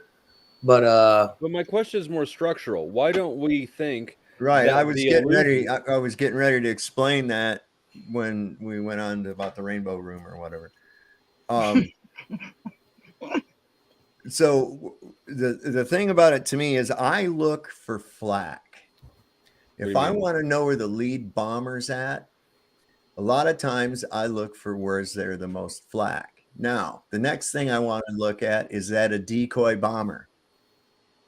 Okay. That's the next thing I want to look at. What's the markings on that bomber?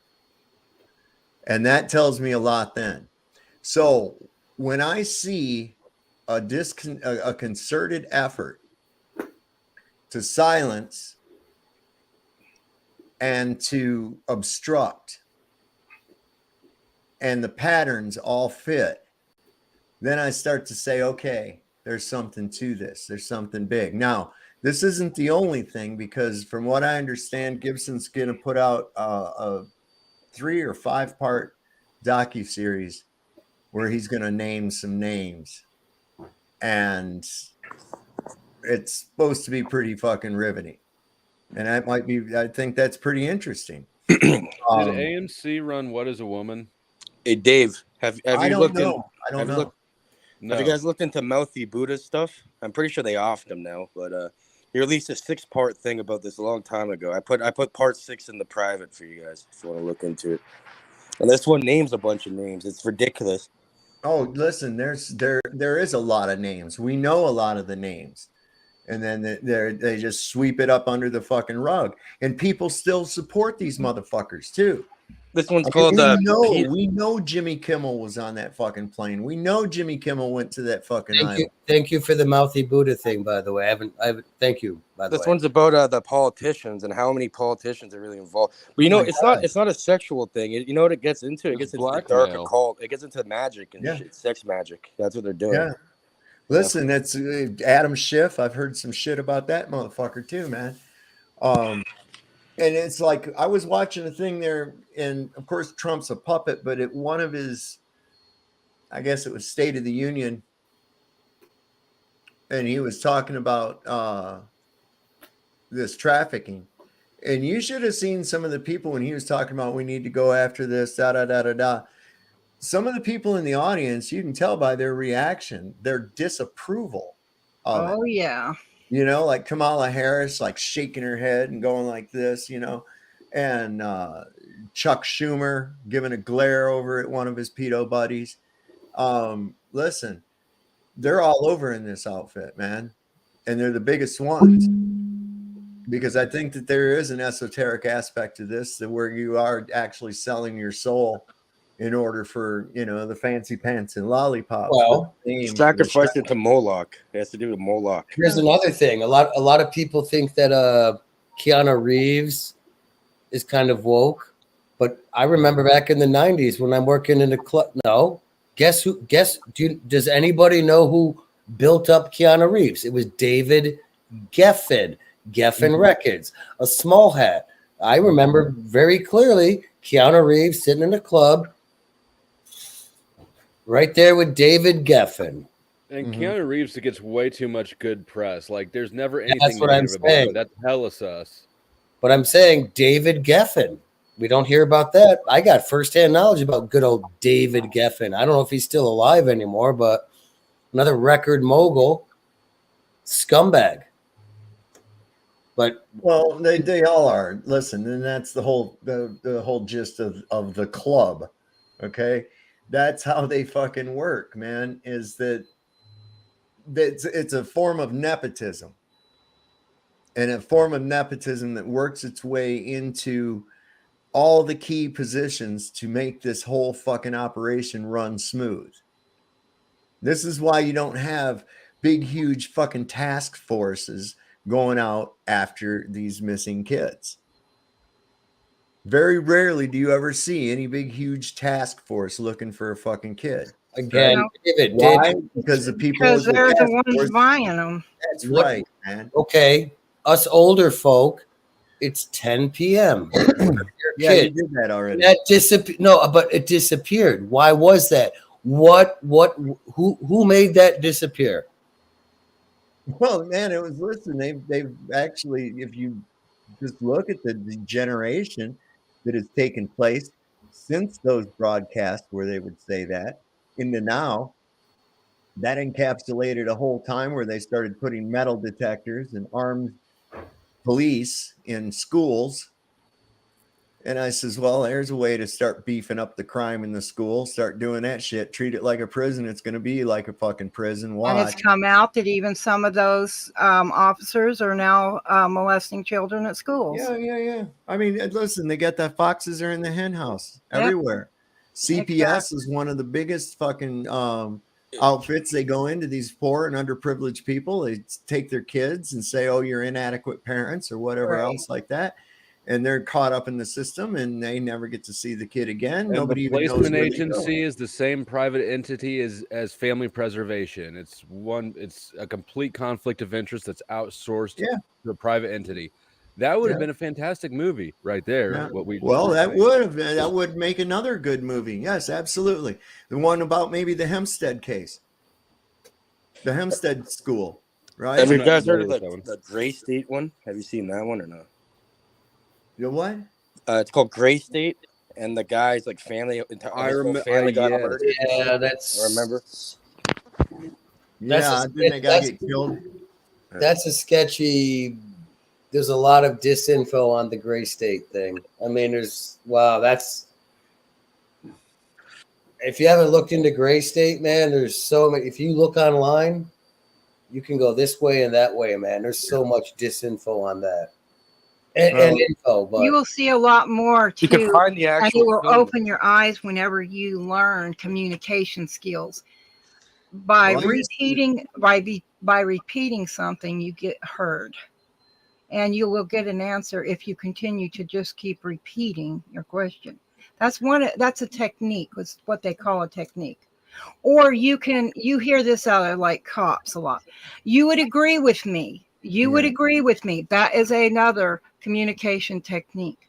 You can auto suggest somebody on a ship that's never get seasick, but you can tell them they look a little sick or they're looking a little pale.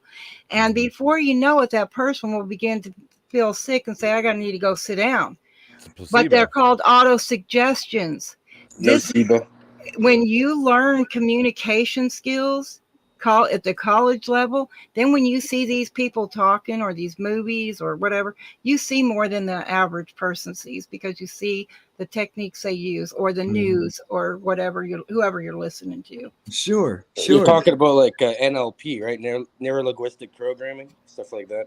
I'm just talking about communication at the college. We did it in sales. I used to use that in sales. Okay. Yes. I get people to agree. I get them used to saying yes. This is the best vacuum cleaner ever. And so, like just innocuous questions, like, hey, this is a really beautiful day out today, isn't it? Yes. I'm enjoying that. Don't you enjoy this? Yes. And you get them used to saying yes and agreeing with you. Hey, Dave. Right? What? I don't know why you can't wait till the motherfucker's done talking before you jump in on something. I really don't. Did you never ever been told not to do that?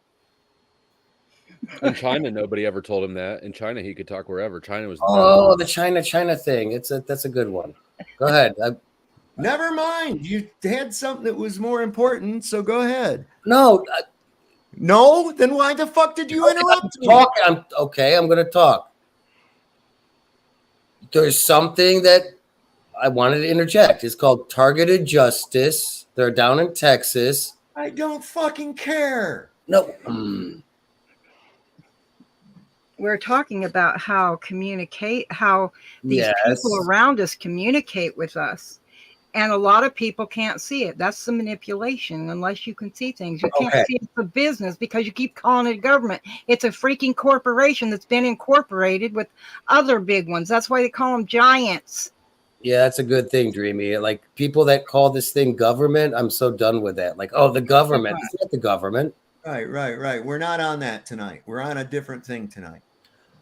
No, but there's trying to steer it over to conversation about it. I had a good point to mention about what you guys are talking about here about the communication thing. It is called NLP. It's neuro-linguistic programming. And the first book on it's literally called The Structure of Magic. Yes.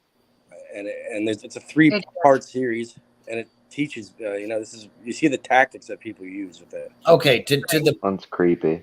To the point, there's a case up in Canada. It's MK Ultra, like the conspiracy. So right now there's a case up in Canada with the U.S. government saying, we have immunity. So right now MK Ultra and what's the other one? The COINTELPRO. It's on Monarch.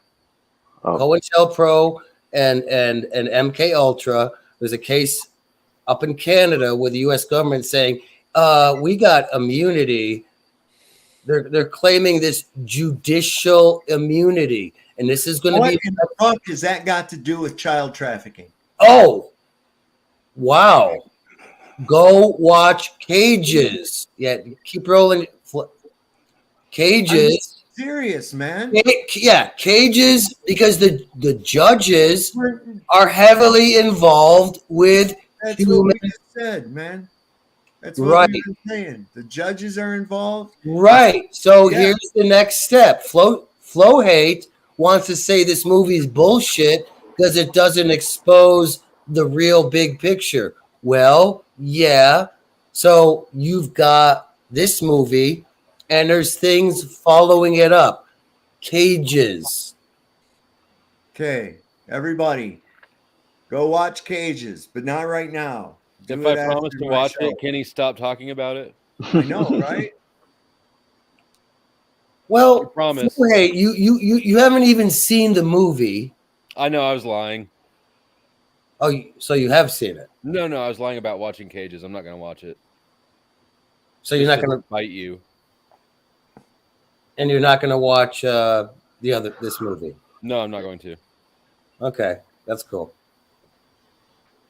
I like that. You lie only once, and then once somebody confronts you with it, is okay. I lied. You know. So does the movie get into the occult and the esoteric side of why they're doing this, like energy harvesting?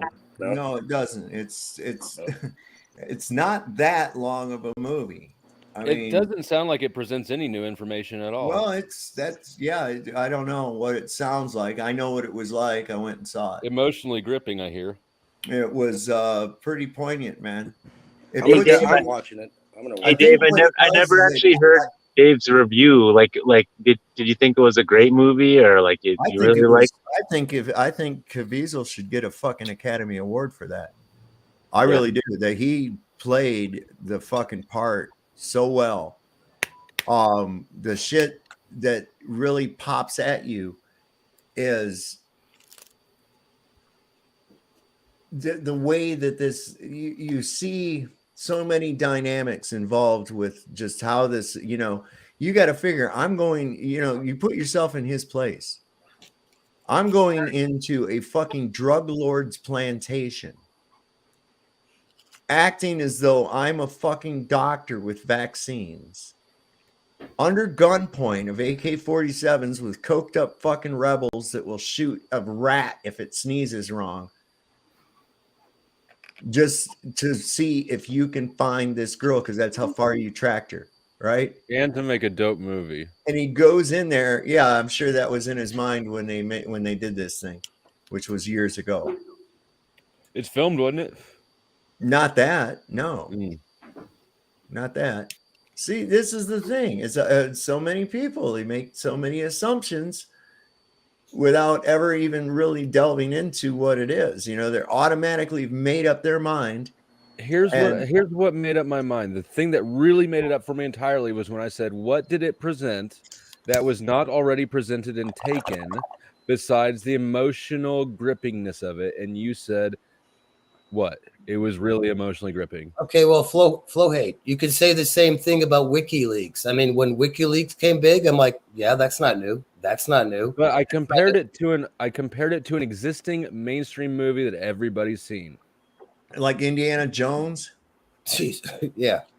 Or On Star the same Wars? topic. How about Poltergeist?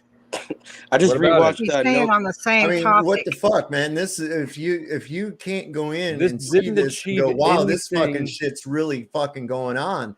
This dude I is already still know doing about this. it. I've Well, seen then Taken. fine. Good for you. There's a lot of people that don't. Yeah, this shit gets real deep, and it has to do with, like, for example, in Crowley's book, Magic and Theory and Practice, they say a male child. Oh yeah, we know. Yeah, they do that. The and perfect for sacrifice and for the magic shit. It's all magic. Once you start looking into some of the subsequent interviews and shit that have been done, he reveals quite a bit more about other missions and things that they've had to do, other stings that they've done. And the thing is, what he points out really well is that this shit can be going on right under your fucking nose and you wouldn't know it. Yep. That is not a good message to leave people with. That's your How opinion. is that useful? How is that useful? It's like, hey, Makes you pull more your fucking aware. head out of your ass and pay attention to what the fuck's It going sounds on. what you just said sounds like a gaslight. Well, no, Yes. but how can you defend against something if you don't know what's happening? Exactly. You wouldn't know about it. Yeah, but what if you don't know what to look for? Isn't that what did they tell you what to look for? You see what to look for, yes. In other countries. Well, in our own country. Oh my God. You don't think this shit happens here? Did the movie? Oh, hey, what they're telling? Listen, this is mostly an American I tried audience. to not talk to you all night It's long. mostly an American They bring these kids here. Yes, that's what I'm trying to say. It's mostly an American audience. Here we go. So now, do they show what it looks like here? What do you mean? What it looks like here? Yeah, they talk right off at the beginning of the fucking movie. He's here. Right at the beginning of the fucking movie, he's here. Right when he interacts with that first fucking that one pedophile that he nabs, right? That's dealing with it here. He's dealing with people here in the United States, and then he goes abroad because the thing comes to him. He goes, "Yeah, we've arrested all these guys and everything." And then one fella asks him, he says, "Well, how many children have you saved?" And he's like, "Whoa!" And he thought about that. In the scene in America, what's it like? They're outside. They're outside a weirdo's apartment. He's on the line uploading stuff, and then they bust him. And then you know what? Why don't you? I know, right? He wants me to narrate the entire fucking movie to him. I guess so. Somebody who doesn't want to see the movie wants me to narrate the entire fucking movie to I'm him. just pointing out that there's. How can you point out anything if you haven't seen it? Because you're telling me. No, I'm not telling you the whole fucking thing. How am I supposed to describe an entire movie to you who refuses to go see it? We're lawyers on opposing side of the issue. You're making your best case for the movie, and what you're saying is the way that it portrays this happening in the U.S. I'm not is trying that to a dude's convince on you his to go see it. computer. I'm not trying to convince you of anything. You already have your mind made up. Oh, this shit's very, very real, man. It's too real. You don't know how deep this shit It's is. real. And what So I'm saying is you've already got doing a your mind poor made up. job. I suggest that you go watch a Disney movie or something instead. And from my research, don't even worry about it. It goes into That's dark not what it occultism, is. black Listen, magic, Flo, whatever you want to call Flo it. has a 13-year-old daughter. The reason He's why got it's his happening. guns. He's secure. He knows I'm everything. a felon. I don't have any fucking guns, you dumbass. What I'm saying is it. So why do you sit there and like your shit's all together? Okay, here's something I'd like to say. I don't have to go see the movie to know what was in it. Okay, I went and watched some of the trailers. I also sat through and listened to a couple of the where they what do you call that when somebody asks questions? Yeah, interviews. I've seen some of that. You've seen the breakdown. So I know the gist of it. I don't need to go and fill my head with all the garbage that I'm sure will be in it to prove a point to everybody else. I've lived it. I know what goes on. And so I don't need to necessarily see it to have empathy for the people that it happened to, or for our those in high places that are participating in it. They buy the children. You know, there's some guys that were down along the border, and their channel's been completely removed. I sat and watched the live stream of it, and they had bus after bus after bus with little bitty kids in them going into these FEMA camp things. They were busing them in. And that was the same time the kids were being kidnapped in Hades. And it was people, the gangs and stuff in Hades that were actually kidnapping the children and bringing them and selling them. And then those children were brought into the United States and then trafficked from there. Yep. So I don't necessarily need to see the movie to comprehend what's going on. Yep. And I do think we need a solution to this, not just a movie showing that it's happening, because we know it's happening. Now what we need is a solution to change it. Well, the movie lets you know you won't even know when it's happening. So have you guys ever heard of this character? In a home flow state, I don't believe my dad knew what was happening to me when I was little, because he was at work, he wasn't home, and my comment was sarcastic because it's a disempowering message that I just heard it sends. So unless you're able to teach your children to talk to you and teach them in certain ways so that they're aware without, making them scared and all that, but it should be an awareness I think we teach all our children, myself personally. I mean, listen, this is what Flo doesn't get. The movie is for the mainstream. Like, oh, I don't need to hear it. Okay, good. I get that. But what I'm telling you is the mainstream already heard it. It was in Taken. No, if they had, no, they didn't. And when they did, they were quickly told by the mainstream that it wasn't true. That's what it was. We're living in a country where people believe that we beat the British and we became quote unquote independent. That apple pie. No, I mean we're living in a country where people can see a movie in AMC theaters that's #1 in the box office, talked about on every mainstream news network, and still think it's being suppressed. So you were talking about all those tons of fucking commercials for the movie and shit that we saw all the time everywhere we looked. It could be some kind of controlled you're talking opposition. about all the promotion that was put out by AMC theaters and how they were so attentive to make sure that the people that went and saw this particular movie. They ran the movie. How the fuck do you wait a think minute, wait a minute. I learned about it. Hold on, just hold the fucking phone.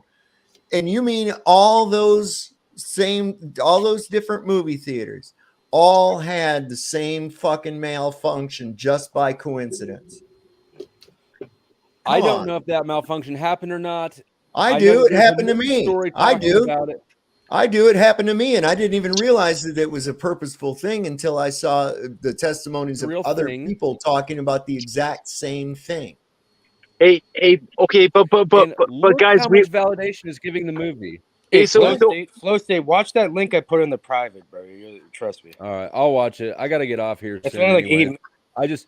It's mind-boggling to me that you guys can be who you are. I know that you are, and be smart as I know that you That's are. truth seekers, as much shit as I know that you have, and still not have any idea when you're getting emotionally roped into another Hegelian dialectic. Like you guys. Oh, this didn't. Hold on. Before you even go any further, okay, this didn't hit me as hard as it does a lot of other people, and it's merely because of how long I've known about this shit. Exactly. And how much more of it I do know. But I look at it from the mainstream person who goes to the theater going, hey, let's see what this movie's all about. And they go, holy shit, this is true. This is really happening. Holy fucking God. Yeah, I think that's a positive because now they're going to go do their more research and find the actual information, right? Well, if they don't know it exists, they're not going to do more research. I promise you. If these people are as stupid as you're giving them credit for, they're going to look no deeper.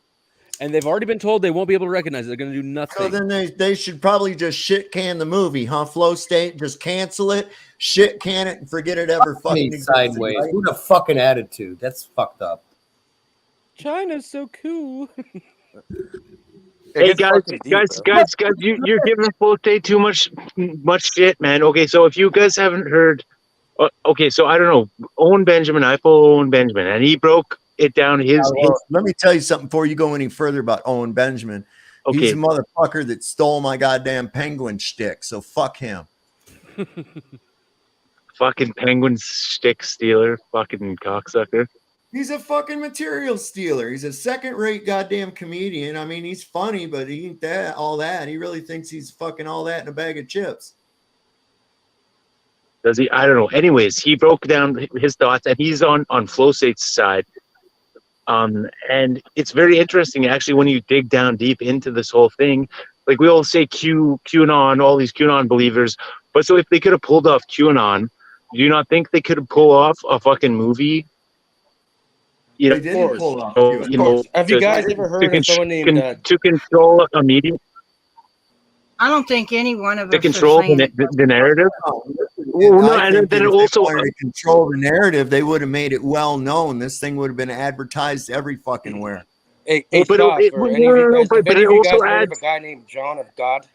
PK, on Oprah. Yeah, we've heard of that. But so no, because one thing, it adds plausible deniability to the public. So once they know it, where everybody knows that it's happening, but nobody does anything, then we're liable. They've told us the truth, so they're good to fucking keep doing it because nobody's gonna fucking do anything. And that's a Well, good that's the satanic Yeah, we all agenda. got They the have to Second tell you what you're Amendment. All listening right, to. so all right, before we go any further with that, the movie's only been out now for a week. Right. Okay. But when you Not really even go down all these rabbit holes, man, like it's actually crazy. not even a week. Hey. So I have been gauging the response I've seen both in public and in social media. And I'm seeing a lot of people that were going, they tried to snow us and told us this shit was bullshit when Q was talking about it.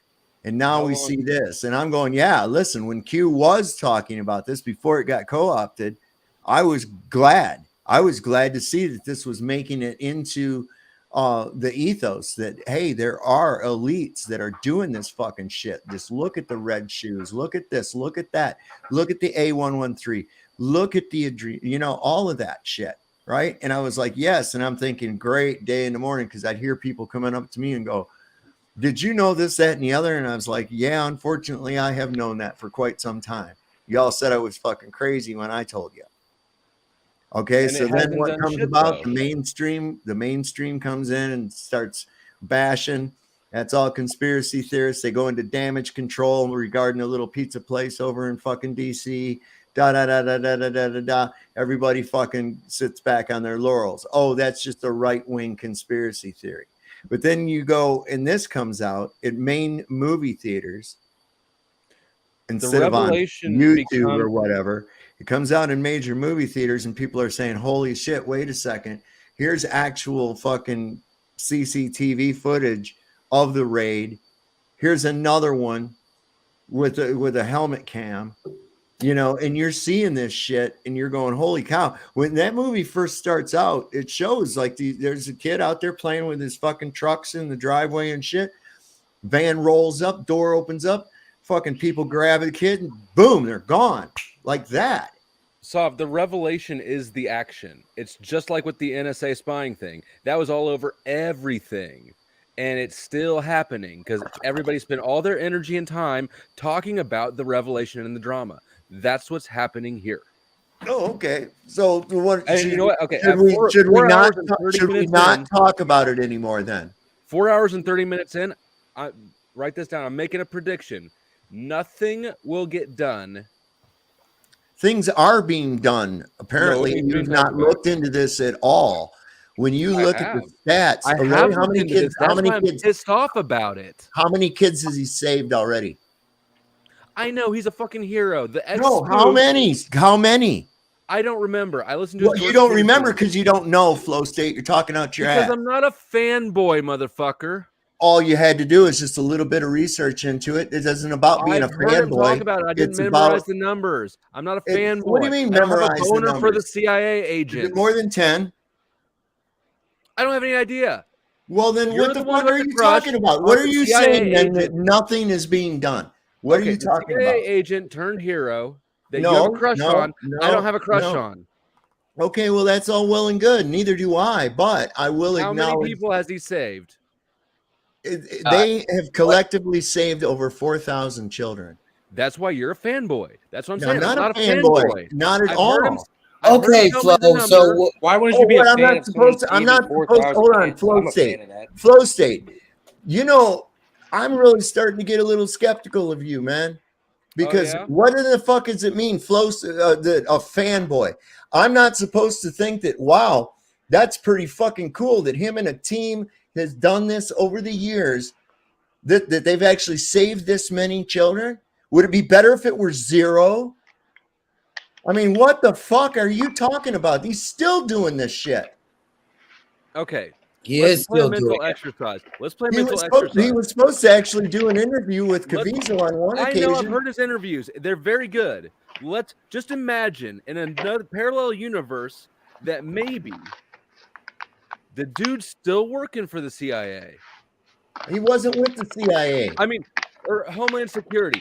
I mean, just play with the mental idea, right? If you can imagine the concept, you have to admit, maybe they're selling us a line. Maybe they're not. Maybe they're not. There you go. Why do you automatically, without evaluation?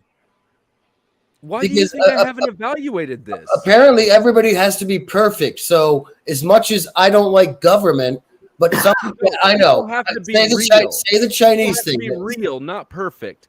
Tupac was a fake gangster. Okay. We're talking about this guy, right? And you guys are just so then what we should do then? Let him finish. Flow State, should we just fucking totally say, yes, okay, this movie is go see it. That's why I haven't brought it up until now, because that's not the point. You should. I don't know if he is or not. I'm just saying, like, my God, you're memorizing his statistics, dude. No one memorized the statistics. Question everything. It's not that fucking hard of a number to remember, especially when it's an astounding number when you hear it. Okay, so that's in your book. That makes me a fanboy. I'm not a fan of any fucking buddy. However, if there is someone who has done such exploits, mad respect, man. Mad fucking respect. And can I say better than anybody on this panel right now? And if agree, if he's done that, mad respect. That's why I didn't bring it up until now. So does that mean 4,000 is pretty astounding? If it's fake, then shame on you for not being more skeptical. Right. But if it's not fake, shame on you for trying to put poo-poo on it, bro. Because that makes you complicit with them. That can be said. The same can be said for both sides. If it's a psyop to make people think that the problem, to give people the impression the problem is far away and you wouldn't be able to recognize it even if you saw it. No, that's not. That's your assumption based on one statement I made about the movie. That's your assumption. Again, coming from a place. Well, we did get Hegelian. You just took it Hegelian. You just made it about two sides, pro pedophilia or whatever, and I'm just saying. Look, I find it awful fucking suspect. Right? I find it awful fucking suspect when people want to shut down the conversation on this. I really do. There are good people in law enforcement, and the man quitting his job says enough. And so Homeland Security, the guy quits his job. He's fixing to retire, right? So he quits his job. You know what that did to his pension? It sent it right on down the door. So a man that doesn't give a shit about the money, I say he's a legit. That's just where I'm coming from. What about like Snowden? What about this guy? Sorry, go ahead. You go ahead. Yeah, he's already got like 6. No, seriously. What about Snowden? What about the other? What about McAfee? What about the? I don't get why. Like, I don't get why the skepticism is met with such like. No, it's not. It would be one thing. Like, listen, you can be skeptical about the movie without saying that it's not happening. We're not. Nobody what is has the said. point? What is the point? What is it? Why would there be a movie out that was not promoted until after it started breaking box office records on fucking the opening day without any mainstream fucking promotion whatsoever? Have you not been here for the last 3 hours? Any kind of recognition. Yeah, no. Like, I'm on Flow State's side here, guys. Like this movie is being allowed to go to all of the theaters. So like, if you can't see through it, like, it is like the Q fucking dump. Like, I do think they are like pushing this stuff just to push it in our faces and to get our accountability, the masses minds to realize it, and then they just forget about it because that's what the masses do. So and then they just accept it and forget about it. That sounds kind of far-fetched. Here, can I add something? It can be both real and a mocking ritual. Here, let me guys tell you how these guys' minds work and their magic works. Pretty much, you have to tell people exactly what you're doing, and if they allow it to continue to happen, then the onus is on them through natural law. They won't have to face natural law consequences of that. Okay. So they have to tell you what you're doing, and then it's all through acceptance and compliance. Have you seen the movie, Cage? Everybody here gets that. I know about this subject. I've studied this shit for a long time. All right, great. You've studied it. Have you seen the movie, Cage? Not yet, but I will. Not yet. All right. So I suggest. Who got arrested? Who got arrested? Who like really? What actually happened? Nothing. So a bunch of people. God. What? A bunch of What? Bearsworth, have you seen the movie? No, apparently not. I haven't. No. Okay, then what are you talking about? Stop. I've been thinking, but so skeptical. Are you going by what fence, OB man. said? Are you going by what OB says, or are you going by what you saw in the movie? No. So I'm so 50-50 here, man. Okay, so totally, truthfully, I was like hardcore on your side, like this morning, and then I watched Owen Benjamin's breakdown of his thoughts on it today, and then now I'm like totally up in the air, and I can totally see the other side too of it being. You don't see through Owen Benjamin. I would Why suggest don't you go you look have at one more of. Hold on, I would skepticism? suggest you go and look at one of Nuthouse videos that he put out just the other day. This motherfucker uses the same goddamn story in about 5 different situations in 5 different scenarios. Stop. About Why telling don't you some have old any hunchback skepticism about for it? wearing a mask or Yeah, something. listen. It's roughly speaking, it's 2-hour movie. Again, do you want every goddamn thing that you care about? You want to talk about the small hatch? You want to talk about Make a flat movie Earth? about No, stop. It's a 2-hour movie. Do you want everything in there? Stop it.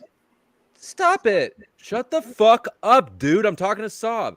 No, Saab. why don't you just Well, the thing is, go see the movie? Eric's I got a already point. told you, Eric, I promise you, I will never watch that fucking movie ever. Well, just there you because go. you won't shut the fuck up. So anyway, Eric does have a point. Which is watch the movie, right? No, it's not. But I don't want to hear Eric's point until you answer the fucking question. Why do you have no suspicion for this at all? Yes, of course. Always. I'm No, you suspicious don't. of everything. Oh, really? I know that these fucking actions took place. In fact, that sting operation was featured on one of the fucking mainstream news. Tell me more about how it's programs. not promoted. What's that? Tell me more how it's not promoted. It wasn't. Okay. It wasn't. There was like only ads that came out for it were by Angel Productions on social media, and those were even shadow banned down to the fucking bottom. But people went despite that because of word of mouth, and broke box office records. Beat Disney. If it was shadow ban, how did they make $40 million in 3 How days? did any of you hear about the movie? Does word of There's mouth no mean there. How did you social hear about the media? movie? Review was recommended to me by YouTube. It wasn't shadow banned. It was indirectly promoted. Okay, well, I learned about it in a chat. Somebody asked me if I'd heard about it, and I said no. So I heard it through word of mouth. And I've had people when I told them that I'd gone and seen that movie, and they goes, "What's that?" They hadn't heard about it. And I'm talking about people that are constantly in social media and other things like that. So no, it didn't. They all knew Indiana Jones was coming out. Everybody knew that was fucking coming out that weekend. Hey guys, but we shouldn't let it divide us. Seriously, man. Like, because we're all on the same page. Is that we go with this. Look, And I'm the not fact actually that mad this at went anybody. mainstream. Well, and like, then it's going to bring at least these people around instead of going, "Oh, it's just conspiracy theory." It's not. It absolutely is not. Yeah, it's such a crazy thing because this is why I became a truther, man. It was because because of Pizzagate and all this shit. Once I found that out, broke my mind, and I had to get to the bottom of it. And I went down that whole fucking thing for 7 years, man. Well, imagine being in 2010, 2011, around that time, and you're digging so deep into this. And this is back before YouTube got shitty. Okay. Yeah. And I'm digging around and I'm finding stuff real deep about ninth circle rituals. how it involves clergy of the Catholic Church up to and including the Pope, who has to do a ninth circle ritual when he's becomes Pope, which involves the sacrifice of an infant and the drinking of its blood. That the stories, the eyewitness testimony of people who were in on raids, busting in on these ninth circle rituals, and then how they ended up fucking dead later.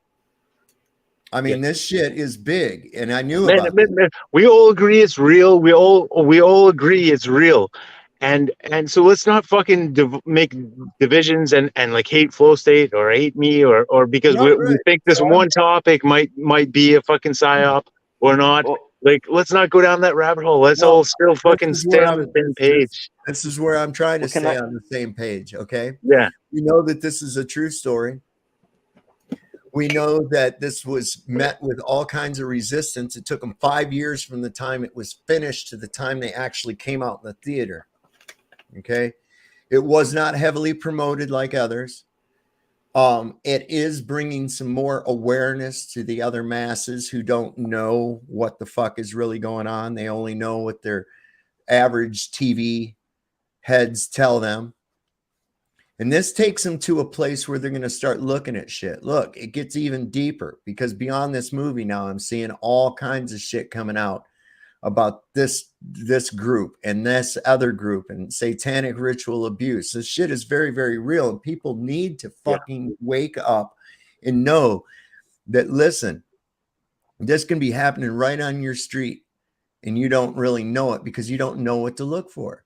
We're so disassociated from one another.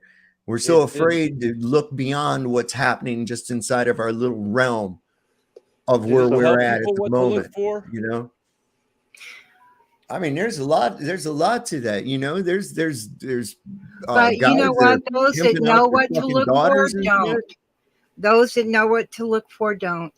Whenever you've got children and stuff like that do not know how to articulate what's happening to them and everything, and the adults around you know what's going on and do absolutely nothing. And I'm talking about teachers and people in the churches, wherever you happen to be regularly in public. There are signs, but the thing is, the children don't necessarily know how to articulate. And so the adults wait until you're an adult and then go, oh, I'm so sorry what you went through when you was a child. Well, if you knew about it, why did you stay my parents' best friends and you're still their best friends? That's the question I got for some adults and for the teachers that knew and for the pastors that knew and the cops and everybody else. Okay, so I would like to know. Answer me that one. All the adults know, and they do nothing. Well, even where I live here in central New York, when I was away, let's see, there's the middle school I went to, it got sold to a private church. 10 years later, they were whipping, it was a cult, they're whipping boys' penises off, and they went to jail for that. A little past. How long did it have to go on before something was done? Exactly, I know. But well, there you go. When you find out that those in authoritative positions are actually in the fucking club, that's why nothing gets done. Exactly. See, the way I see the movie is, okay, this is what's going on. This is how your government, I think it exposes a government, quote unquote, that what people like to call it. It's a business. They're in business to make a profit. When people understand what a corporation is and actually how it works and how it protects the person behind it, because they're, like you say, it's the chicken in the hen house. The only thing is the chicken doesn't get fried in the end.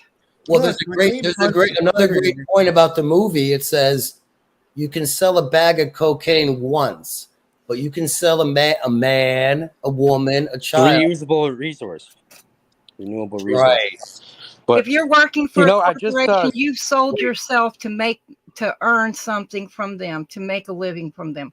If you are the owner of the corporation, you protected all your assets that are private, and that's your business.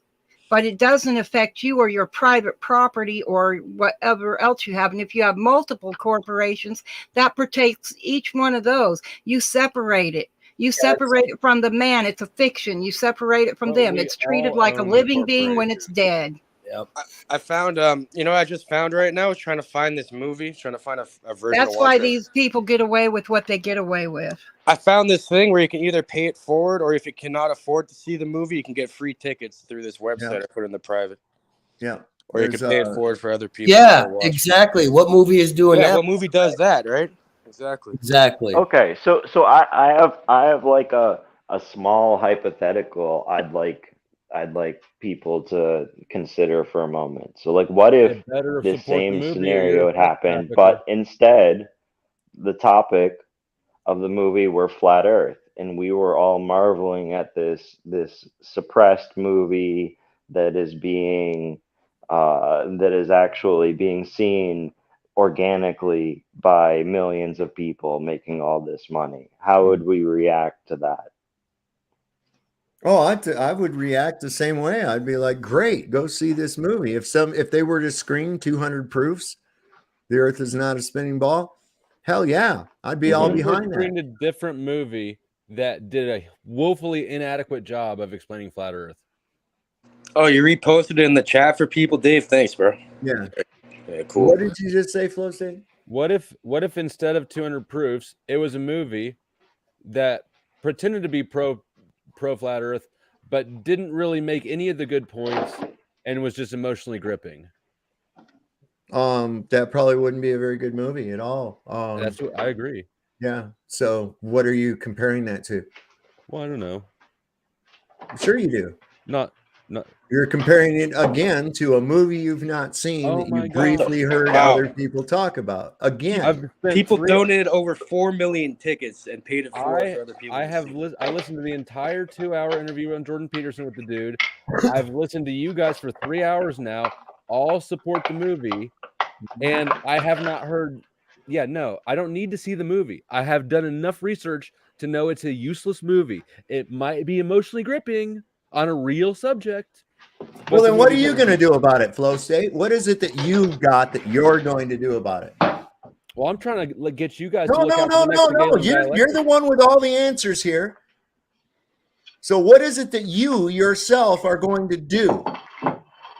You know, are you going to make a movie that's going to cover all the best way to stop child trafficking is to go watch this movie. That's not what anybody said at all. That right there is a red herring. Yeah. So what am I going to do about it? No, it's not, because you're suggesting, and this is what I see, that people should not go see this movie. I didn't ever say that, did I? Did I ever once say that? No, but you certainly have a lot of objections to people seeing it. What I have objections to is to people having blind faith that this is the truth and this is great without doing any critical thinking because they're emotionally invested in the story. Have you determined any of it to not be true? Nobody ever said it's the truth, like the one. I never said it was not true. What part of it's not true? What part of it's not true, Flo State? You must not have heard me because Eric was talking again. I never said it was not true. All right, then what's the objection? That it is promoted by the mainstream media. Okay, well, that's your assertion, which is unfounded. So you can go ahead and cling to it if you wish to. I know otherwise. Okay, because the mainstream media tells you not to see it, not to see it. No. The mainstream media didn't say fucking dick about it until it came out. After the fact. The algorithms hasn't pushed it to me indirectly through Jordan Peterson, right? Like I said, play chess, not checkers. If you can't think like one move away, right, then I guess you're right. Okay, so wait a second. So the movie was promoted through mainstream in a negative way after the movie came out. Hey man, they did the exact same thing to us with Donald Trump. We all were supporters of Donald Trump fucking 5 years ago. I would assume. I wasn't. They did the same thing, man. That's what he's saying. Like it is. I can see it. It is like a fucking. It could be the same thing as Okay, Q so or what Donald Trump or. what would be the negative repercussions? In other words, the establishment goal in doing this. If they don't want people to know anything about it at all, wouldn't it be wiser to shut the fuck up and not say anything? You've already discredited Q. You've already discredited everything else, right? So why bring it up again? Can somebody stop washing dishes in the background or mute your mic? Yeah, I know. I could just see. I only see it as like maybe like the whole thing with the where they need to tell you the truth. Yeah, so they give it to you in plain sight. They already did that. But then society accepts it, and they're not going to do anything. Nothing's going to come of this movie. All they did was release this movie, and they told the whole public that we're fucking your children and raping your children, and we're fucking molesting your children, and nothing's going to happen because society is too fucking stupid. 99% of them are all fucking retarded. They're not like us that actually sees with eyes to see. 99% of everyone is just fucking watching the football game and fucking walking their dog in the fucking park. Course of action would be for everybody to disregard the movie, boycott it, don't go see it at any cost. No, I'm not saying that. I'm not saying that. What the fuck are you saying? Nobody ever said that or anything remotely close. Yeah. I'm not saying that either. I think it is a good thing. I see 50-50. I'm on your side and I'm on the other side. I'm seeing a pattern that it's the people that have not seen it. Right? And that includes Benjamin. Yeah. Okay. Well, no, and I hope it wakes up a million people. If it woke up a million people, maybe that, like, I'm also optimistic, man. Like, hopefully, man, if that wakes up a million people and it changes the planet, fuck, that would be amazing. It's just after all these fucking shit, because I was a Q-tard for a while. I was a fucking Trump-tard for a while. And so now I'm like sick of these fucking golden childs that are going to save the day. And yeah, and it's just like, so who claimed that they were going to save the day? They merely highlighted an operation that's taking place that most people probably didn't know was even taking place. Yeah, I don't know, man. It's just I don't know. So that right. See, this is the kind of thing I'm looking at, because if they'd already discredited it, why? They told us what they're doing, right? So everybody, and then make you go, oh no, it's just a conspiracy theory. It goes and dies along like old hat. Anybody that brings it up now, oh, that's just crazy right-wing shit. That's what they hit with everything, and try to make it like this isn't happening really, not at all. I just think, okay, in 3 months, are we going to even talk about this movie? No, probably not. Like, is it going to do anything? I just want to know what's the difference. Documentary, but the docu-series that Gibson's getting ready to there release, you go. I think that's going to also keep this. That's what ties the There's whole thing together. There's follow up. I don't know what we want to call it, but Dave apparently knows. Everybody doesn't want to watch it. Trust but the plan. There's things. Trust the plan. Okay. Yeah. Okay. Trust the plan. Yep. Yes, Trust Mel yes. Gibson. Mm-hmm. Okay. So I don't know. Let's just It's been scrubbed from the internet too. You cannot. I've been trying to find it for the last like half an hour. You cannot find it anywhere. I'm going to get off, but before I go, the last thing I just want to say is, if I had spent 5 years or however long filming this movie, pushing this movie, trying to get this in front of the public, I would have put something useful in it. Well, you don't know that there isn't anything useful in it, Flo. Well, I know that none of y'all have been able to represent anything useful at all to me. Well, I'm not. Look, that's not my job. That's not my job. Position. What am I supposed to do? Was I supposed to be convincing you that you should go and see this? I just said it's a good movie. I enjoyed it. Go see it. Yep. If you don't want to, that's your business. Man, we're all truthers. It's not worth fighting about. Like, it's not worth fucking fighting about. I don't give a fuck. I know, for real. I'm serious. But it's total divide and conquer. It seems like divide and conquer. Like, we're all truthers. We all believe in the same shit, and we're having a big fight right now. No, I'm not having a big fight. What I'm trying to take it. I'm trying to take it. I'm trying to take it to this place right here. I don't give a fuck if you go see it. Okay. I suggest you go see it. I suggest people research into this and study and find out more about it, because this is so fucking insidious. This is how our world actually runs. I've spoken about it before, long before I even knew this movie even existed. Long before QAnon, long before Q, long before any of that fucking shit. I was talking about this. Well, Dave, bringing awareness, trying to bring awareness to people, and it goes over their head. But when you see the real human cost involved with this shit, when somebody puts it's one thing when people that were reading in newspapers about the fucking landing on Omaha Beach. It's another for them to be getting live footage of it actually happening. Okay. I'm sure there would have been a lot less patriotism going on if they'd have showed a scene from D-Day like we were shown in fucking Saving Private Ryan, for instance, right? If people actually saw that in color, they would have been, wow, this is some horrible shit we're sending our boys into. What the fuck? This is why there was so much opposition with the Vietnam War, because that was televised, man. People were seeing the casualties. They were seeing their American boys on stretchers blowed apart, being carried to choppers and shit. We didn't get to see that in Afghanistan and Iraq. You know why? Because they realized that was their mistake during Vietnam. That's why there was so much. Didn't even see it in Desert Storm. Yeah, Desert Storm. You didn't see shit from that either.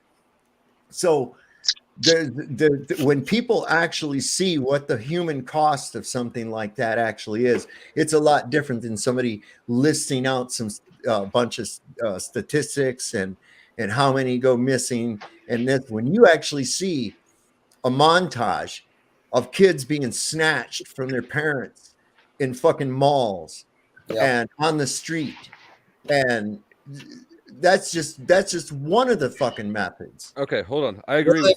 I'm going to say something here. I will be honest. I've seen worse. Did the movie, from my perspective, just kind of scratch the surface? Okay, Flo, I'll give you that. Did it just scratch the surface? Indeed, it did. But for your average apple pie America, God bless America, no. Okay. But here, before we get off it, Sav, you just compared it to watching the Vietnam War. When You're not going to see anything that horrific. Right. It's just the context of what's going on. There's a very poignant scene when he gets in there to rescue that girl. After people saw the Vietnam War and it resonated with them, they then did what? They went to the politicians and demanded the war end, basically, right? Mm-hmm. What is the demand now that people are resonating with this? I'm not aware exactly of what all the demand is. I know that there's a lot of, they're in the talking stage right now. A lot of people, I've seen videos of guys that are on there talking. This is a message to Tim Ballard. My name is such and such. I can be contacted here. I'm in. And this is exactly my point, though, is that after the war, people demanded it stop. After this movie, the only things that could be demanded is more cops, more invasion of privacy. Those are the only two things the public can demand. I think you're not getting it. I think a lot of people are realizing how high this fucking goes, and they're not trusting that. I think what you're not taking into account is this truth vibration that seems to be permeating everyone. And it's getting to a point where it's at a tipping point now. You got to make a choice. You either support it or you're against it, and you got to pick and choose. But, having a solution. How do you have a solution whenever they've got ammunition and weapons that if they want to, they just bomb your freaking house or send somebody to burn it down with you sleeping in it? I know people that have died at the hands of so-called government cops, DEA agents, all that crap. So when you have something to go from, a foundation of a personal experience, especially, you're looking for that solution I mean, and there's always going to be, we're here, the knowledge of good and evil. We're seeing it. We see the evil, we see the good. There's good people that are trying to stop stuff like that. And then there's evil people that are, going to. If I didn't see any of this promoted for as long as they were making the movie. However, I did find out about it, that the movie was coming out July 4th in a chat by just some other person. Yeah. So That's how I would say that we're looking at a very, very strong force of good and evil here in this situation. Listen, it goes really hard and deep. These motherfuckers so do I. aren't playing. I mean, they are not playing at all. I mean, they fucking literally kill entire families to shut somebody up. Yep, they do. I mean, the Clinton-sided people. Let's just take a look at that little crew right there. Look at how many people they killed Scalia. I'm sure of it. He didn't just die accidentally. But that's the point. That's what I'm getting at, is that this is perfect timing, because that truth vibration, this new frequency that more and more people are picking up on, it's a higher frequency, and they're seeing shit more and more for what it really is. Right. Don't get me wrong, we still got a lot of people out there that are never going to fucking wake up. They're never going to. And I believe that there are a certain number of them that are controlled by, like I've said before, by Legion. I mean, the little theater that I went to, right? It's in Luray. It's the only fucking theater here. It's the only theater within 35 miles. Yeah. Right? It's privately owned. But they still found it to fuck up and leave the lights on. And I'm like, what is going on that all these other places had the same fucking thing, or an electrical fire and evacuate the theater, or no air conditioning only in the theater where that movie was playing. Or Dave, I could not find this shit online. It's been taken down from every streaming platform. It's weird. What's that? The movie we're talking about. Usually, like any movie that comes in a theater, you're able to find it within like a couple days. Oh, Sound of Freedom? Yeah, I've been trying to find it this whole time. I can't. Like the ones that were there, they've been taken down from DMCA. Like a bootleg? Yeah. So it's there's been and listen, they ran into the same problem with Passion of the Christ, and that one did the same thing. It really it blew the fucking box office doors open, and it was amazing the power that movie actually had. There were some bad people that were like just fucking turning themselves in and shit, man. And I don't buy the lore around that one either, nor around the Blair Witch Project. I'll tell you what I did. It didn't make me believe. I liked it. It was very well done. Very well done. So, like, I really want to know, like, 15, 20 minutes ago, like, there was a question, right? It was from Flow State asking, like, why you don't believe that the media attention, the negative media attention, is supposed to promote the movie, and you said that it's because it came out like after the movie. And I want to know what the distinction is between negative media attention, like long before a movie, just before a movie, or right after a movie is released, because I don't understand.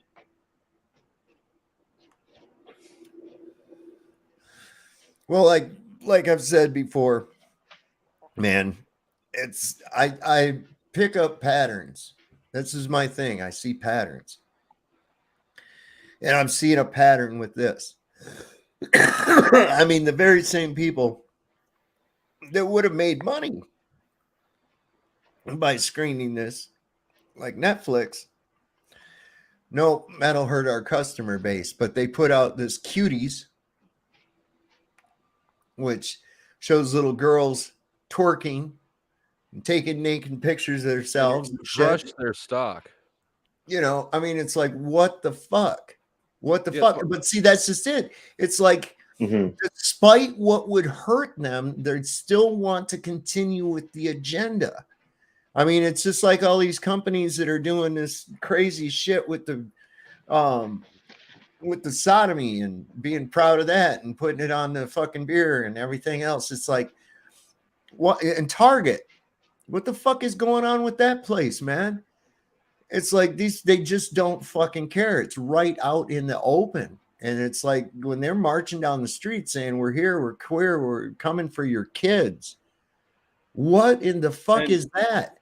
But don't you think that they're doing that on purpose, right? Like Target came after Bud Light. They had to know that was a losing move, but they did it anyways, right? It's that ESG score thing. Hey, but dude, Right, yeah, so- but that's now- just this new thing, right? This CAS or what? This score ESG. that all. Sorry, what is it? ESG. Or like this score that Yeah, all it's the ESG score, economics, social right. governance. And so if they don't perform on that, you know, they will get fines that are unpayable. Maybe. And the company will go and the company will go tits up anyway. So they have to do it. And what happens? What happens next is the company. Well, we know the that. company- I mean, the we company agree. Wait, Dave. No, Please, Eric. please, No, you please, don't I have don't the talk answer that or the much. solution Please let or me something speak. tight. So what happens Let next? Corey continue, man. But and the company goes tits up and is pennies on the dollar, and it gets bought by the people that actually installed these regulations. That's what's Right. going to happen. Well, it comes right down through the World Economic Forum, down through BlackRock, okay? Because they're the fucking major shareholders of every one of these corporations. Now they're tied in with the World Monetary Fund, the International Monetary Fund, the IMF, and all the banks. So they cut the rules, right? If you don't maintain this social governance score, then what we're going to do is we're going to cut your credit line. And that because you're bigots and shit, right? So we're going to cut your credit line and you can't operate without that credit line. And if you don't go along with it, then we're just going to fire you and get a CEO that will. Now, this is also part of this whole communist agenda to destroy national identity, because in the United States, we're a consumer-based economy. We're a consumer-based society. We function to buy and use shit. That's basically what we do. So these national brands that we're so used to, Budweiser, Nike, things like that, well, we destroy them. And something else takes its place, something without that same national identity, something that's going to promote the agenda. And pretty soon, that's the only game in town. It's kind of like when the Walmarts moved in and they shut out all the mom and pop stores. Main Street died, right? And now they're the only game in town and they suck.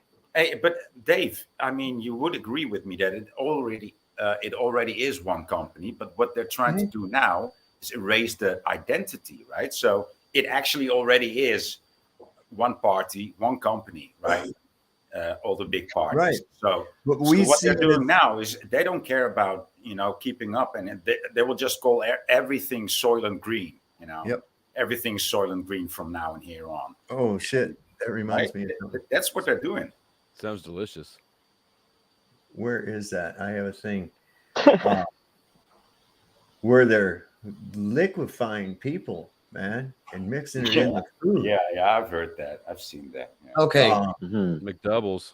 And When it comes to getting a movie in a theater, I don't know. I don't want to get into debate, but who knows Rocky Horror Picture Show?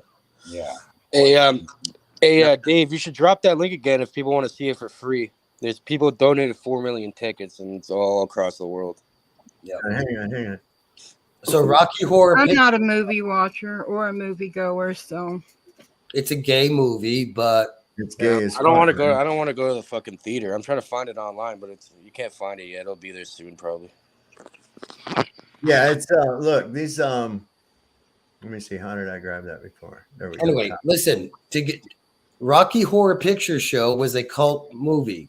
And that, in places like New York City, there's a group of people that wanted to have Rocky Horror in the certain theaters, like every Halloween, because it is. So getting a movie into the theater is not just, it's not straight up as you might think. Right. It's not all about Keeping it making out a of the profit, biggest theater. Right. Like, Yeah. AMC No, is the I'm biggest. totally with that. It has to be It's approved by about someone, selling. right? It's about selling a mindset, right? Yeah, it has to be approved by the higher ups, the people that run them, probably like CIA or some sort of fucking. Yeah. And I mean, I just want to reiterate. I know I said this at the beginning, but probably everybody's forgot or hasn't heard. I'm not even necessarily. I don't know. This movie could be great and it could be true. I don't have a strong opinion on the other side. It just like I'm stunned that I'm the only Yes, you one do. sitting here with any. I mean, not the only one, obviously, and some other people, but actually, most other people has some skepticism. But some of y'all need some more. Well, you know, it's not one does not necessarily mean the enthusiasm on Dave's side, you know, on the quality of the film does not exclude. And that's a fair point. Yeah, I mean, look, it was a great movie. I think Jim Caviezel deserves an Oscar award for his role. I like the fact that it's getting this message out into the mainstream. In order to cover all of it, you'd have to have about a 18-hour fucking movie. That's how fucking deep this shit really goes once you start getting into it. And that's not even that's just with the organ harvesting, with the prostitution, and that's not the only type of slavery. They got these fucking kids going in cleaning goddamn slaughterhouses and shit for nothing. Yeah. They're using them. They're slaves, man. Yeah. And it happens in every level of society. Yeah, I mean, and it's like you got to know. Not, and they don't have slaves or children slaves because they enjoy that. Because they can do it. You know, Yeah. it's not the fact that they cannot pay for actual It's personal energy harvesting. It's all black magic or dark occultism. Absolutely. You wanna Look, call it that? So how do we fight back? Let's learn some fucking light occultism, some fucking light magic, or put it back on them. I'll fucking destroy them with my mind. The problem is that you don't have to go all the way down the rabbit hole where other people won't go with you in order to do something about it. You can just be like, look, this is a real practical problem, and not have to convince people to engage in witchcraft with you. It's not witchcraft. It's just counter what's already there. You know what I mean? The whole what happened? Convince you. Well, yeah, if you want to fight back, it's a mind war. When your solution is white magic, you guarantee from the outset you're not gonna have that many people getting on board with you. Just guaranteed. Oh, I know, but they do it either way, even if they're. So let's try to solve the problem the most effective way, not the most witchy way. Right. Well, one of it is too. What do you do? Lead therapy? Just shoot them all, or what? I don't know. You need to keep your head on a swivel, and especially right now because, like I've said before, they pulled out all the stops. I would they don't say even fucking care. They don't even care anymore to the point. Cage, where to Cage's question, like what I would suggest is people stop supporting DCF and pornography. Those would be my suggestions. If this were my movie, that's what I would have said, because I don't think anybody knows that those two organizations are hugely involved in this. And the Playboy Mansion was a huge. I agree with that. Site. Right. Yeah, I don't support that shit in the first place. It's my. What was it? Remember that broad that was out there years back? Tracy we know Lord. how much you masturbate. Do you remember Tracy Lord? Oh, sounds familiar. Yeah, she got into the porno business when she was 15 years old. They didn't find out that she wasn't, supposedly didn't find out she was 15 years old until after she was already like 18. And she'd already made all these fucking movies. And so they ended up having to go back and take all those fucking movies off the shelves. And then, she became a DJ then she became a DJ. Brooke Shields on Playboy at 10. At 10, she was in the movie Blue Lagoon that had full frontal nudity of her. Come on, man. This has been big, and the people. Blue Lagoon. Nobody even knows that movie. It was these two kids in a shipwreck. They're little kids. They're the only survivors and ended up on this island. As a movie from the 80s.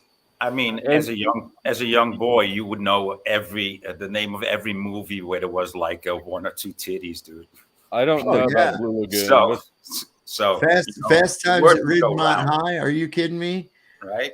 So when you had that broad at the pool scene. And oh 10, my god! Right, with Bo Derek and right. Oh, that was another one. Yeah, Bo Derek running with her titties flopping. Oh yeah, right. Daniel Becker brings up OnlyFans. That's another good one. Yeah. I'm not trying to ruin your guys' fapping, but like if you want to combat this, you have to at least be aware of when you're supporting it, right? Like anybody who says they're against slavery while talking into their iPhone, I got news for you. Anybody who's against corporations exploiting things but has a 401k, got news for you. Yep. Hey, same thing with your clothing, your textiles and shit. We're sucked into it. Why do you think it's cheaper for a corporation to harvest vegetables, send them overseas to be processed, and then send them back to the United States? Because it's fucking cheaper than doing it here, even with the shipping cost. Also, I think that some of that is about making sure that people are dependent on supply chain. Like that's part of the NWO structure, is to make sure that people can't be self-sufficient where they're at. Yeah, and to be fair, it's also a greater consideration, like their individual profits as like traders in commerce, than it is them actually being efficient about anything. Yeah. So check this out, just on a different note. This is kind of Does crazy. Flow State look like TJ Miller? I just saw that. God, that was a long time ago. That's why you were showing his picture up. Yeah. I was like, why the fuck does he keep pulling this dude up? So, you've heard me talk about like, where the fuck are they doing with all the dead people? Because there's like no cemeteries. So check this out, man. This is fucking crazy. The end is near. Check out this death chamber, this washing machine. They call it aquamation, where they liquefy the dead and then dump the remains down the drain to be recycled into the municipal water supply. And so they're showering in it, they're doing their laundry in it, and this is happening in most states across the country. Baloney. In most major cities, they're recycling dead people and feeding it to the living. Oh, shut what does that mean exactly? And they're grinding up the bones into powder. They call this calcium phosphate, which is going to be used for food processing, undoubtedly. Now this Maybe I in your call vitamins. garbage. Yeah, I'm choosing not And to. so what are the implications when there are people that are cremated? people a lot start more eating people dead? becoming cremated because it's cheaper than a Right. full-blown burial service and all that. So I don't buy that. That's garbage. Well, I don't know, man. You Well, go the to these cartel- cities.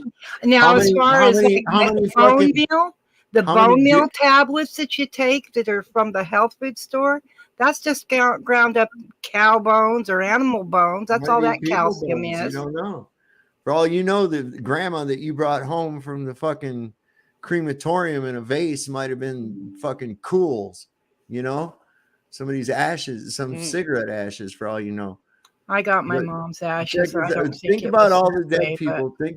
Think about all the fucking dead people in like New York City. How many people a fucking day die? Now, how many of those people are just like indigents, don't have any family, some old person with nobody even knows them and shit? That's a lot of bodies to be getting rid of every day, man. And this A lot might of them- actually, I don't know. There- Let's just finish listening to this thing, man. You can sell bodies like to cannibalism. science, though. There's a big Is there going to be for science Kuru market. running around out there? Mad cow disease. What about in a spiritual sense?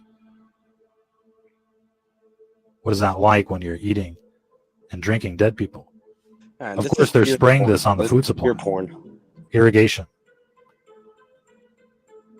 They're using dead people as compost. You're using and human people are drinking. sewage on the fucking. So what does that mean? What does that feel He's- like, I'm gonna call bullshit, ladies on and this, gentlemen? too. Obviously, this is another He just satanic put it on ritual everything. He put that's he put being dead bodies performed everywhere. before our very eyes. And essentially people are being raped by this death juice as they're forced to drink it. Talk about drinking the Kool-Aid. Now they're drinking dead people in the major cities. That's why they're all crazy in these big cities. They're drinking dead people, and they don't even know it, for the most part. And they keep finding human DNA in the food supply. What do you think that's all about? It's probably not just aquamation, but they're probably grinding babies and who knows what else in these meat processing plants so that people will eat human flesh without even knowing it. That's how these cartel does this shit. Cult members coming on too strong get with their it. kicks, ladies and gentlemen. Quite literally. You know, and the thing is, I'm always doing that to the old lady, man. I'm like, oh my God, this really good pork. At least I hope it's pork. Well, the cartel does do that shit. They do like fucking liquefy bodies and they feed it to people and like fucking pretend. Apparently it tastes like pork, so they pretend it's pork taco. Not a good reason to go vegan though, because well, why would you do what the World Economic Forum wants you to do, anyways? Yeah, I was trying to eat bugs and artificial lab-grown meat. Yeah. Well, listen, guys, it's getting up here close to 5.5 hours. I'm going to get off here and relax before I go to bed. So I'm going to go around one time, and we'll start with Flow State. You got any last words? Nope. Good talk. Thanks for having me on again. No hard feelings to anyone I was hostile at. All right, man. See you next time. What about you, Eric? Thanks, Flow State.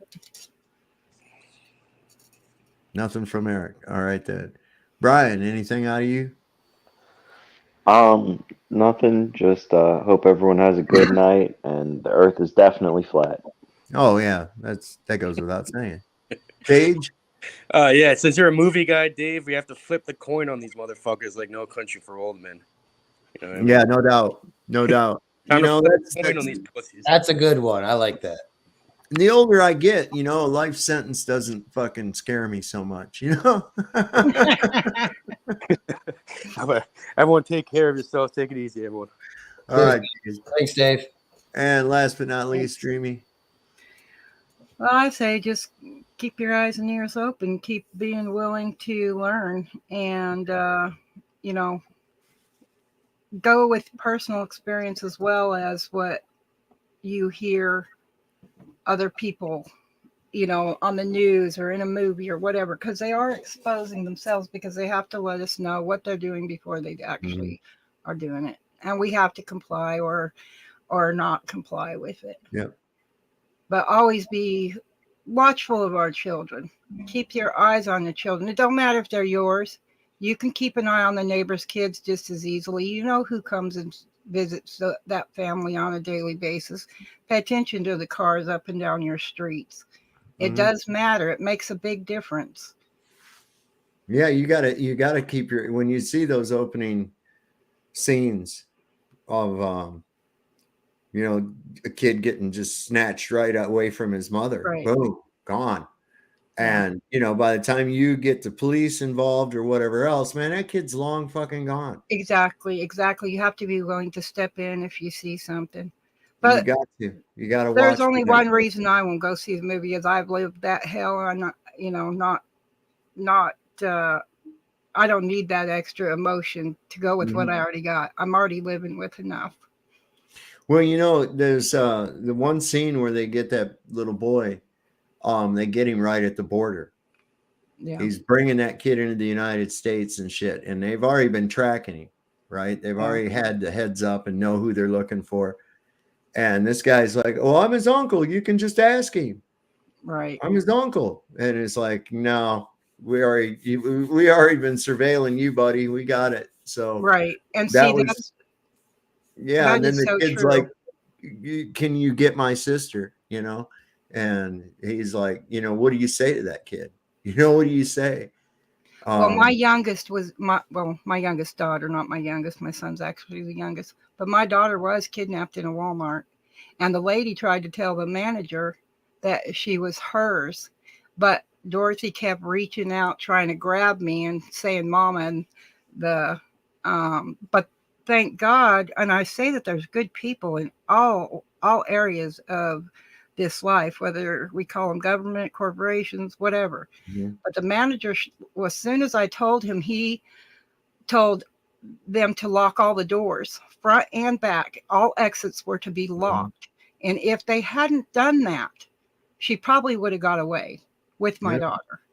So I have been in those situations, and it is scary to think what would happen to your child when they're not there. You know, when they're not there, there's a fear in you that, I mean, if I hadn't have had my daughter in my hands, I probably would have ripped that lady's head off. Well, Probably you know, would have killed her with my bare hands, because that's how angry I was whenever she started standing there lying. So it hits really hard home to me. So I know those things happen, but there are good people in law enforcement. They did save my life, some of them, even though I've had bad experiences. There was also good experiences.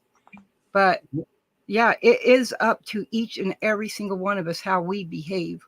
What we are. I say people got to get their fucking heads out of their ass and pay attention to what's going on around them. Pay attention to detail.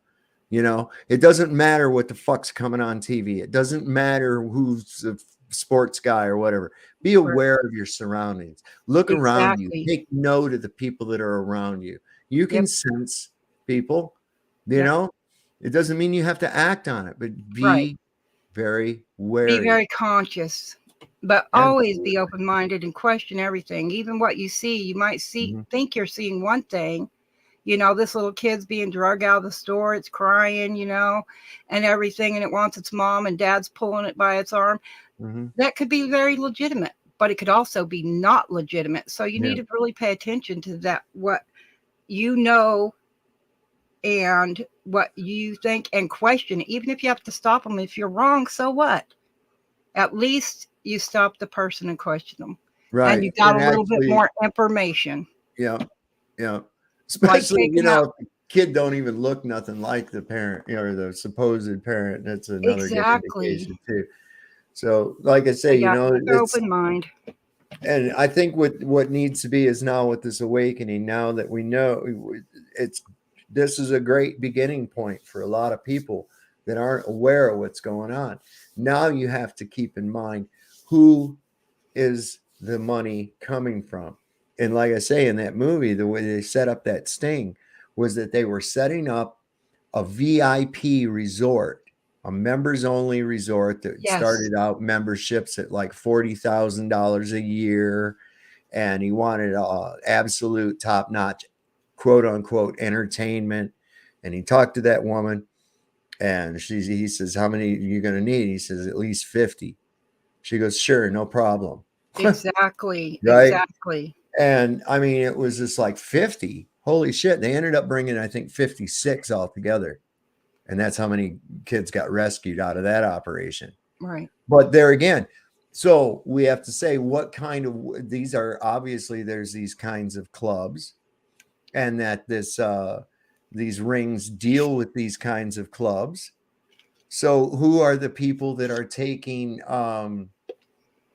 who's paying to be a member of these clubs, right? So this brings us right to the Lex Wexner, and of course Jeffrey Epstein, and Ghislaine Maxwell. So where's Ghislaine Maxwell's client list, and why haven't we seen it?